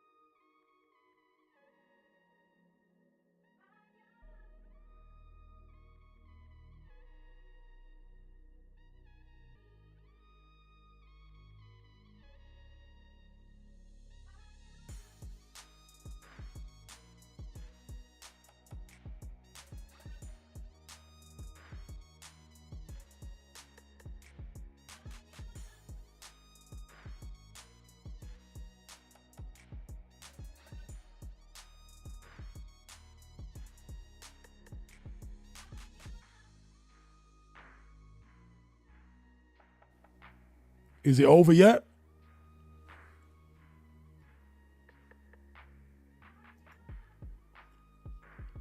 This fight's still on? Still ongoing?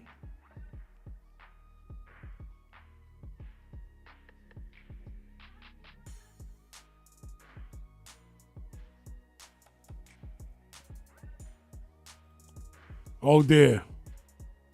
Still scrapping. What are we in, round 7?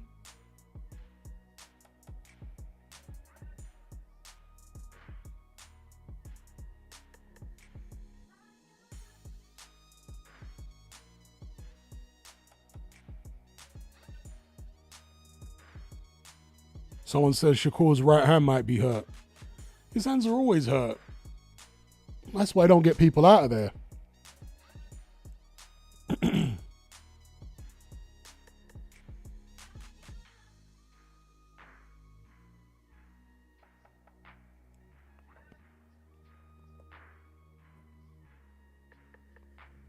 Round 7. Oh dear. As somebody said earlier on, Tank would get Padley out of there inside 2 rounds. I mean, no question about it. But Stevenson just doesn't have that kind of power.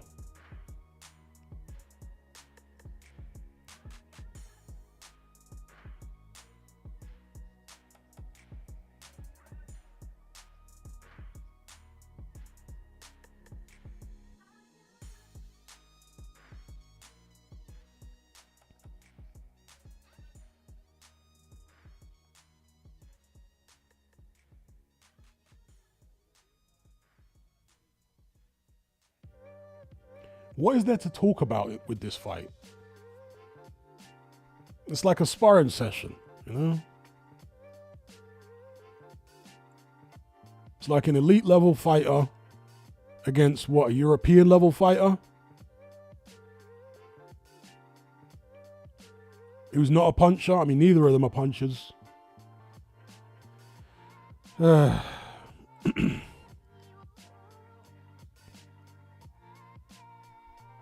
So, yeah, this is depressing enough as it is. If it goes the distance, even worse. This should not be going the distance. Like, I get Stevenson is not a puncher, but Padley's coming in on 3 days' notice. And he works a day job. Like, come on. Stevenson needs to get this guy out of here. How are we in round 7?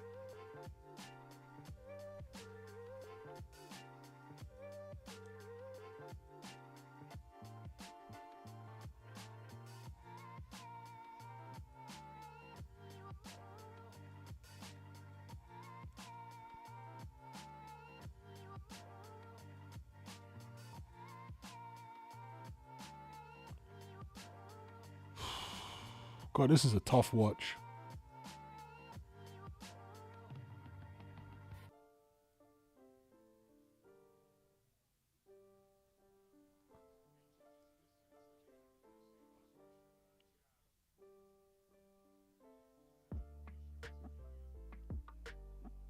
All right, Stevenson stepping it up here with some body shots. Maybe that's the way to go.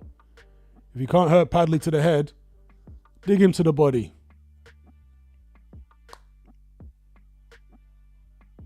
His midriff can't be as conditioned as it would normally be if he'd had a full camp, right? So, bang the body.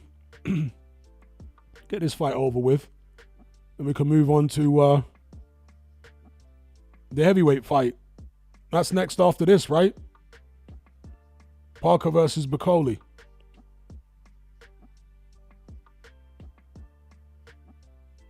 Leo says, who's more boring, Shakur or Rigondeaux? Definitely Shakur. Because Rigondeaux, in his weight class, had power. He can still knock people silly. Whereas Shakur don't have power. I mean, he's not completely feather-fisted, but, you know. So there's the giant Congolese hippopotamus on the pads there with Billy Nelson. I hope he's at his rest.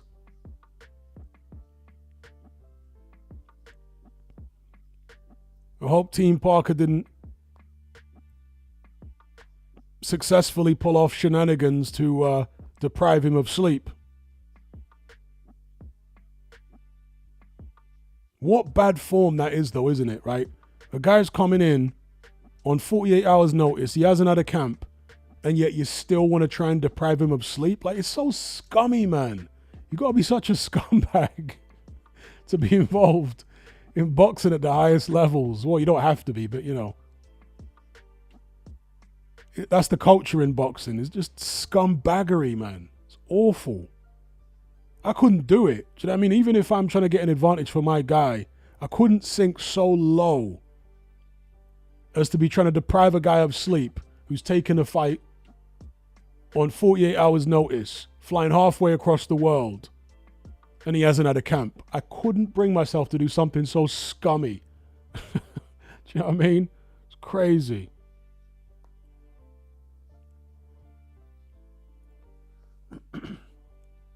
Paleo says, Hatman, what happened with Bakole's sleep? Well, they were trying to disrupt his sleep, as you should really expect. That's like a standard thing in boxing. Yeah, this is the stuff that goes on behind the scenes. The rivals will try and disrupt your sleep, find out what hotel you're staying in, and then hire out the rooms, is that even the word? Book the rooms next door to you and play music and just make a nuisance of themselves, make nuisance in the hallway, everything to stop you sleeping. Honestly. Boxing is so awful for stuff like that. Exactly that, Adrian. WW heel character tactics.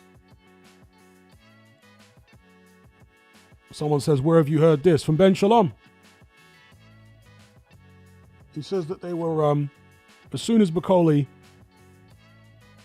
got into his hotel room, which can't have been till like 4 a.m. or something, he says there were people coming around early in the morning saying, oh yeah, we want to do a medical check on him.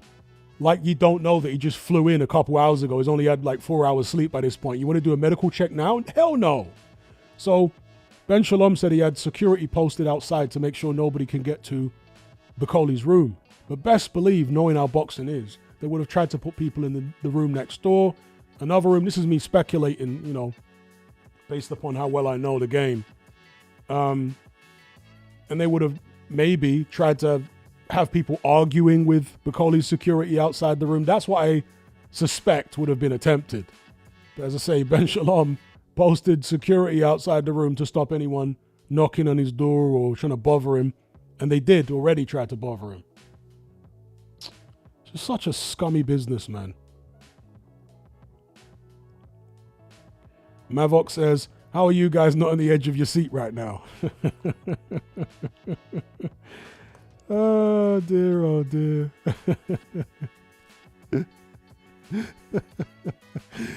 Yo, Isaac, you said this fight was actually quite good. I don't know what fight you're watching, bro, but this is awful. This is a shocker. Typical Stevenson. How are you going to look this boring against the guy who took the fight on 3 days and he works a day job as an electrician and he's European level at best? How are you going to look this boring against someone like that? Like, come on.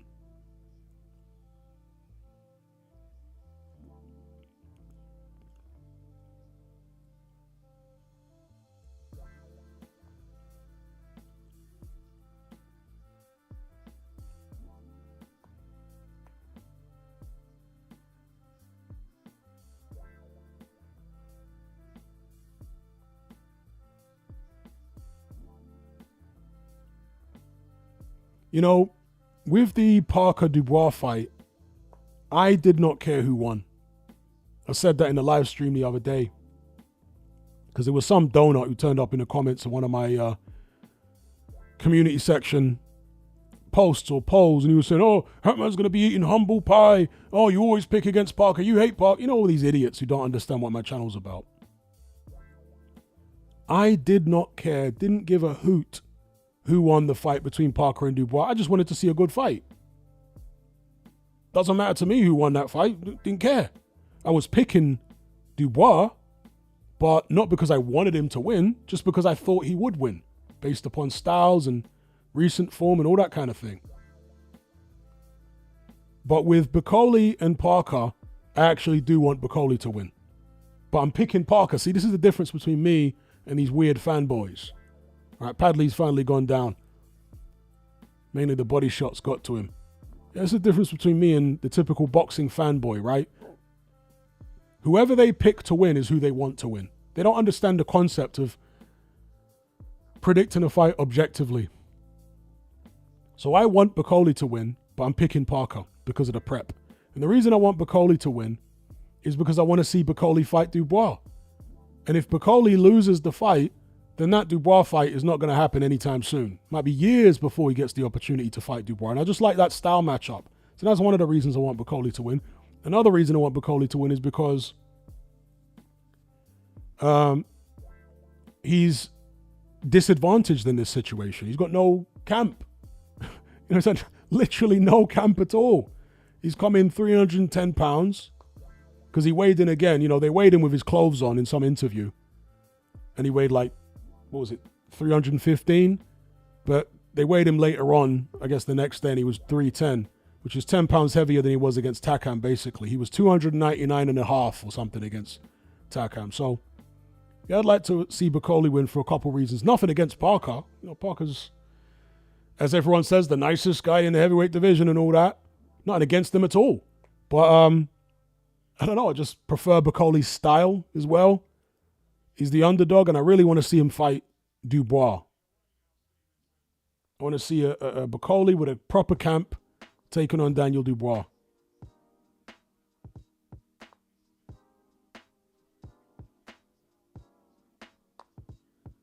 But, yeah, I just think down Padley goes my body shot again. The ref should just stop it. All right, the towel's in. That's good. Padley will feel sad for about 5 seconds, and then he'll remember he's got 800 grand in his bank that weren't there before the fight.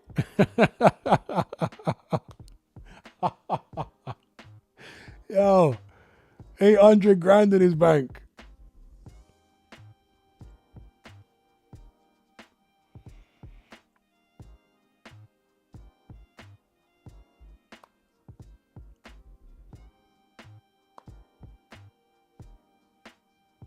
What he needs to do real quick is get residency in Dubai so he don't pay tax on the 800 grand. That's what he needs to do. Have a word with Lawrence Okoli because he lives out in Dubai. Have a word with him. You know, pay him a little fee, get the hook up. Talk to whoever he needs to talk to. Get residency in Dubai and don't pay any tax on the 800 grand.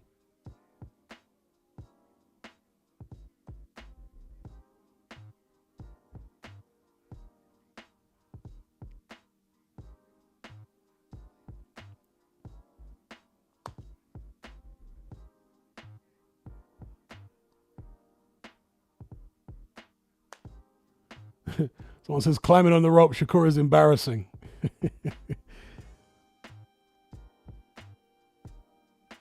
Yeah, the only person I'm really interested in watching Stevenson fight is Tank. That's it. Because no one else has got a formidable enough offense to get to him. Therefore, it's guaranteed to be boring against anyone else. So it has to be Tank. They have to make that fight somehow, some way.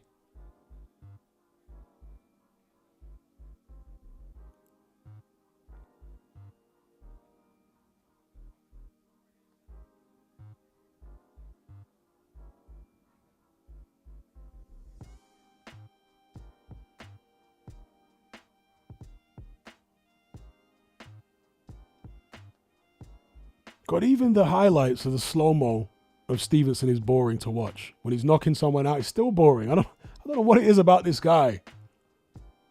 It's just excruciating.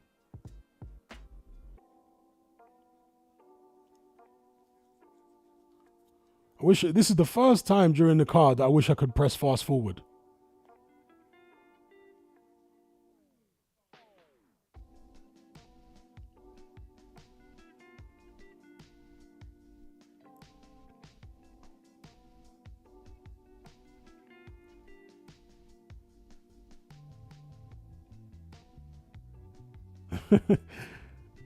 Kylie says he's only got one gear, reverse.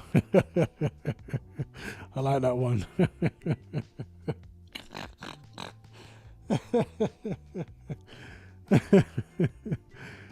Oh dear.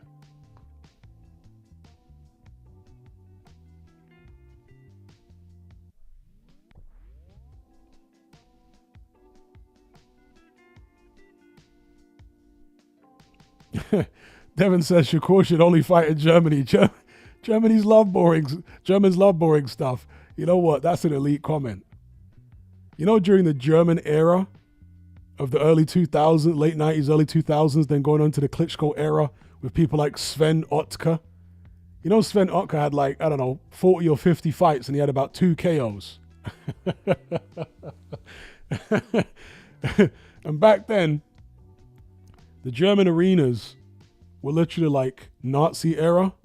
They still had the same vibe of the Nazi era, where all the Germans would sit there in absolute silence until a good punch landed from the guy they were supporting. Then they would clap for precisely 3.5 seconds and then stop and then silence again. You could hear a mouse pee on cotton. That's how quiet it was. And then when Sven Ottke landed another solid jab, clapping 3.5 seconds, stop. I swear down, that's what it was like. It was so unbelievably dull. It took years for German boxing fans to start actually cheering and stuff like that. I'm telling you, it was weird as hell. It was so weird. Shout out to Charles B for the super chat. He says, what chance do you give Bakole? Really hard to say because we don't know what kind of shape he's in.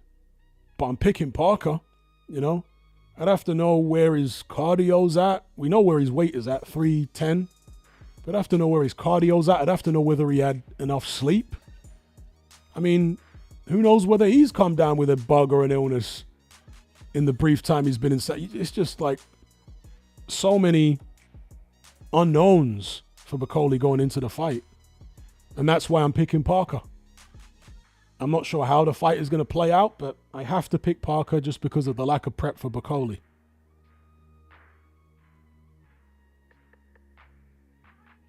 But yeah, those German, but shout out to Charles B, as ever. But yeah, them German arenas back in the days, oh, they would have loved Shakur Stevenson. They would have loved him. It's like the German fans back in the days, no disrespect to any Germans out there, right? But I'm talking about back in the days, early 2000s, late 90s, up until that period, you know, at least the midway stage of the Klitschko period, era. The German crowds back then would get turned on by boring fights. Yeah. They would literally get turned on. The more boring the fight was, the more like aroused they would become. In silence, of course, you know, straight backs in the seats and fascist looking arenas and clapping for 3.5 seconds after their man lands a solid jab. Yeah. They would have loved Stevenson.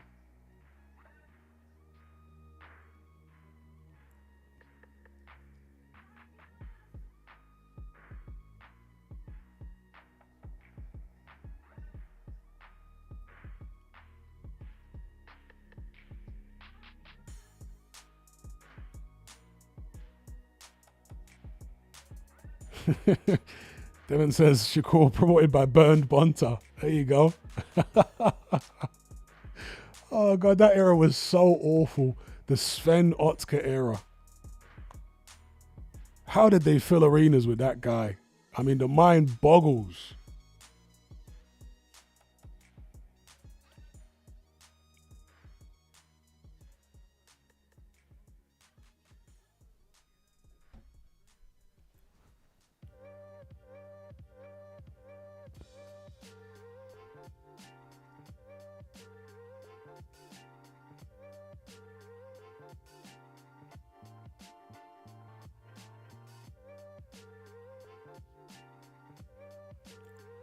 Black Dynamite says they put the Kyrgyzstan flag for Bivol on the graphics. Does that mean he doesn't represent Russia anymore?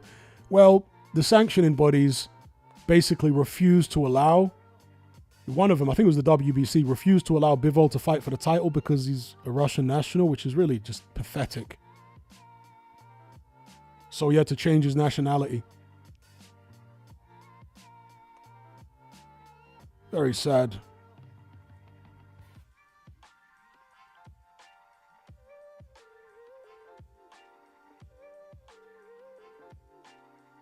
It says, Hatman, how did you score the Sheeraz fight? Sorry, late viewer. I wasn't scoring it round by round, but I had Adames winning big. I didn't think it was close.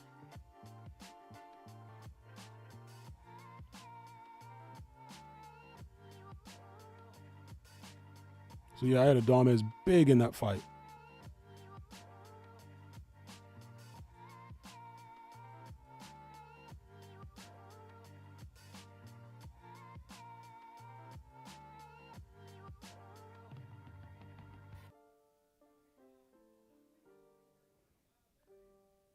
Exactly, you know, as if the conflict between Russia and Ukraine is Bivol's fault, you know. It's like, dear, oh dear.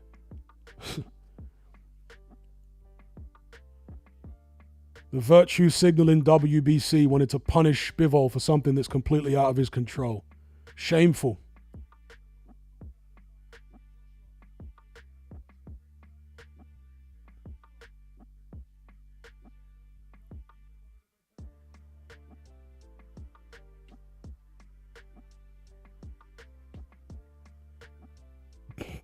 There are AJs up there.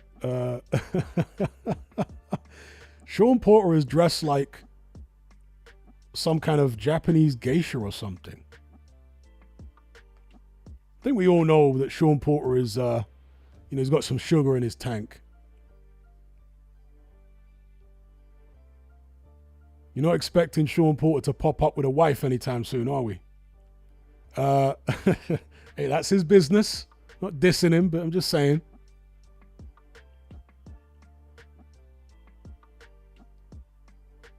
Shout out to Ben for the super chat. Bakole is using Triple D gloves. Oh, wow, is he? Let me get another look. Has he got Dubois' gloves on? Bakole with the African dictator belly. Even bigger than usual.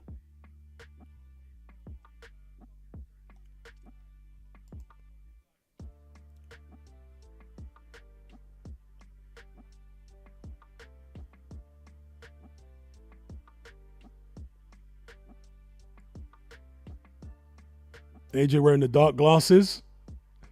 Has he got a black eye? Who's been beating him up this time? Shout out to D-Man for the super chat. He says, did you hear AJ say he wanted to step in for Dubois but has injuries? Still? Injuries have lasted a long time.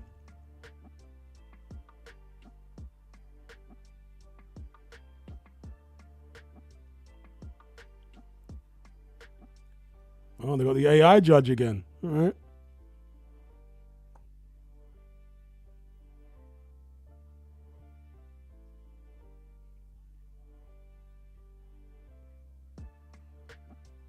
Psychological injuries, yes.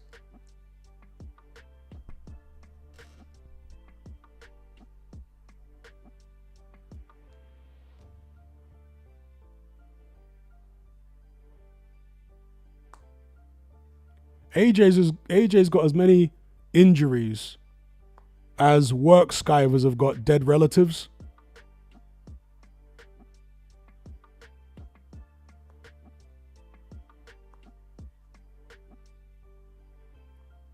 You know them ones. Need time off work. Oh, auntie died. Oh, grand died. Oh, granddad died. Another granddad died. Start losing track of how many granddads have died, you know. You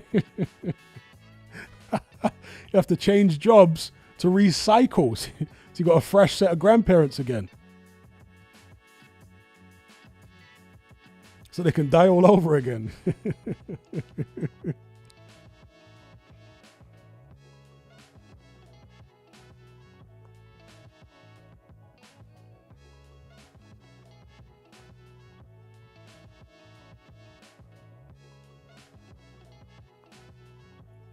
Ocean Blue says, just say cousin.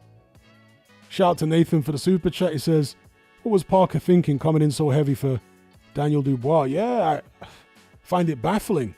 Thinking he's going to fight fire with fire? No. You need them legs because Dubois got quick foot speed. So you're going to need to counteract that foot speed with your own. You don't want to be a stationary target against Triple D. Just ask his last, 2 out of 3 of his last opponents. AJ wasn't that stationary, but his defensive moves were awful. Whereas Miller and Hrgovic were stationary. And they got lit up.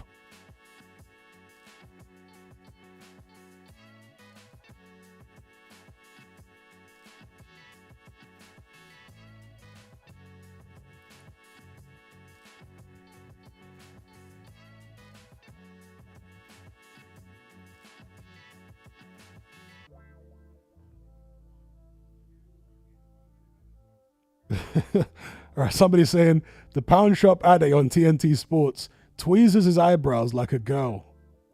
I'm not surprised.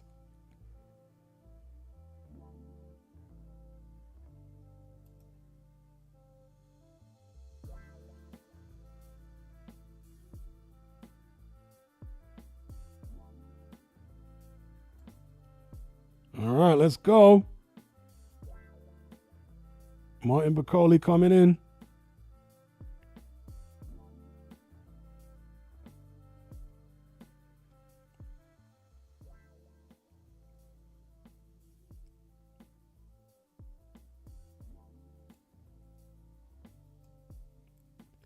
This must be a surreal moment for Bakole. Do you know what I mean? Has he had any sleep? Because you know when you haven't had sleep, it puts you in a bad mood. He doesn't look too happy there. Does he look happy to you? To me, you don't look happy. When you haven't had sleep, you don't feel happy. It can affect your punch resistance, definitely, when you haven't had enough sleep. To me, he looks tired to me. What do you guys think? To me, Bakole looks tired there in the face, as you would expect him to be, especially if there's been shenanigans behind the scenes. He looks like a tired man. Yeah, I'm sticking with my Parker prediction. I got Parker winning this fight. Shout out to Conor Williams for the super chat. He says, you think they gave Bakole, or you think they give Bakole the Usyk fight, Hatman? Based upon what Usyk is saying, no. Because Usyk's saying he wanted to fight the winner of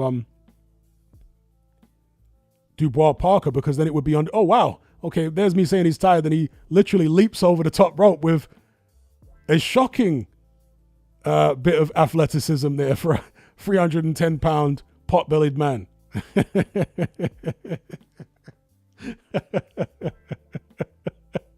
That jump was crazy. How unexpected was that?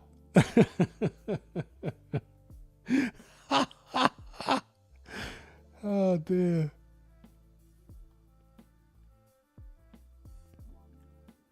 But yeah, I expect Usyk to fight Dubois, try and become undisputed again, and then have one more fight, which might be just a show fight, as he said, exhibition, and then call it a day. I don't see him fighting Bakole. Yeah, that jump was smooth, wasn't it, D-Man? It was crazy. Yeah, Bakole. Can you imagine? You know the silhouette of Michael Jordan? He could have a silhouette of Bakole, but with a big pot belly. like Big Pun. Anyone know about Big Pun? I forget which of his albums it was, the first album or the second album. Might have been the first album, but the CD had like Big Pun. He was a massive fat Puerto Rican rapper. And it had him in the Jordan pose, but obviously with an enormous gut.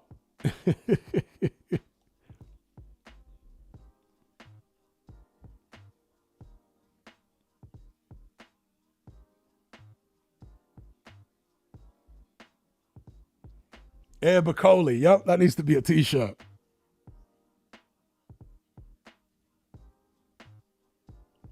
Someone's saying, did I get behind in the stream? I'll check here, but I'm on a DAZN stream, and I think it's up to the time. Yeah, it's up to the time, according to me. Won't go any more forward than this. Parker in the ring.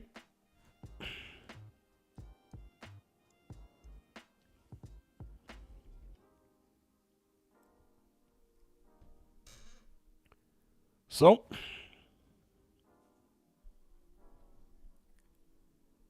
someone's saying Big Pun was mega obese. Yeah, he died of a heart attack related to his obesity, didn't he? At the time he died, he was like 700 pounds in weight. Can you imagine? Man weighed 700 pounds. Dear, oh dear, oh dear. And the crazy thing is, right, Big Pun, before he became morbidly obese, he was actually an athlete. Not like a professional athlete, but he was a semi-pro boxer, and he was athletic. He used to play basketball. And if you ever see, like, just go on a search engine and look up pictures of Big Pun before he was fat. He was like an athletic guy. But what happened with him was he won some kind of compensation case from many, many years ago. I think when he was a kid, when some scaffolding fell on him. And his lawyer contacted him after like a decade or more when he was actually homeless and told him, remember when that scaffolding fell on you like 12, 13, 14 years ago? And he's like, yeah, well, all these years later, we've won that case. And you've got like, I forget how much he won, like 300 grand. But this was back in, I want to say the mid 90s. So it was a lot more money, 300 grand back then than it is now. And once he got that 300 grand, he just started eating and eating and eating and eating. And the 300 grand helped pay for his studio time and, you know, getting his foot in the door as a rapper. He obviously met Fat Joe, so on and so forth. But yeah, he was winning that compensation case and getting all that money that started his downward slope into morbid obesity and eventually death. I think he died when he was like, what, 27 or something? Someone says he weighed 2 Bakoles, more than 2 Bakoles, 700 pounds. The man was only about 5'10", weighed 700 pounds. Unbelievable. Imagine the size of his coffin. Surely they cremated him. They can't have put that guy in a coffin. Our coffin would have looked crazy. Imagine the shape of it.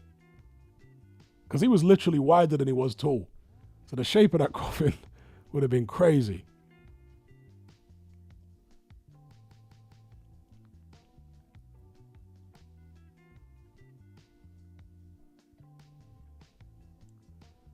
Yeah, Bakole, I don't like the way Bakole looks here. He doesn't look happy. He looks tired. I mean, you know, he agreed to take the fight at the end of the day. I also don't like what Bakole said regarding Billy Nelson. Because in one of the interviews, he said, Billy Nelson called him and said, you know, we've been offered the fight. And he said, you know, I'm in Congo, coach. And he's like, yeah, but it's an opportunity. And Bakole basically said that your coach is like your dad, so you can't tell him no. This is what Bakole said. I think it was an interview with the Ring magazine. It's either Ring magazine or IFL. That's what Bakole said. Coach is like your dad. You can't tell him no.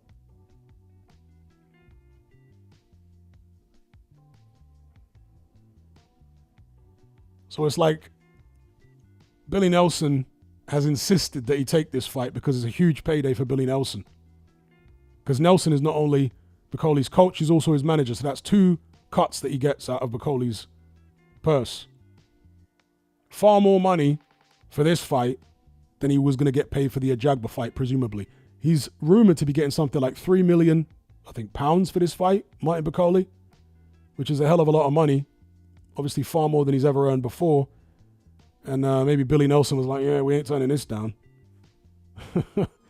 Even with no prep, even if you get beat, we need that money. So surely Parker is going to win this. Bakole looks tired to me, disinterested. He doesn't look engaged at all. Doesn't look engaged at all. Parker looks ready to go. Bakole looks ready to sleep. Here we go, round 1. Martin Bakole, Joseph Parker.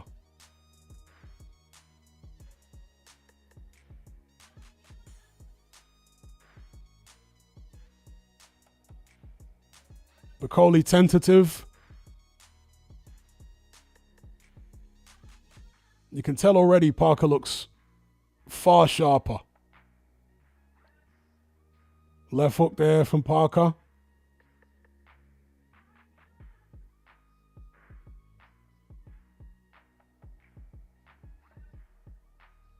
Good jab there from Parker. Yeah, Bakole is wearing Dubois' gloves. That's right, he's got the triple D on the gloves. Yeah, Bakole is not there. He's not there at all. And he's remarkably fat here. And just slow. Looks out of it, you know.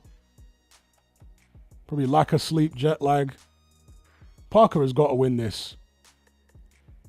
Under these circumstances. It will be actually quite disgraceful if he doesn't.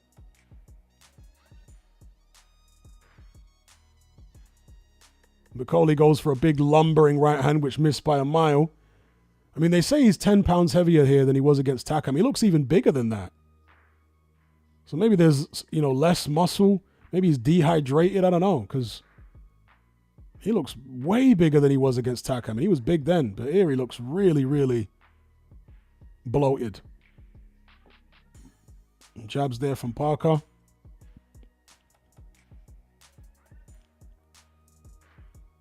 Bakole trying to get his jab going.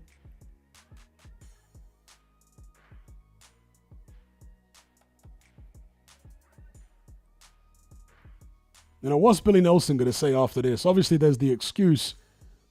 But why take the fight? You know, you had the Ajagba fight there. You would have had a full camp for that. You guys really that money hungry, Mr. Billy Nelson, to sacrifice your fighter?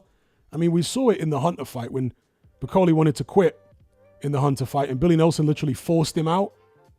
I thought that was really, really poor form by Billy Nelson. You know, if I'm in a corner and my fighter wants to quit, I'm pulling him out. I'll take the rap for it. You know, I'll act like I was the one that made the decision and not the fighter. Trainer's supposed to be there to protect a fighter. You know, look after them.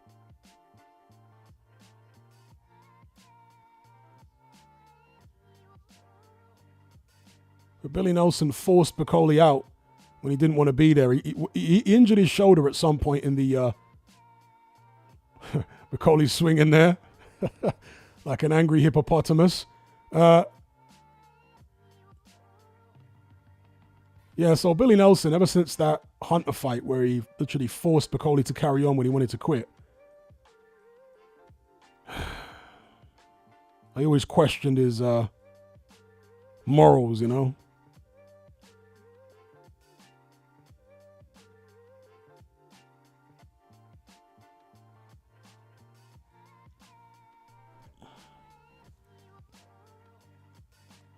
People say my stream is slow. I don't know how. I'm watching on DAZN, so, and it's up to date. So I guess they've got different times.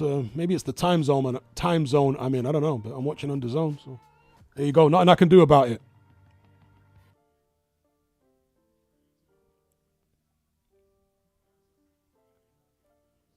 Here we go, round two.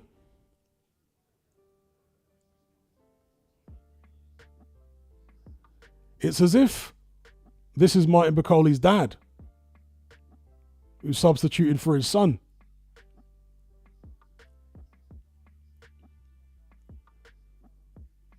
And Parker is being surprisingly cautious, given what's in front of him here. I mean, I know he's a cautious fighter generally, but you should be able to see here that Bakole is well out of shape, not sharp at all, not alert, you know? By far the poorest version of Bakole I've ever seen. As you would expect, you know. Okay, Bakole throwing a few swipes there. Sharp shots from Parker, but Bakole comes back with a couple hooks. Comes marching in. No footwork, just marching straight in. Good right hand there from Parker. Bakole trying to throw on the inside here, but painfully slow. I mean, compare this to the Bakole who fought Anderson. He was so much sharper against Anderson. Again, you expect all this given the lack of prep. But the difference is night and day, isn't it?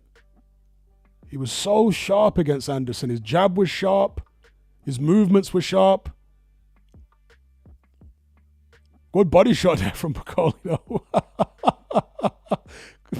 Parker, you can't get beaten by this guy in this condition. Seriously, that's disgraceful. No one says Parker's going to stop him. He should be. He should be beating him at the very least, if not stopping him. Because it'd really be a disgrace if Parker loses this fight when... That's a good right hand from Parker. Bakole shakes his head. Imagine Parker loses this fight. That would be a shocker. Oh, Bakole's finished. Yeah, Bakole's down. There you go. Down he goes. Can he even get up?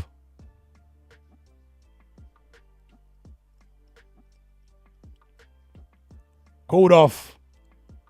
Called off. There you go. The gamble did not pay. Yeah, that was horrible. That was actually horrible.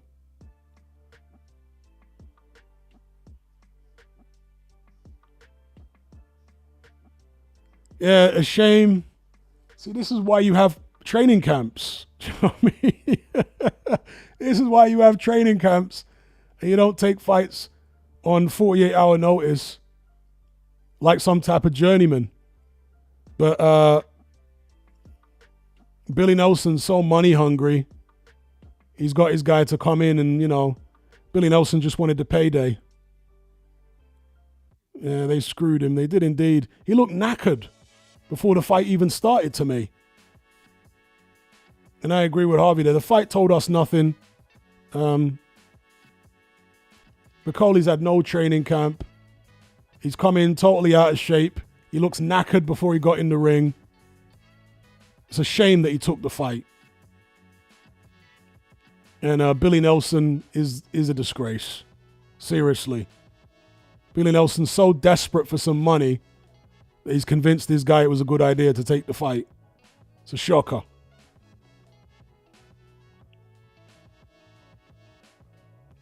Yeah, he got paid, but he would have got paid fighting Daniel Dubois. He had a guaranteed world title eliminator against the Jagba, which an in-shape Bakole, in my mind, would breeze. But instead of just doing the Jagba fight in May with a proper camp, they've gone and done this.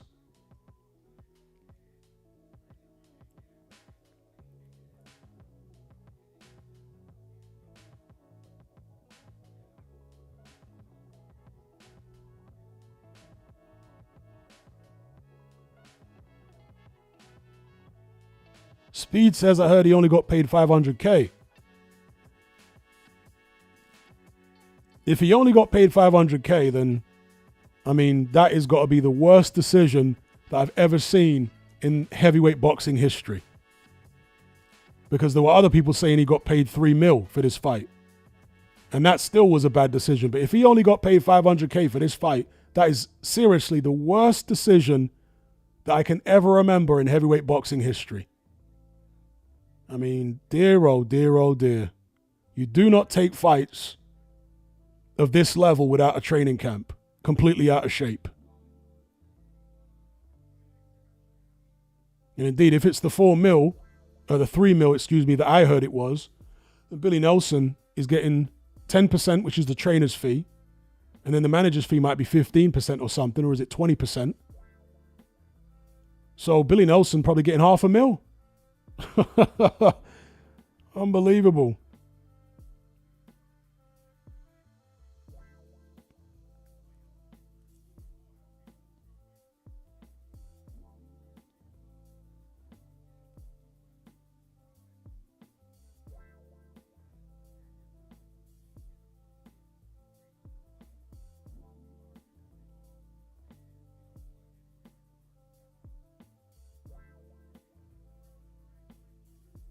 I've got no issue with the stoppage.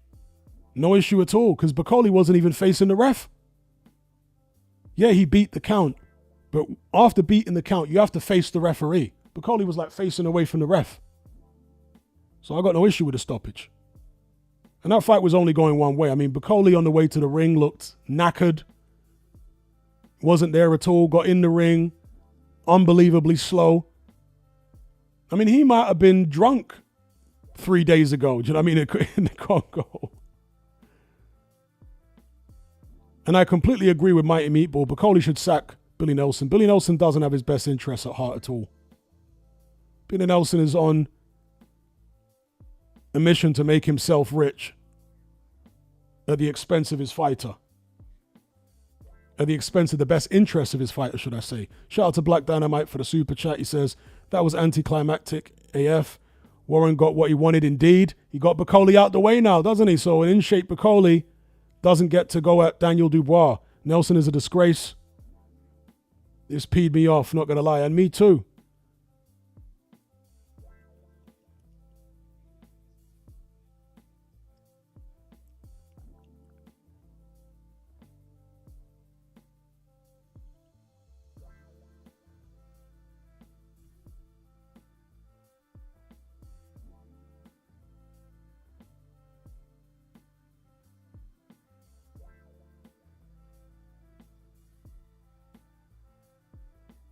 Yep. Training camps for a reason.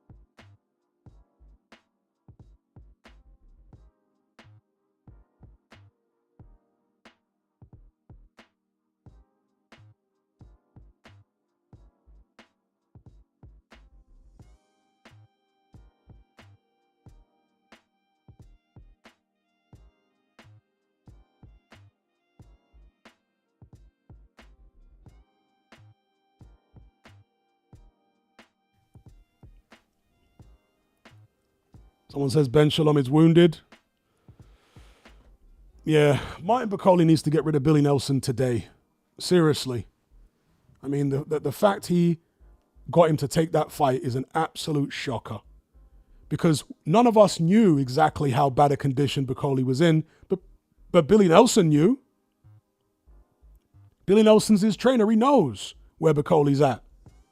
So for him to say, yeah, take the fight is a shocker. Seriously, he needs to get rid of Billy Nelson. I never liked Billy Nelson ever since the Hunter fight where Bakole wanted to pull out with an injury and Nelson was literally forcing him to continue. Not a good look when a trainer's behaving like that.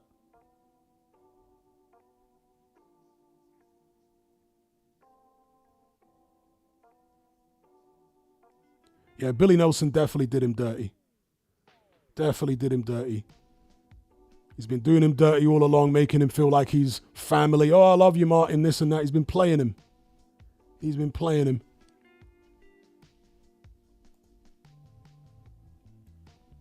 Nathan says, Bakole came for the payday. Very sad. Yeah. But, you know, he is a grown man. As Isaac said there. But trainers are there to, they're supposed to be there, to protect the fighters from themselves. You know, same as corner, and you know, as I say, not just in the corner, but in the lead up to fights. So, shocking from Billy Nelson. He must go. And it's going to be a long climb back for Martin Bakole, because he didn't even put up a good showing. You know, just got blasted out in a couple of rounds.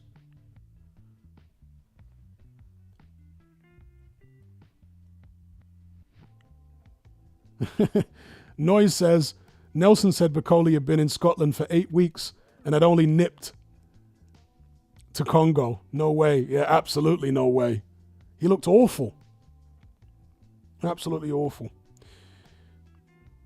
But of course, another lesson here is to stay in shape, because taking the fight on such short notice, regardless of what shape he was in, was always going to be a tall order, especially with the lack of sleep, which I am going to assume he had. But at least when you're always in shape year round, there's less chance of you disgracing yourself completely, because that was a disgraceful performance, you know. But again, what can we expect in that kind of condition? Shout out to Sebastian for the super chat. He says, yo, Hatman, I'm from the same area in Newcastle as Lewis Ritson, and Billy Nelson rinsed him for cash early on too, until he left him. See, I'm not surprised. I didn't know that. Thank you for that information, but I'm not surprised at all. Billy Nelson, I think, is a snake in the game. He's a snake in the game. He wants to rinse these guys for money. And he's just done it there with Bakole. Yep. As someone says there, Bakole looked crazy tired on the way to the ring. I don't think Parker's team allowed him to get any sleep.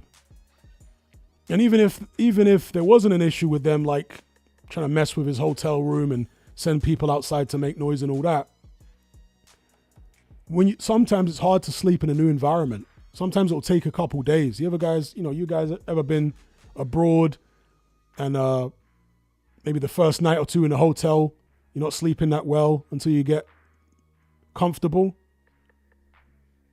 Shout out to President Brush for the super chat. Shalom blocked so many fights but allowed this. I know, right? The irony of it.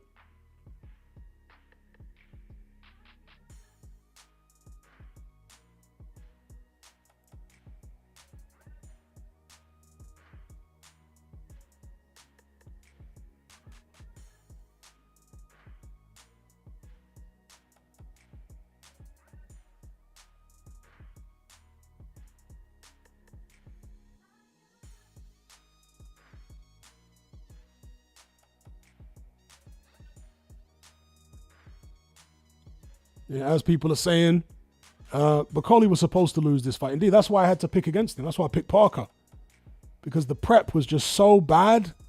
It would have been miraculous for Bakole to win with such terrible prep and the long haul flights and lack of sleep and all that. Like, it would have been miraculous.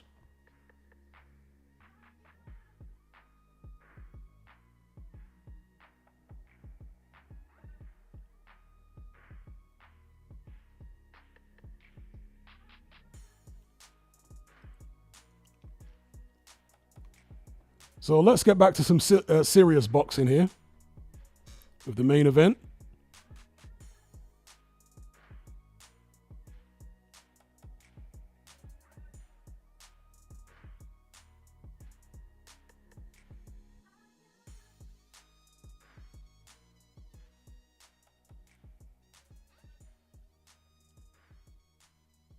So someone's saying, I don't know how you can feel sorry for Bakole making all that money. Because he got played by his own manager and trainer. That's why. Yeah, he agreed to it, but again, managers and trainers are supposed to be there to look out for your best interests. And more than anything, the thing I'm sad about is I know Bakole's so much better than that. And because he made that foolish decision to take the fight, we now may never get to find out how good he could have been. You know? So I'm sad for that reason. It's like, it was such a huge gamble taking the fight. It's a shame he decided to take it. You know, especially with the Ajagba final eliminator there for him. It's a strange thing.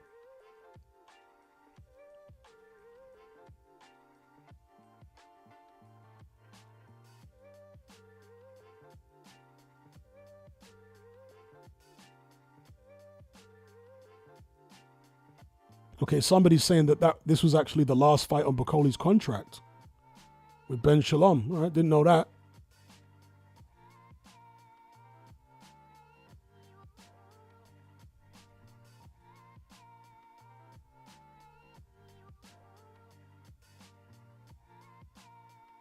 All right, they're having these weird interview things that they do with Turkey during these cards. I'm not sure what these are all about. Very strange. Because Turkey's public speaking and his English is still not that great, so I'm not sure why they do these very awkward interviews with him.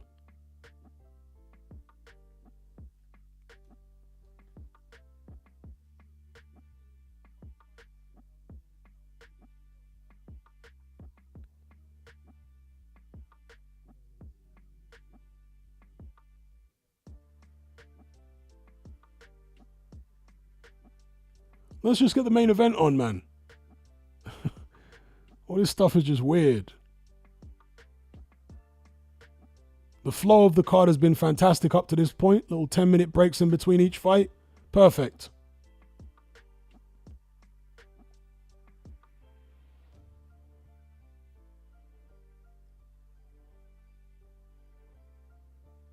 Someone's saying, are they keeping it together?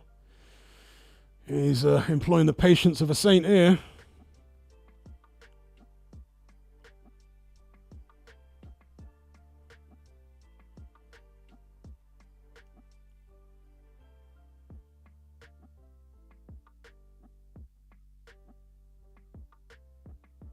So, yeah. My picks tonight were... Who do I have now?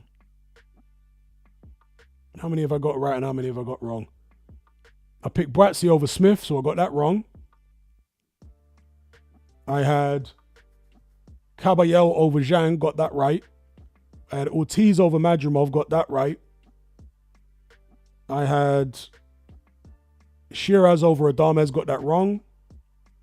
And I had Parker over Bakole, got that right. All right, so I'm 3 right, 2 wrong so far.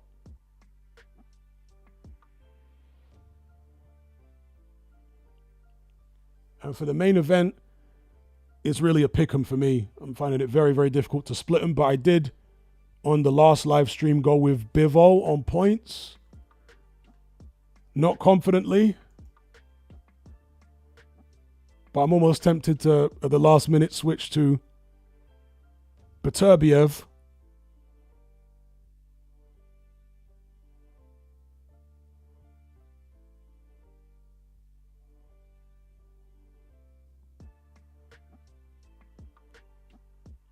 Narco says it's strange. Yeah, a lot of people are saying it's strange that Bakole didn't get a private jet. I don't think you realize how difficult it is to get private jets in Congo right now because of the conflict going on. Bakole said he wanted a private jet but couldn't get one at such short notice because of, again, the situation in Congo. So it's not so easy to get one there, or else he would have done.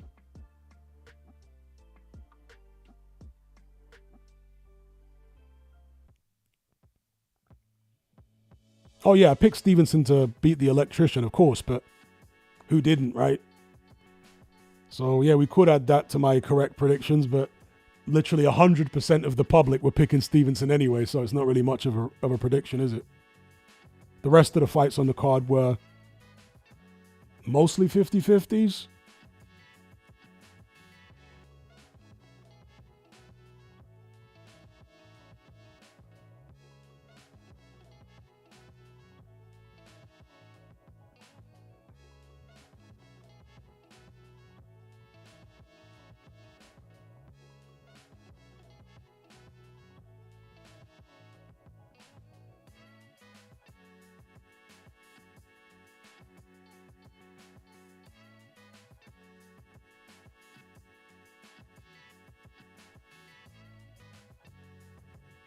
Somebody says sparring conditions you to be able to take shots, but Bakole got clipped. And well, I think it was the tiredness. Yeah, when you're tired, when you haven't slept, you're not going to be able to take the same kind of shot. Your central nervous system hasn't recuperated and recovered enough to then be getting hit in the head. And to me, as soon as I saw Bakole in the dressing room and on the walk to the ring, I was like, yeah, this guy hasn't slept. To me, clearly looks like he hasn't slept.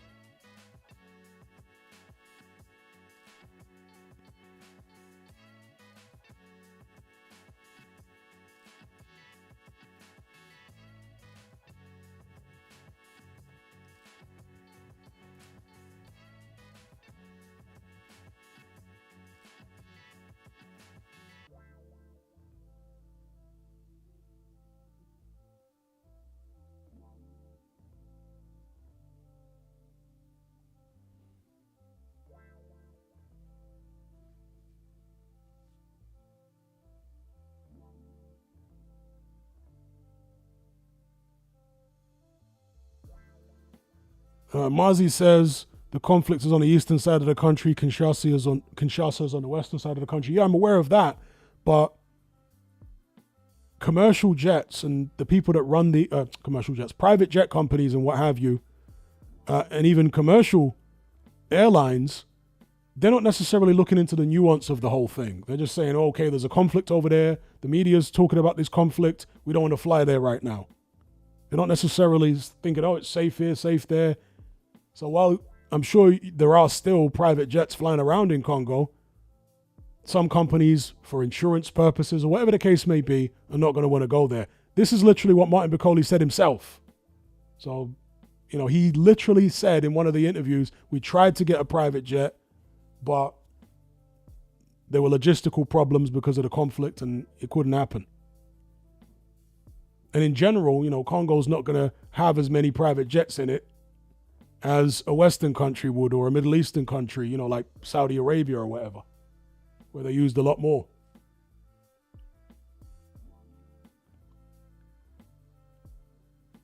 And to be honest, I don't think the private jet would have made that much difference. Maybe he would have got a couple hours more sleep, but the condition he was in, he was never going to win anyway. So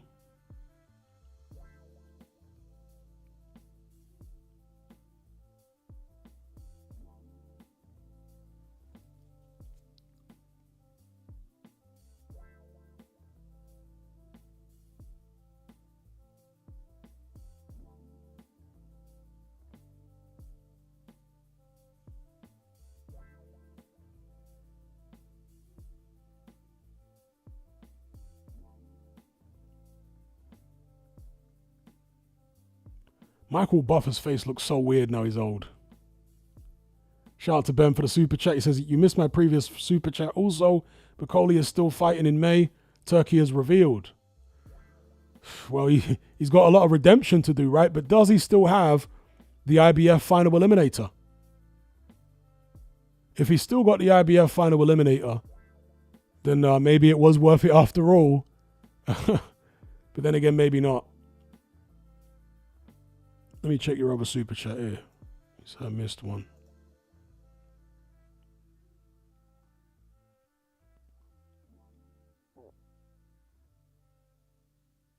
Okay, he said, greed is a powerful thing, but Bakole has grown.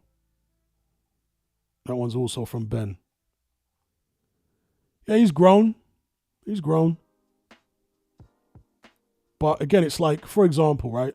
Let me explain what I'm talking about here. So imagine you're a fighter and you go into a fight and you're getting battered, getting beaten up, but you're brave, you keep fighting on. You don't want to be known as a quitter and have that black mark against your name and your reputation. So promoters don't want to bring you back, so you can't earn in the future because you got this quitter reputation. So you're fighting on, but you're taking a pasting. And your coach doesn't stop it. You've got no chance. You're not a puncher. You're grown. You could quit, right? You're grown. But you carry on for the reasons I've just described, and you end up getting knocked out badly, put in a coma, and getting brain damaged. Your corner were being paid by you to look after your best interests. You see what I'm saying? Billy Nelson, obviously this wasn't during the fight, but in the run-up to this fight, he's Bakole's trainer and manager. He's being paid to look after his best interests because fighters are too brave for their own good. So while, yes, it was Bakole's choice, nobody forced him, it was terrible form from Billy Nelson. Terrible form. He should have been trying to dissuade Bakole from taking the fight. That's what he should have been doing. He can't force him to do one thing or the other, but he should have been trying to talk him out of it. Instead, it seems he was trying to talk him into it.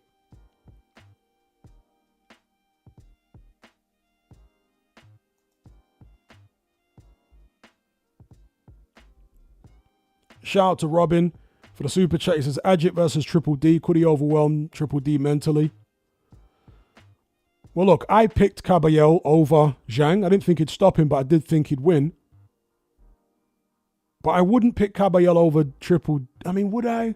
The body attack he has is formidable, let's be real. He's got a hell of a body attack. Would I pick him over Dubois? I don't think I would, you know. I think I would pick Dubois over Kabayel. Am I in a minority here? I'd pick him. I'd pick Dubois over Kabayel.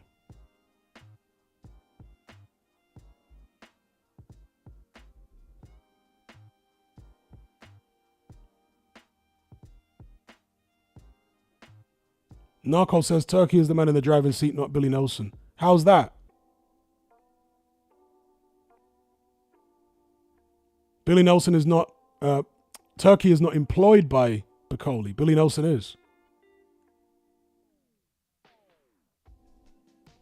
Stockholm says, how would Lawrence Okolie have done against Parker tonight? Okolie looked in better shape. A lot better than Bakole, for sure. A lot better than Bakole.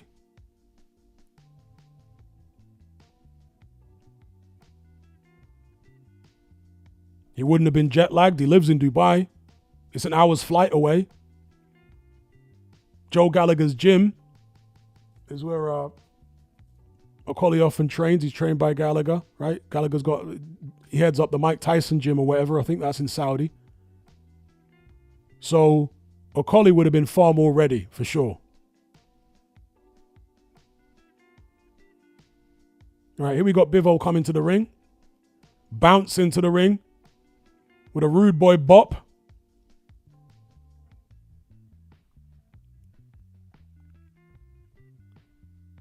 He's got the silver outfit. Look at that rude boy bop. It's like 90s London all over again. Look, man's bopping.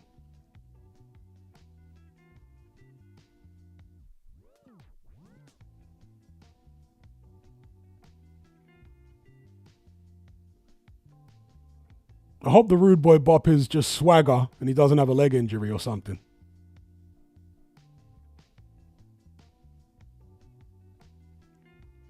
Mighty Meatball says, do you ever plan moving back to the UK? Hell no. Shout out to Matt for the super chat. He says, that co-main put to bed the best card ever argument. Yep.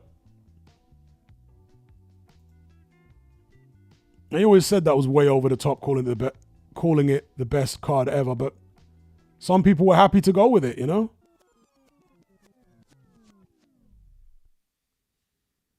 It's usual promoter hype talk. It's a good card, but best card ever, no chance.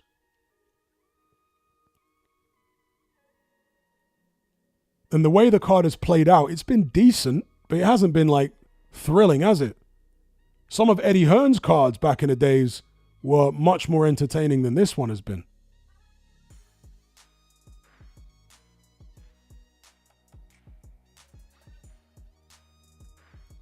Wave says this has been a great card though, Hatman. Has it? It's been pretty good. I wouldn't say great.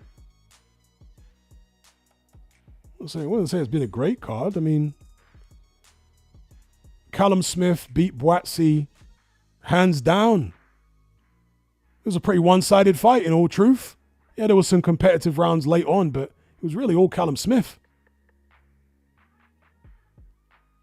apart from the first round, it was all, well, no, there was a knockdown, I guess. So the Kabayel Jiang fight was pretty decent. It wasn't a thriller, but it was pretty decent. Ortiz Madrimov was a pretty good fight. Again, no classic, but it was pretty good. So most of the fights have turned out to be solid, but nothing like majorly memorable here.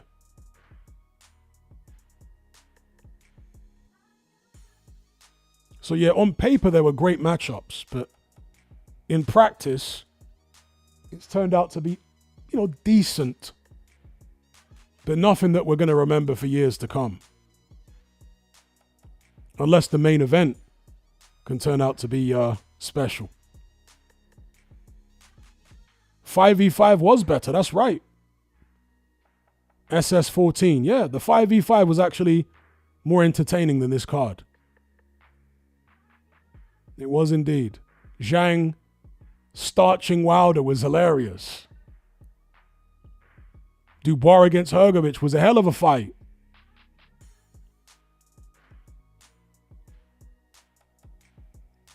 Someone says Buatsi versus Smith was a great fight. I don't think it was a great fight. It was mostly one-sided with Smith battering Buatsi damn near every round. Buatsi had a couple decent rounds late, but for the most part, he got battered. Smith won it big for me, like real big. Like 7-3 type big. Smith dominated the fight, other than when he got a little tired, as I say, in maybe the final third or final 3 rounds, he got a bit tired. But other than that, he dominated.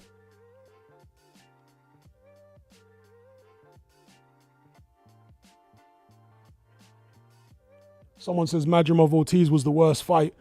I don't think so. I think the worst fight was Parker Bakole. That was a shocker. When I say shocker, I'm not shocked that Parker won. I picked him to win. I mean, it was just a shambolic fight, right? Shocking in that sense. And Adames versus Sheeraz wasn't a great fight. Stevenson, no, the worst fight was Stevenson against Padley. There's just something inescapably boring about Stevenson. And even when he's dropping people, he's boring. Don't know what it is with him.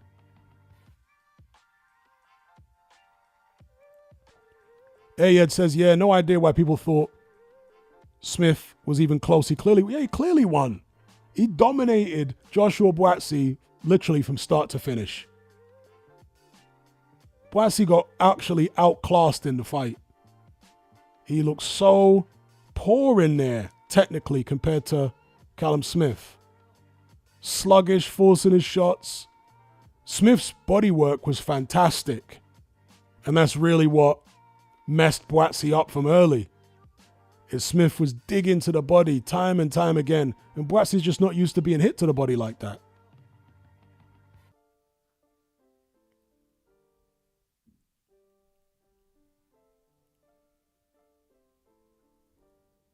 Buatsi showed a good chin, mentally tough. But boy, oh boy, did he get worked in that fight.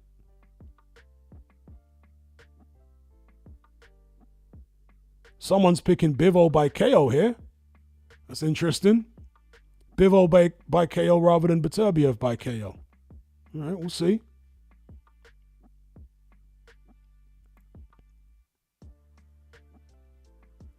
Black Dynamite says Day of Reckoning card was way better than this. Yeah, the play out of this card, it's been decent, but it hasn't been anything memorable. Let's be real.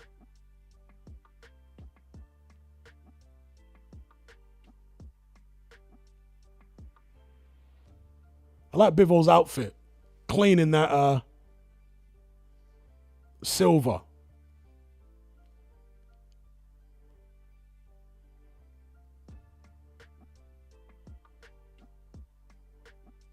Beterbiev in black as usual. Sometimes he wears red, but often black. Keeping it simple.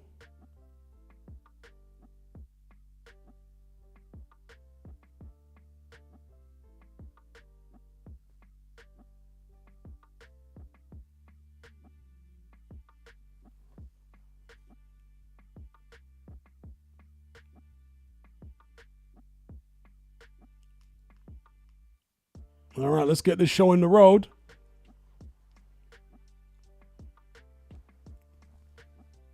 Round 13. Beterbiev, Bivol.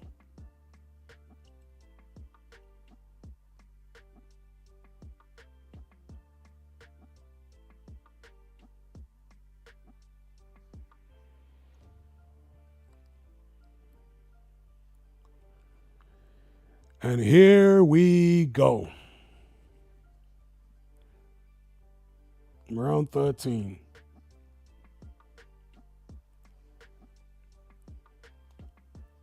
Bivol looks fired up. Here we are, round 1. Beterbiev poking out the jab. Bivol responding with his own.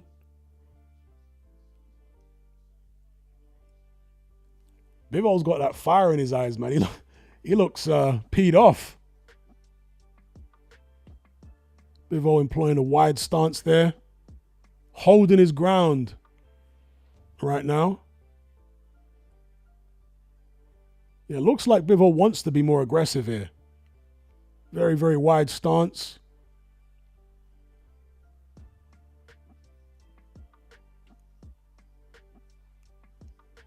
Jab from Bivol, right hand to the body from Bivol. Beterbiev coming back with his own jabs to the body. Both guys with a very high ring IQ. I mean, that's widely acknowledged with Bivol, but with Beterbiev, some people stereotype him as a slugger. But he's got a very good boxing brain. And we saw that in the first fight. We've seen it in many of his fights over the years. I mean, even when he fought Joe Smith. Joe Smith is a crude slugger. Beterbiev's never been a crude slugger. Joe Smith came in winging big shots. Beterbiev got on the back foot, popped a jab, walked him onto some right hands and done him in a round. So yeah, Beterbiev, high IQ just like Bivol. Doesn't have the athleticism of Bivol, of course. Doesn't have the speed. But he's got the brains. Speculative right hand there from Beterbiev, which Bivol blocks. Nice right hand to the body from Beterbiev. And that's one thing he needs to be looking to do, is land more body shots in this fight. Take those legs of Bivol away earlier so he can pin him down and do more damage. Good jab there from Bivol.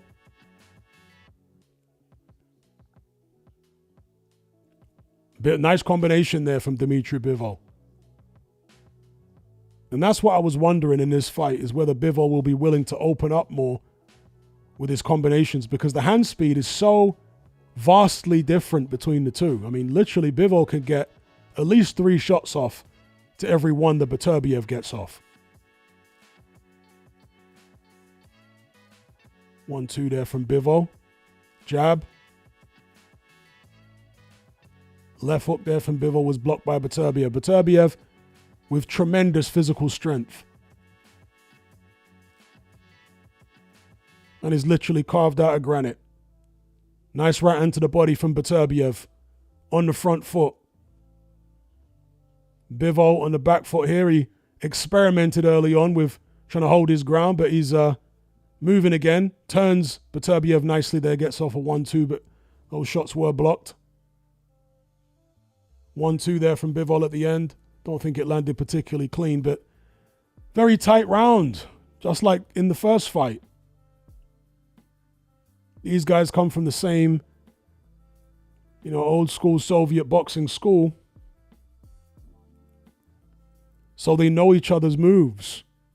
Even before the first fight, they knew the type of moves that the other guy was going to make. So, yeah.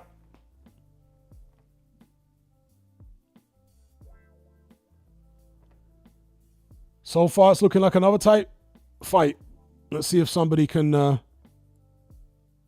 establish themselves more so than in the first fight.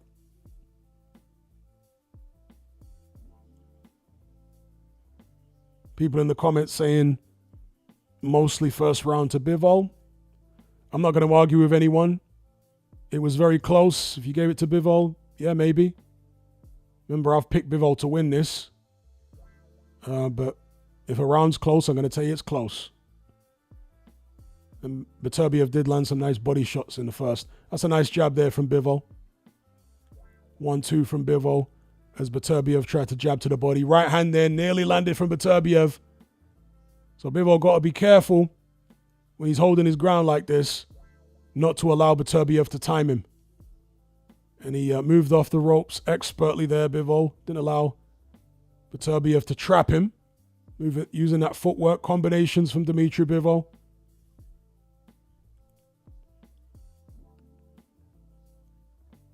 Beterbiev, the Khabib of boxing.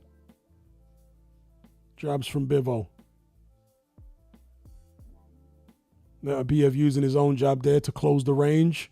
Just using it as an entry. Good shots there as he pinned Bivol on the ropes briefly.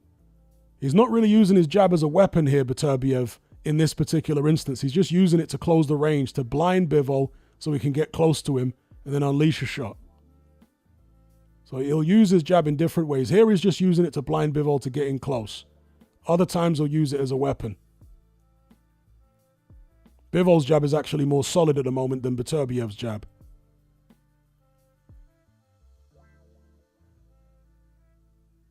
Fast shots from Dmitry Bivol. Moving around the ring. Avoiding being pinned. Counter right hand from Bivol, nice. And jab into the body. Moving left and right, switching up the movement. And that's important. Your movement can't become too predictable because Beterbiev will start timing the movement. Nice jab. That was a solid jab from Beterbiev there. Nice right hand from Beterbiev as well. Bivol coming back, opening up with a combination, mostly blocked. But will maybe catch the eye of the judges. Nice right hand, Beterbiev. And yes, I am switching between pronouncing it Beterbiev and Beterbiev. I'm going to stick with Beterbiev. It's easier for me to say.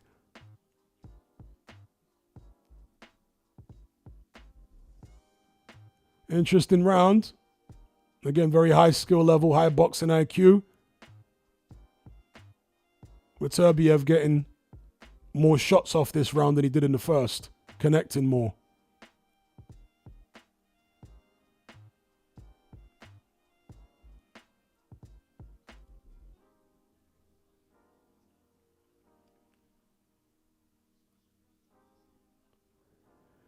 Again, these rounds are so tight, man. I would lean towards Beterbiev on that round. But again, I'm not going to argue with anyone who gave it to Bivol. I just remember a few cleaner shots from Beterbiev. Bivol was throwing a lot, but so many were just being blocked on gloves. That was a good right hand from Bivol, though, in the instant replay.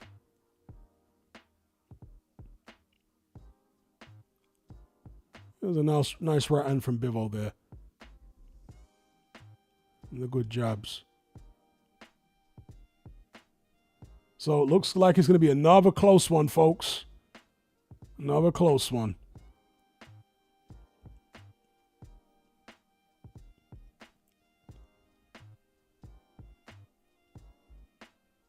Again, for those who are just tuning in, my prediction was Dmitry Bivol on points. I'm not letting that influence the way I score the fight round by round.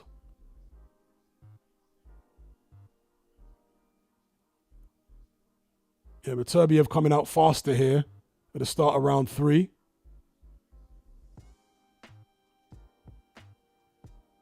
And that's what I felt like he needed to do in this rematch, is be more active. I thought he was thinking too much in the first fight and trying to box with Bivol too much. You need to bank some body shots early, take Bivol's legs away, so then he can start his assault in the second half of the fight earlier. Nice right hand there from Bivol.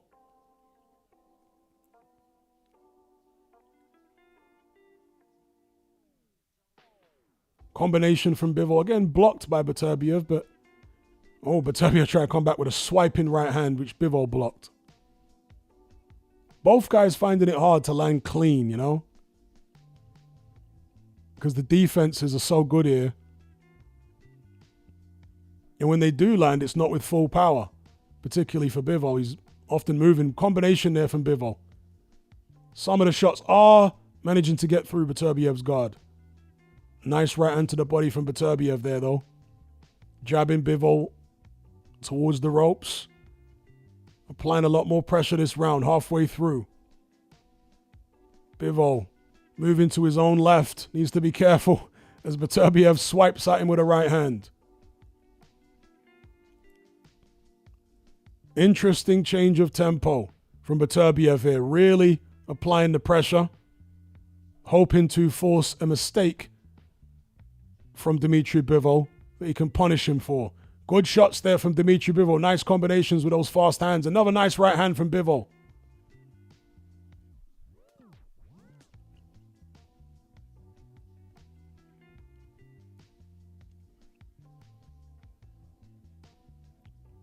Yep, Beterbiev needs to keep this up because Bivol has really got the bit between his teeth. He's got fire in his eyes. He's angry about not getting the decision first time around. So if Beterbiev thinks the performance that he produced last time will be enough, he might be in for a rude awakening because Bivol's stepping it up here. Beterbiev needs to match him. Ooh, good right hand there by Beterbiev. I think it was partially blocked, but yeah. Body shots. Oh, right hand by Beterbiev. Really putting Bivol under pressure. This is a good round. Oh, great shots by Dmitry Bivol catching Beterbiev coming in. This might be the best round that they've shared so far in either fight. That was a good round. Good round.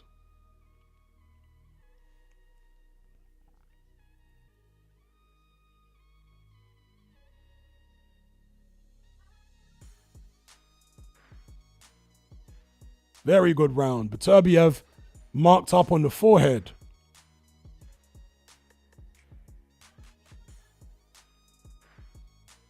And yeah, Beterbiev isn't like a Mexican style, Antonio Margarito pressure fighter where he's willing to take shots to land his own. But he's going to need to be here, I think. Can't be so precious. You have to be willing to just apply the pressure because that's how you're going to force mistakes. When you're giving Bivol all this time, he's barely going to make any mistakes. But when you rush him and force him to work faster than he wants to work and throw more shots than he wants to throw, that's when you'll get your opportunities. And you're the puncher, you're the slower guy, and you're the harder hitting guy. So, yep, this is good from Beterbiev.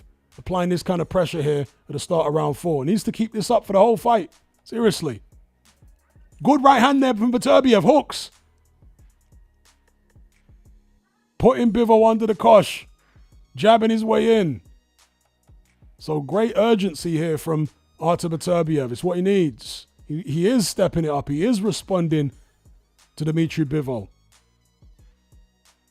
who's come out here firing on all cylinders. Nice jab there from Bivol as they get back to center ring. Jab to the body from Bivol. Another jab to the head. Beterbiev yet to respond. Does come back with his own jab. Beterbiev feinting. Looking for the power jab to follow up with a right hand. Bivol responds with his own jab. Some head movement there from Beterbiev. Much needed.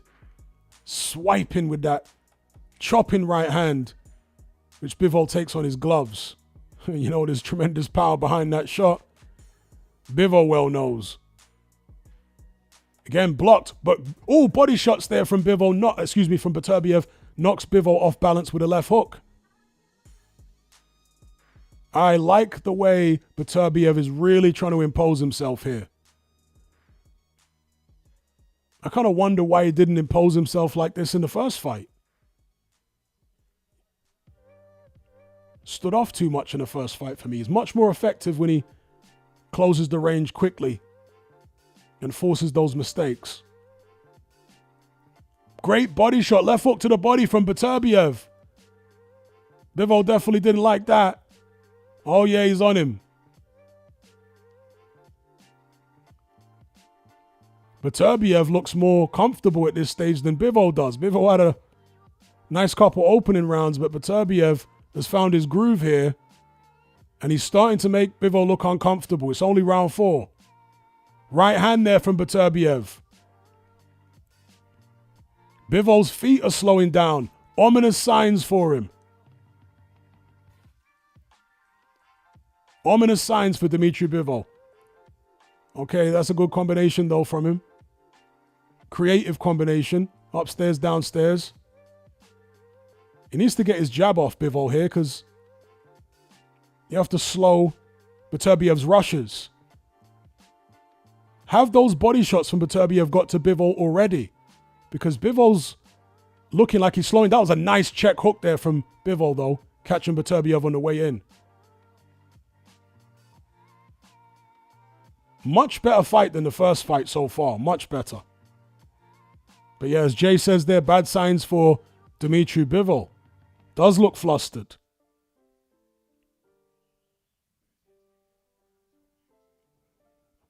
Beterbiev looking menacing, let's be real. He's looking menacing in there.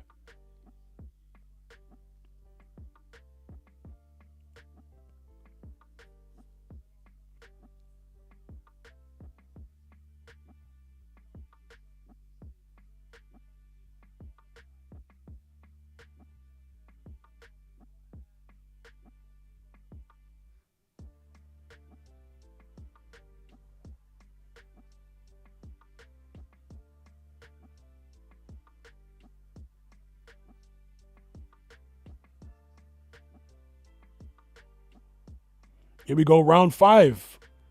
This fight is flying by. Beterbiev, to me, appears to be in the ascendancy after a bright start from Bivol. Turning the heat up.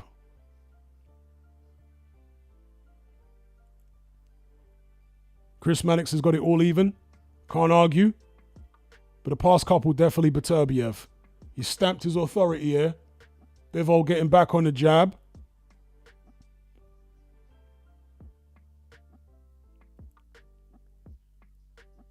Oh, right hand was very close there from Beterbiev. Lands a right hand to the body. Great jab there from Beterbiev coming in.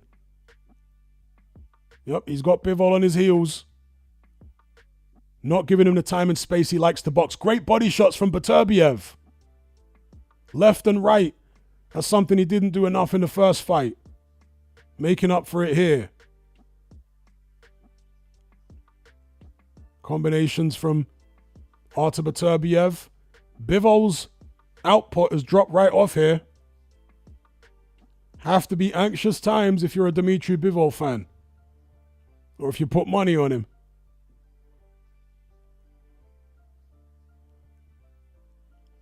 But Beterbiev standing off a bit here. Allowing Bivol to get center ring and pump that jab.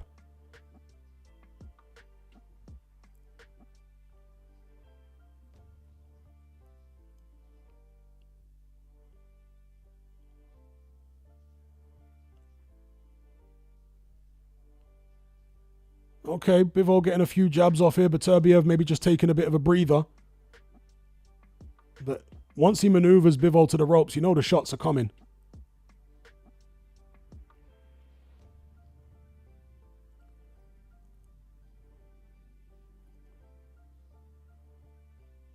Oh, nice right hand from Bivol there. Caught Beterbiev coming in. That was a nice shot.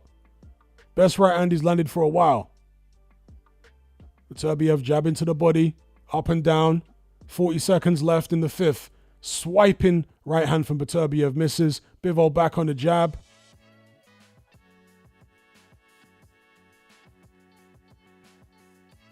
Beterbiev shots are short. He doesn't wind them up, but he has his body weight behind them, and they're a lot harder than they look. I think he might have stunned Bivol there.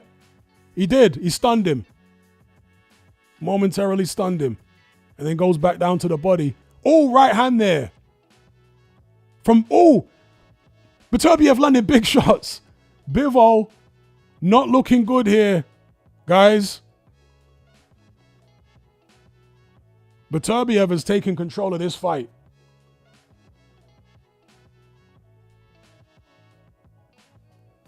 Looking like my prediction for this one will be wrong. Although my prediction was very tentative in favor of Bivol because the first fight was so close. But yeah, it's been Beterbiev so far. He's taken the bull by the horns. And he's in charge of this fight.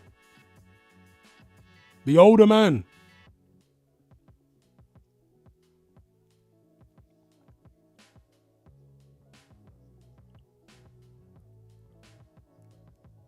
Bivol's ex is going to be happy. Even happier than she was after the first fight. The vindictive so-and-so. Bivol's ex is loving it right now. So here we go.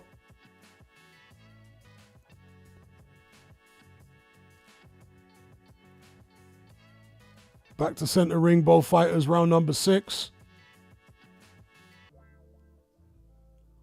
Bivol needs to find his way back into this because he's getting bullied.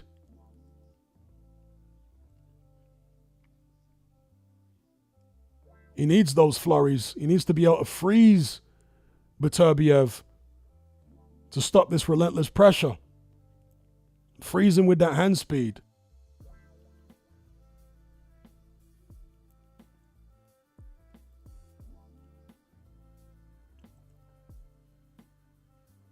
Yep. Beterbiev has landed more through 5 rounds.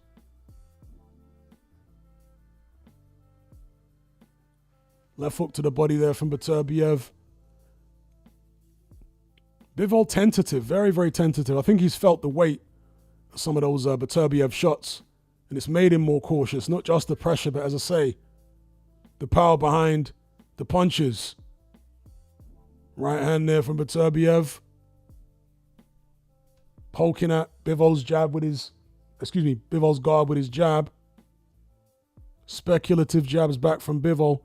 Not the authority on the jab that he had earlier on in the fight.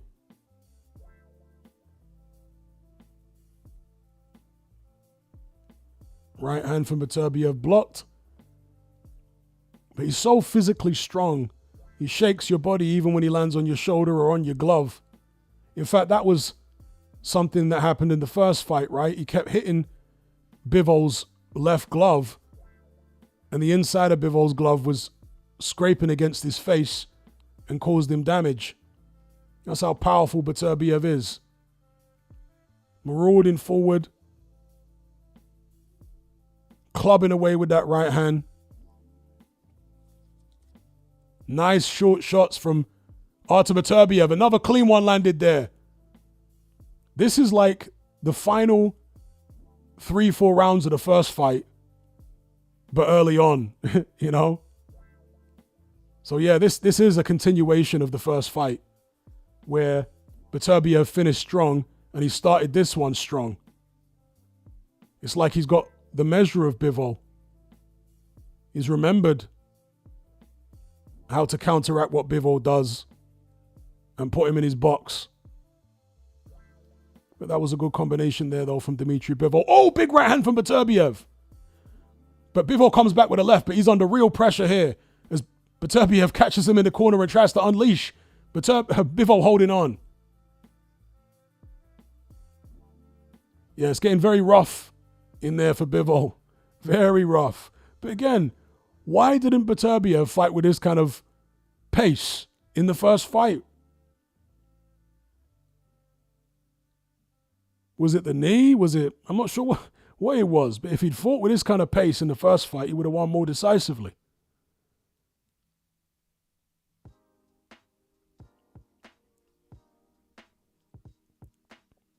See, them short shots that Beterbiev throws, they're so powerful. He's just naturally heavy-handed. He doesn't need to wind them up. And that's what throws a lot of opponents off.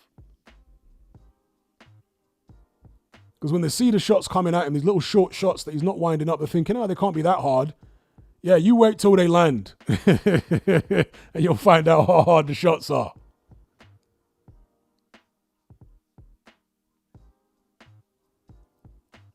Here we go, round 7. Artur Beterbiev firmly in control.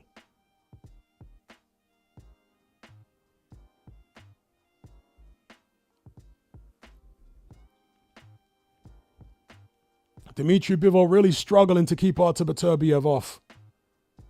He's throwing the jabs out there. He's trying to land the right hands, but he doesn't have the power, or hasn't yet shown the power, to get Beterbiev's respect.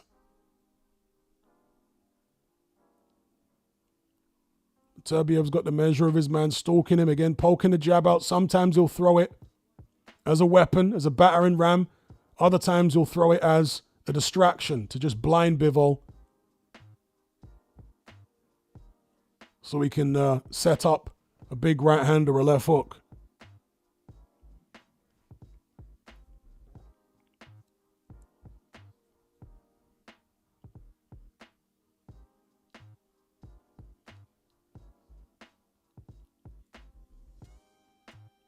Bit of a quieter round so far, but still Beterbiev doing the better work, forcing the action, pushing the pace, making his presence felt. Bivol, he's not far off survival mode now, and that is a bad look for him. He needs to be trying to win this fight. I know it's very tough. This is the highest level, but he's surely not going to get another opportunity to be undisputed light heavyweight champion, so he needs to bite down on that gum shield, man, but he's almost going into survival mode here, Bivol. A minute left in the 7th. Beterbiev on the front foot, stalking. Poking the jab out. All right, Bivol finally getting some decent jabs off head and body, but still not enough to win the round.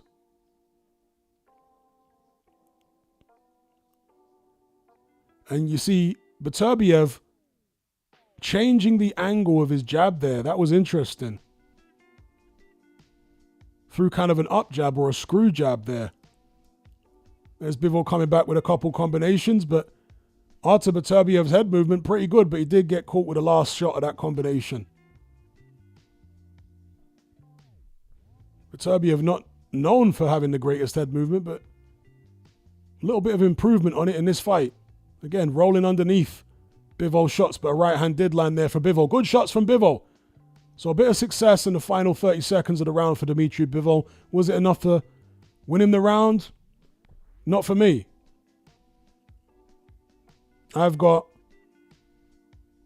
Artur Beterbiev moving into a commanding lead now.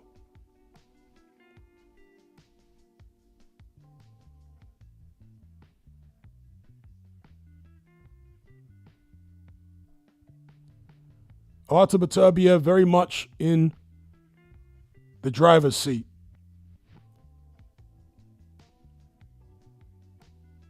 And I'll tell you what, so far it's been a better fight than the first one. The first one was very technical, and it was interesting and tense. But this fight has been fought at a much higher pace, a lot more action, a lot more damage being done earlier on in the fight. And it's favoring Beterbiev.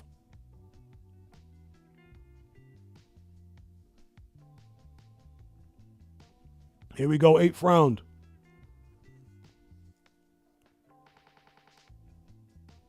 Dmitry Bivol needs to do something to break the pattern of this fight.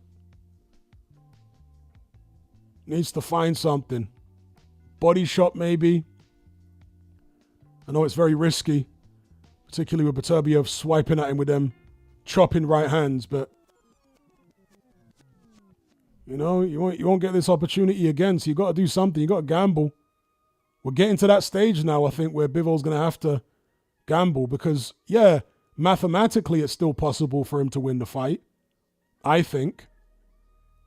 But the flow of the action is just going so much against him, you can't see anything other than Beterbiev continuing to pick up the majority of the round. So Bivol needs to do something different. Again, maybe launch a body attack.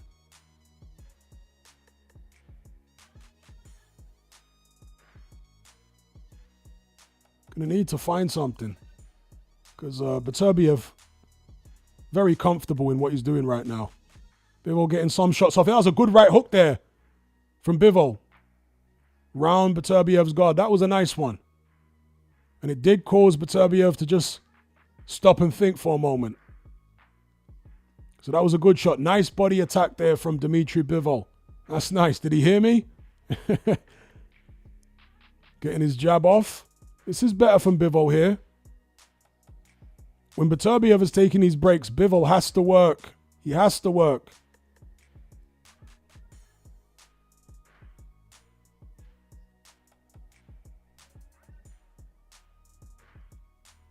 Yeah, Beterbiev a little off the pace in this round. Bivol managing to get them combinations off, getting that movement going. Still got to be careful. Beterbiev's right hand in particular. Very, very heavy shot. That great physical strength he has. Okay, nice hook. Nice jab and hook from Dmitry Bivol. Nicely done. Moving off now. Need to pump that jab. Pump that jab. Don't forget it. Get the jab out there, man. You can't just let Beterbiev come in the front door like this.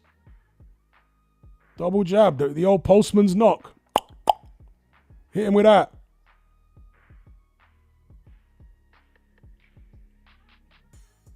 Might be a Bivol round here unless he gets hit with something in the final 20 seconds. Nice body shot there from Bivol. Good round for him here. Oof, God. He nearly caught a huge Beterbiev right hand there and another. And Beterbiev is very good at closing a round strong. So yeah, that's a Bivol round for me. Needed it.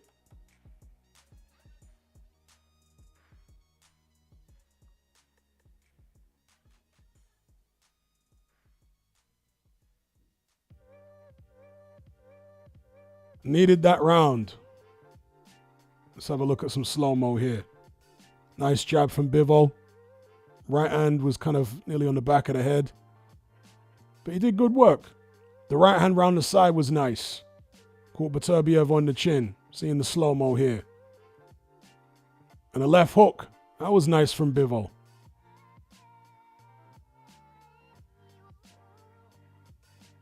Nice right hand from Bivol that landed on Beterbiev's forehead. Yeah, you can see plenty of shots have landed on Beterbiev's forehead there.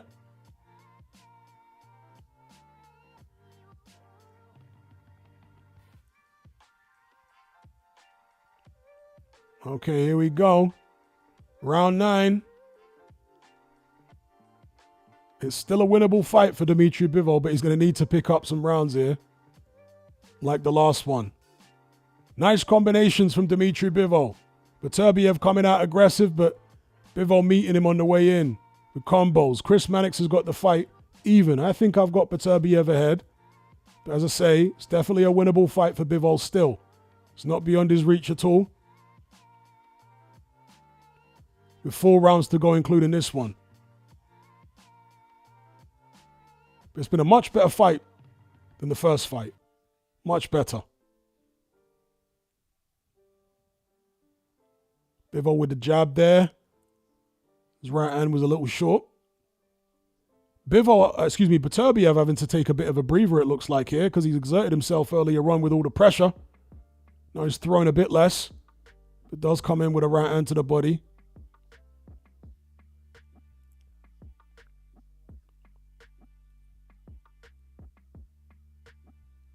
Beterbiev stalking, but his activity has dropped off. Yeah, these two are made for each other. No diddy. Nice move there from Bivol, the way he dipped and turned Beterbiev and then came back with a combination. Real slick move. Nice. So he's found his second win there, Dmitry Bivol, as Beterbiev is starting to look a little faded.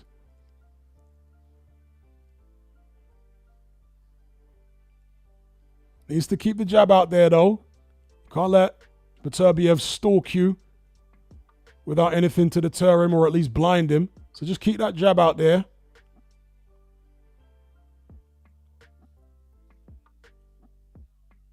Ooh, Ooh, Beterbiev not far away with that right hand.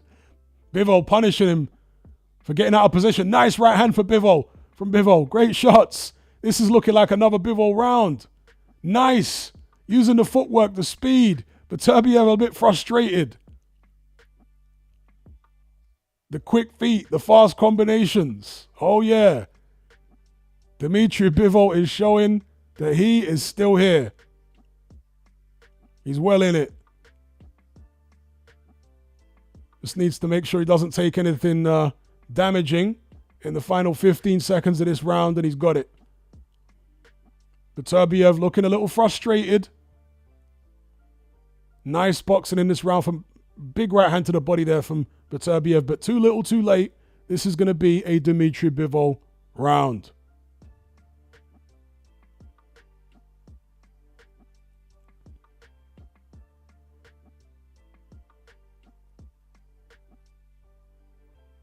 Fascinating fight again. Again, better than the first fight. Much better than the first fight.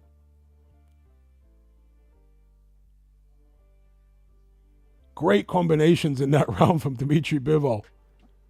Taking advantage of that hand speed that he has. And that beautiful turn he did in the middle of the round where he made Beterbiev miss and punished him with a combo. That was beautiful boxing. Beautiful boxing.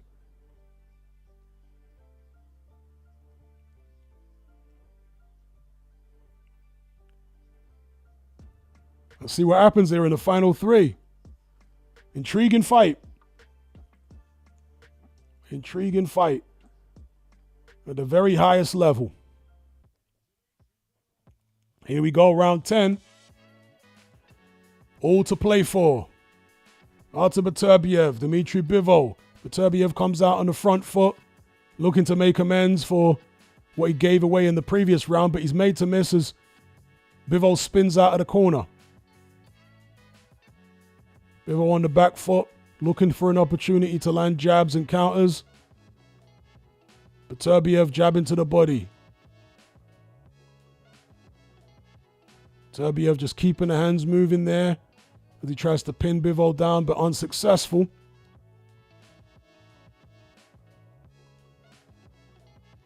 Right hand to the body from Bivol there. Beterbiev comes back with a jab to the body, but his hook to the head was blocked. Good jab from Bivol. Walking Beterbiev onto it. Beterbiev jabbing to the body. That's good from him. He needs to keep trying to take Bivol's legs away. You know, he's the faster man. Nice right hand from Bivol. Bounced Beterbiev's head there with that shot.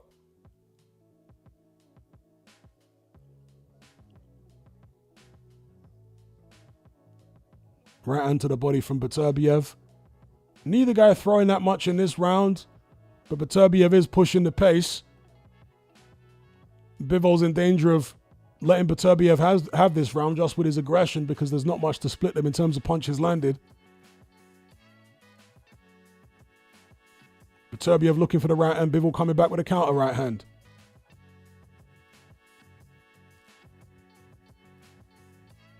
Again, Beterbiev looking to blind Bivol with the left jab and set something big up.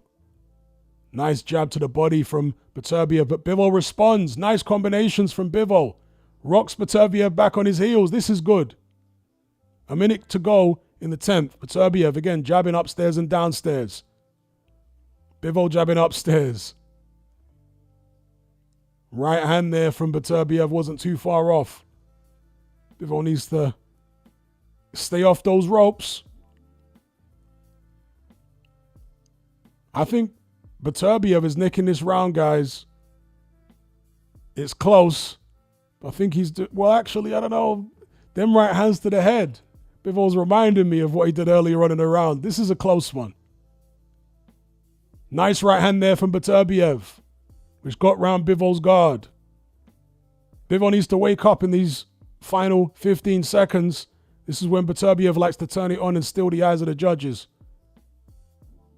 Comes back there, Bivol with a right hand to the body. But the late charge from Beterbiev in this round isn't here.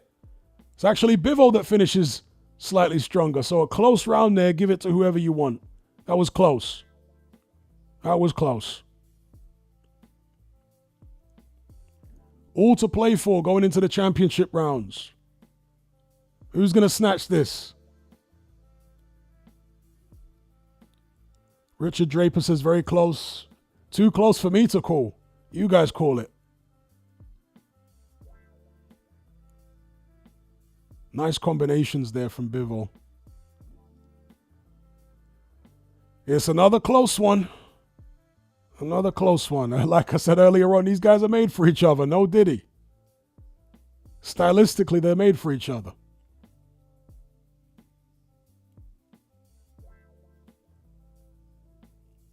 Yeah, I'm with you, Jay. I feel sorry for the judges. They got a hard job in this fight. The way it's gone so far, they got a hard job splitting these two. They're so evenly matched. There we go, round 11. Good combination there from Bivol to start the 11th. In comes Beterbiev. Marauding forward. Using that jab to set up the big shots. Bivol answering Beterbiev's body jabs. Nice combination there from Dmitry Bivol. He looks like he's got some gas left in his tank. Chris Mannix has got Bivol up by 2. Other people have got the fight even. It's been so close, I couldn't argue either way. Body shot there from Artur Beterbiev. Good shots there. To the body again from Beterbiev. Maneuvering Bivol around the ring. Bivol can't allow Beterbiev to get too many off. In a fight this close, these championship rounds, you really got to make sure you stand out. If there is any bias in this fight, you'd imagine it would be in favor of Beterbiev for reasons we don't need to go into right now. But on a neutral basis, Bivol can definitely win this one. But like I say, he needs to stand out in these final 2 rounds for me to make. Oh, good shot. Beautiful little left hook on the inside from Dmitry Bivol there. Eye-catching. That's what I'm talking about. A few more of those in this round, and he can solidify this for himself because it's very, very close. Right hand from Beterbiev was blocked. Dmitry Bivol turned him beautifully there. But Beterbiev's back against the ropes. Bivol looking to land a right hand. Beterbiev tiring. Ooh, right hand there from Beterbiev. But Bivol manages to back him off. This is nice work from Dmitry Bivol. Looking like a Bivol round unless Beterbiev can find something here. Nice. The way, oof. Great right hand from Bivol. The way Bivol's come back into this fight after those early rounds is really impressive. Because people generally do not survive those onslaughts from Beterbiev. They get broken down and taken out. But here we've got Dmitry Bivol, who did survive, and now he's coming on strong. Great work from Dmitry Bivol again with the right hand combinations. Fast shots. Finishing the round strong. Got Beterbiev under pressure. Beautiful work from Dmitry Bivol. It's like the inverse of the first fight. Whereas Dmitry Bivol finishing the stronger. Here at the end of round 11. Beautiful shots.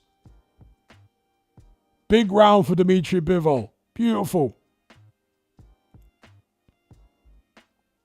Great stuff.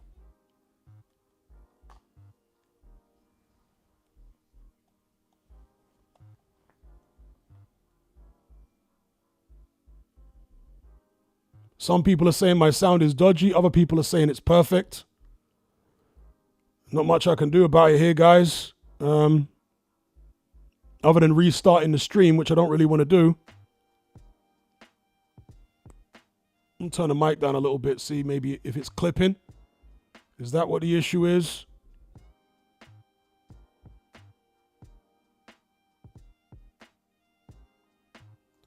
Other people saying the audio is fine.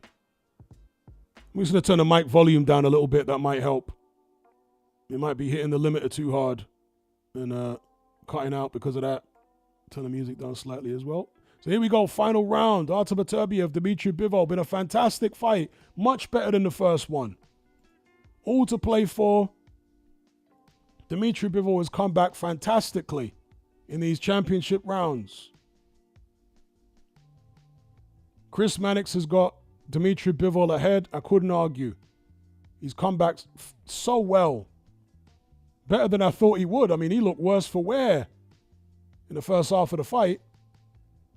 Combinations from Dmitry Bivol. He's got a look of determination on his face, the same one that he came to the ring with.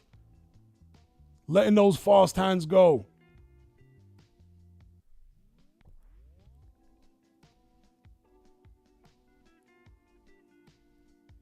Well, Dmitry Bivol, tremendous determination, toughness, resolve, boxing skills, fitness. Beterbiev surely thought he had this in the bag by like round 6. He was so on top. But the way Bivol has come back, I think has shocked him. People just don't come back from that type of punishment from Artur Beterbiev, that type of pressure. He gets you out of there.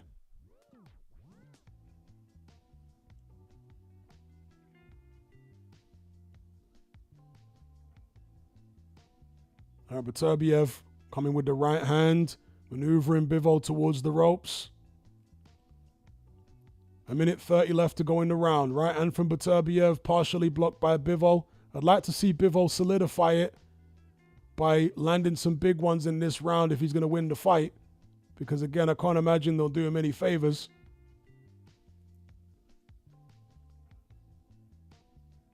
If he wins this round, I think for me, he's won the fight. An argument could be made if he doesn't win this round. If he does win this round, I think it's solid for Bivol. But a nice right hand there from Beterbiev. He knows how close this is. He's trying to score a knockout or at least a knockdown here. If not, then bust the round so he at least wins it at 10-9. Yeah, Beterbiev really going for it here, swinging. Bivol coming back with the combinations. Beterbiev knows that this is absolutely in the balance here. And he's going for it. He's found his last bit of energy. And he's attacking with everything he's got. Left hook there from Dmitry Bivol. Looks like he's cut around the left eye. Beterbiev flying in with big shots.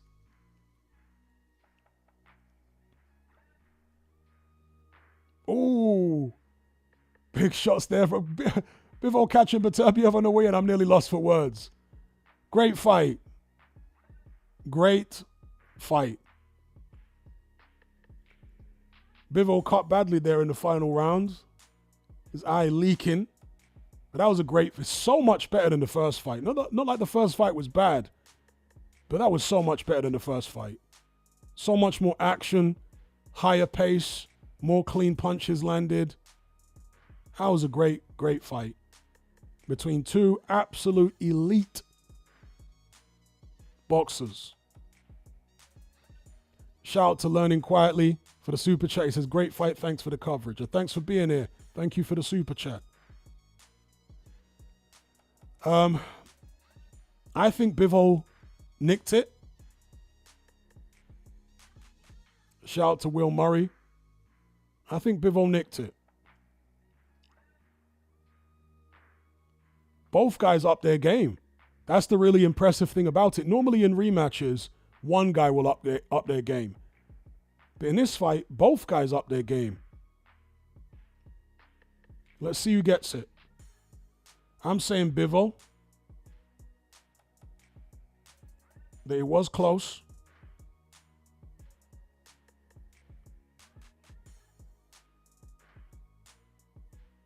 Someone saying Bivol 9. Hell no, Bivol 9-3. Come on. Definitely weren't 9-3. No. This is a 7-5 type fight. It wasn't a 9-3 fight. Shout out to Hyro for the super chat. Much appreciated, my brother.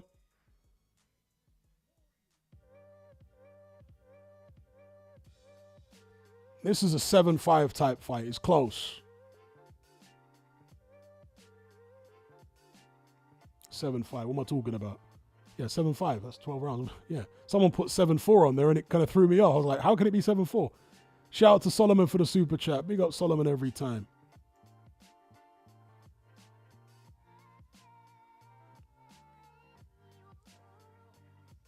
Yeah, Grimbass is definitely trolling if he thinks it's a 9-3 fight. Definitely not a 9-3.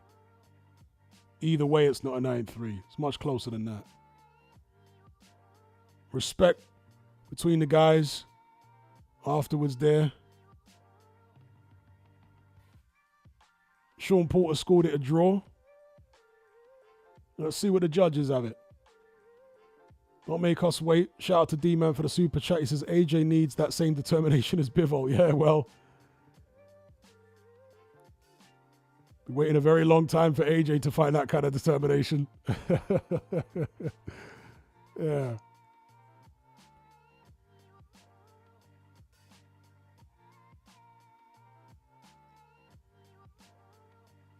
So Mannix has it 115, 113. I think that's the kind of fight it is. It's a 115, 113 fight.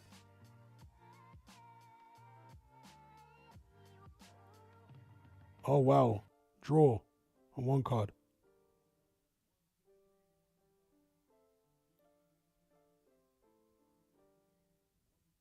$150, $113.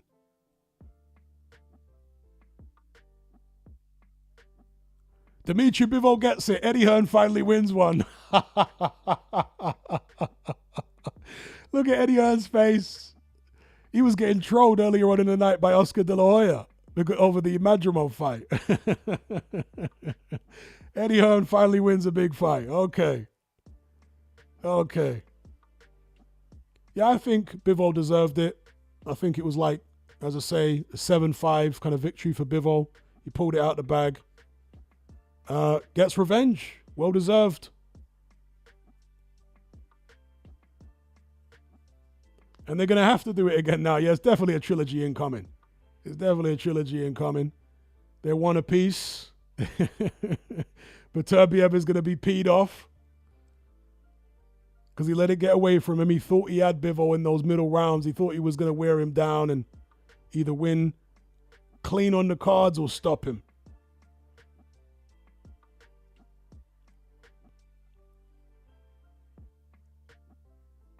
Yeah, as I said numerous times, that was so much better than the first fight. A lot more action-packed. A lot more punches thrown. And no, I don't buy this idea that Beterbiev got old overnight. No, I thought he fought more youthfully in this fight than he did in the first one. So let's not blame it on Beterbiev's age.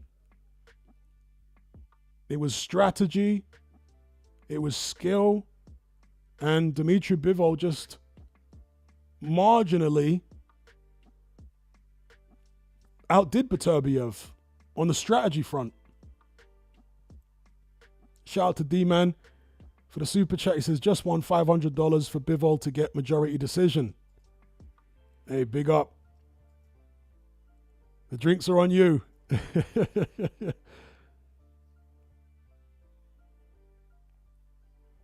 Shout out to Striker for the super chat. He says, close but clear win for Bivol for me. I mean, I'm happy. I got a prediction right? I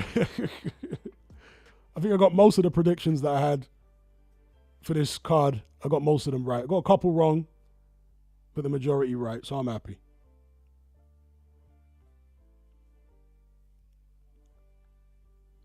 Bivol happy. Ex-wife pissed.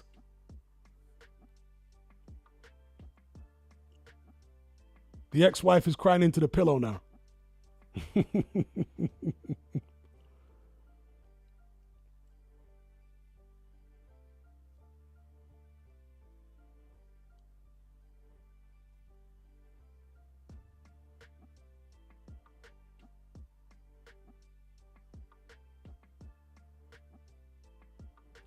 Yeah, shout out Adrian. I'm 5-2 on my predictions tonight. Not too bad, not too shabby. Would have liked the clean sweep, but you know, better than 50%, so I'm all good.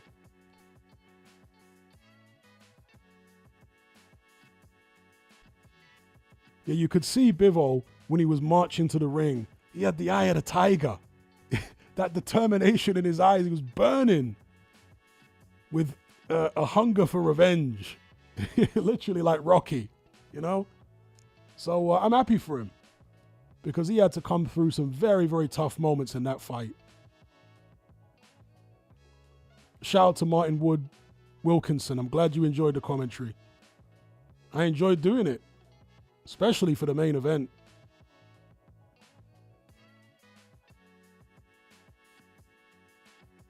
Just listen to what Dmitry Bivol's saying here.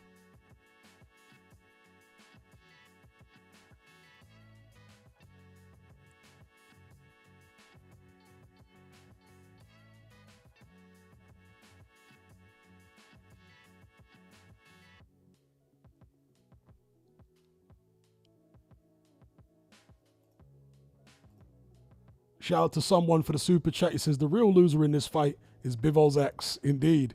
Do you think Bivol's wife did a live stream again? Did she do a live stream for the first fight? Damn, she's sick. Need to see her live reaction. Dear oh dear, she's a proper bunny boiler, that one.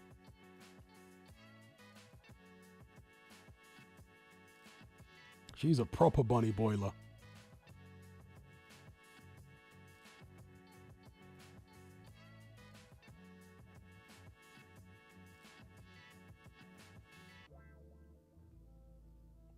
You know, Lee saying that need to run it back. What a fight. Yeah. Shout out to Daniel. It says, thank you, Hatman, for another great commentary. Always a pleasure to hear you. Good night, and good night to you. Big up, big up. Connor says, would you like to see Bivol Benavidez, Hatman? Yes, I would. Yeah, maybe that's the fight to do, right? Bivol Benavidez, and then the winner of that can square off with Beterbiev.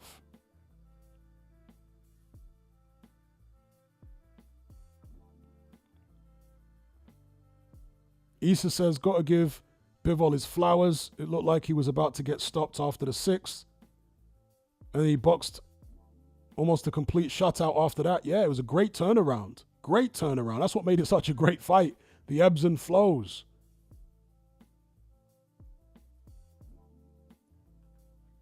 Let's see what Beterbiev says here.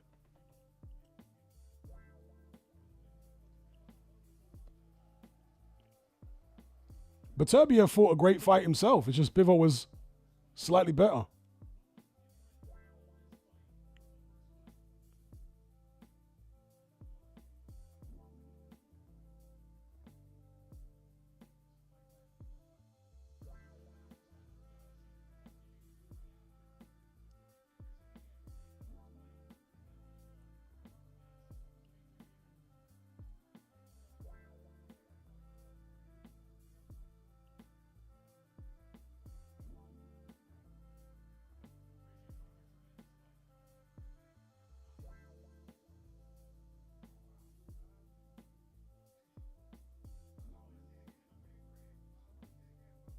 Smiles from Dmitry Bivol there.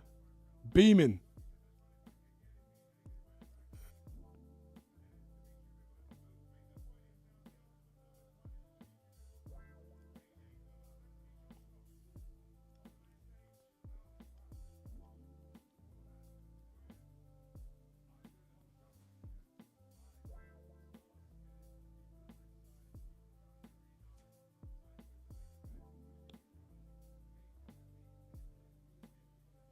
Ayad saying Benavidez needs to get in the ring. If they allow him, they might not allow him.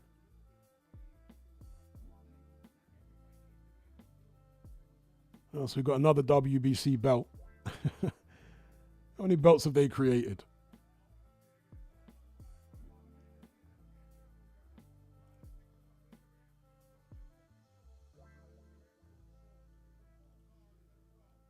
Yeah, look at Bivol there.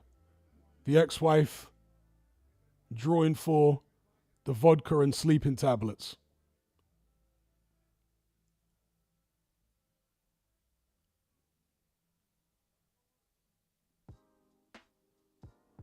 Shout out to CJ for the super chat. He says, thanks for the stream. Good night. Big up, big up. Thank you for the super chat. Much appreciated. Have a good one. Big up, CJ.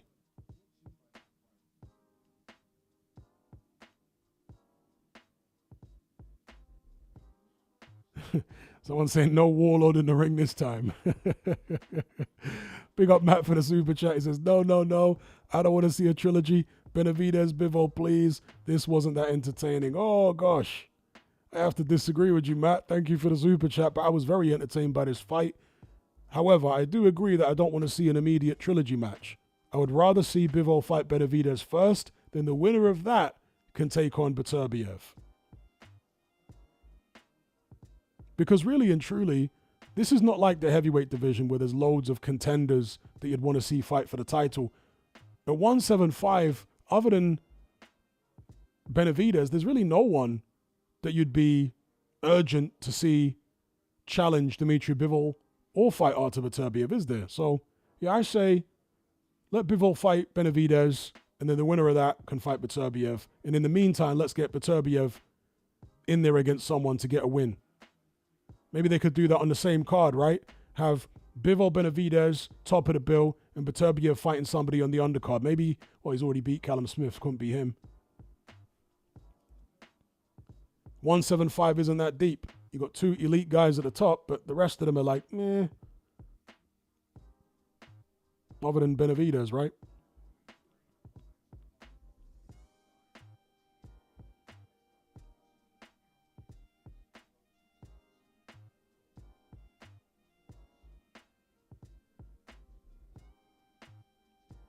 Wacko Jacko says, did you see that Beterbiev looked hella bitter?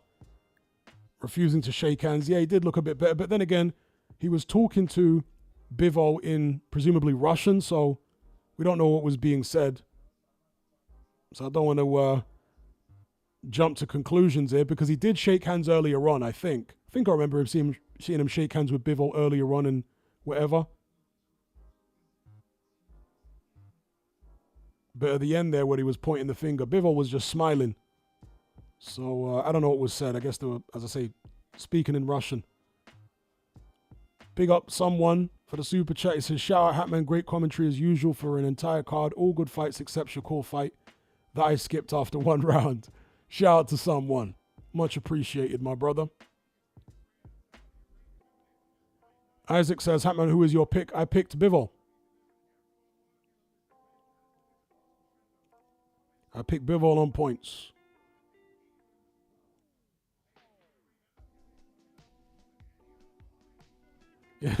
Eddie Hearn, look, he finally got one. Eddie Hearn was happier than Bivol because he broke his duck.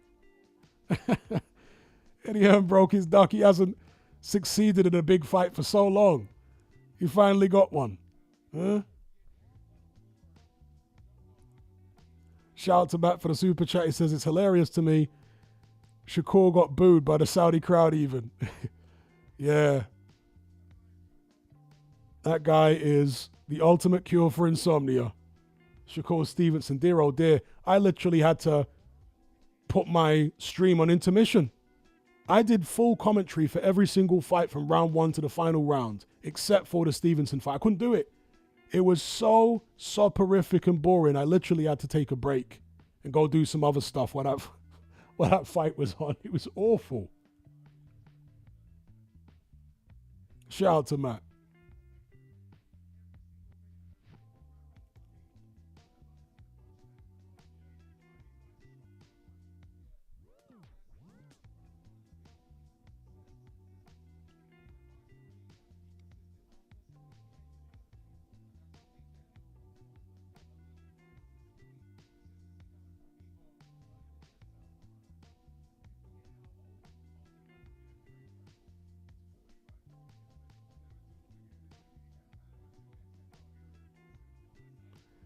Isn't it weird the way AJ seems happier than ever after getting sparked out by Dubois?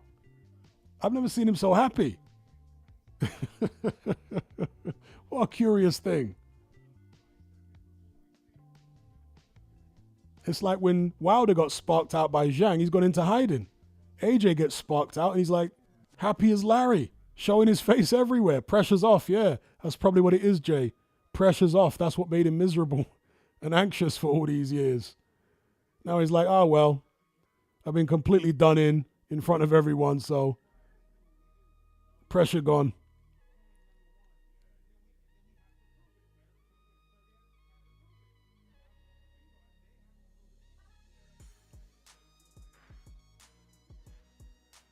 But it is weird though, isn't it?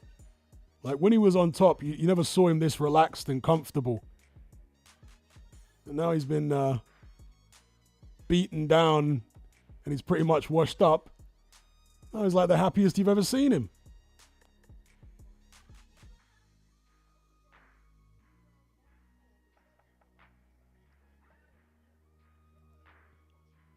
Shout out to Swaggins for the super chat. He says AJ was literally gleaming with joy tonight. That's a whole fact. Similar thing at the Ring Magazine Awards a few months ago. Never seen him happier.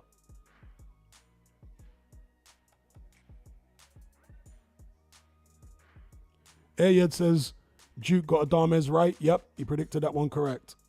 He also picked Kabayel over Jiang. Might have been a clean sweep for Duke McKenzie. Not surprising.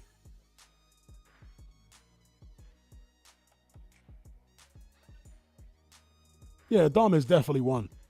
100% he won. That draw was a shocker. Just seeing some of the slow-mos here. The clean shots that Dmitry Bivol took from Beterbiev, very impressive that he was able to not be seriously wobbled and stay on his feet, because those shots normally are putting people over. Okay, somebody says McKenzie picked Buatsi. That was his only wrong pick.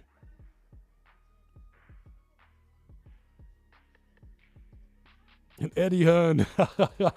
See, I actually want to watch the Eddie Hearn interviews now. The Eddie Hearn interviews are actually going to be quite funny. Eddie's broken his duck.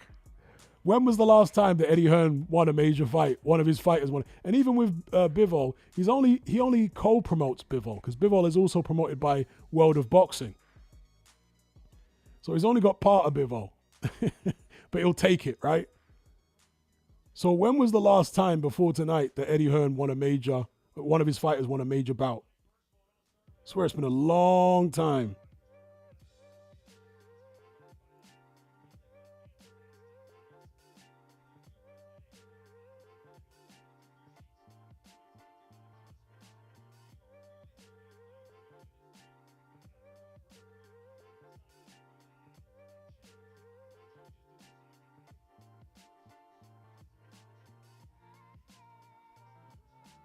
Isaac says, I wonder how many people picked Jiang to beat Ajit. If you check the poll on the community tab on my YouTube page, you might get some kind of indication of how many people were picking Jiang. I think it was fairly even between Jiang and Kabayel. I think it was nearly 50-50. And truth be told, I was kind of going back and forth, but I said Kabayel originally, and I did stick to it. I was at some points tempted to change it to Jiang, but no, I stuck to it.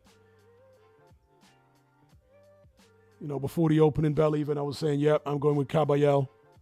I didn't think he would stop Jiang, though. I thought if Kabayel was going to win, he'd do it on points. Shout out to Mike Oxlong for the super chat. He says, peace out, dudes. Enjoying the frequent streams, even if I miss them live.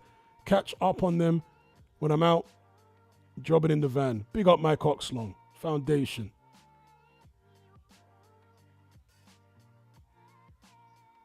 D-Man says, Jiang has such bad stamina, it's a huge weakness. Yeah. As I said before the fight, he has got the worst stamina of any top 10 heavyweight by a mile. I said that in the stream yesterday, and somebody mentioned AJ. I was like, bro, AJ's stamina is fantastic compared to Jiang. Jiang's stamina is shockingly bad. Shockingly.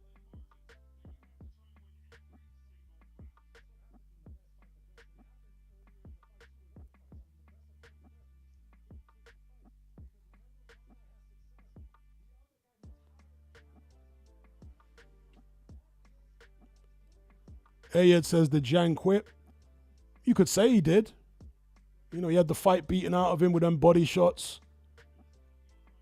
Went down on one knee, didn't get up. Ryan Garcia style against Tank Davis.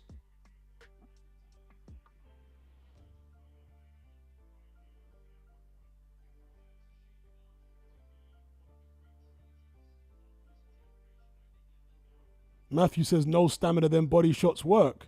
Yeah, but it's not an either-or situation, is it? It's not either the body shots worked or he's got bad stamina. It's both.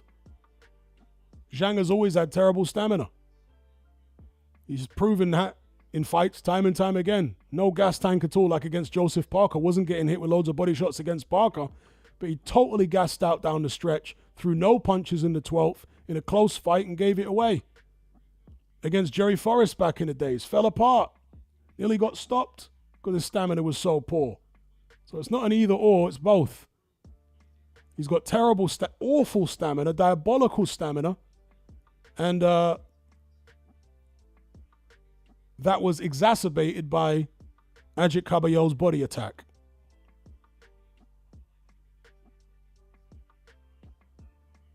Exactly as Rayman said there. If you got bad stamina and someone is tagging you or tagging your body, it's going to end badly indeed. As we saw, it ended badly.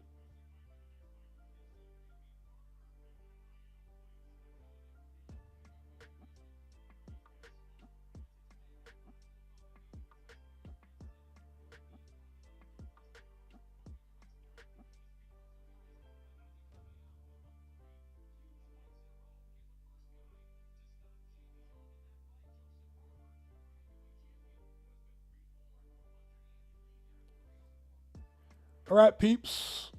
It's been great doing this commentary with you guys. Great interaction. I'm going to wrap this one up now. I've been streaming for nearly 7 hours. It's definitely a record for my channel. I've never streamed for 7 hours before. So I put a shift in. So shout out to everybody that locked in. Got a final super chat here from D-Man. Parker versus Ajit. Who do you think? I got Ajit. Yeah, I got Ajit versus Parker. Somebody says El Presador would have beat Bakole tonight. I can't disagree. The beast, El Presador. So yeah, shout out to everyone who tuned in for this one. Put a shift and a half in here. And a special shout out to everyone who donated via Super Chat. Be good, take care, and I'll catch you guys in the next one. I'm out.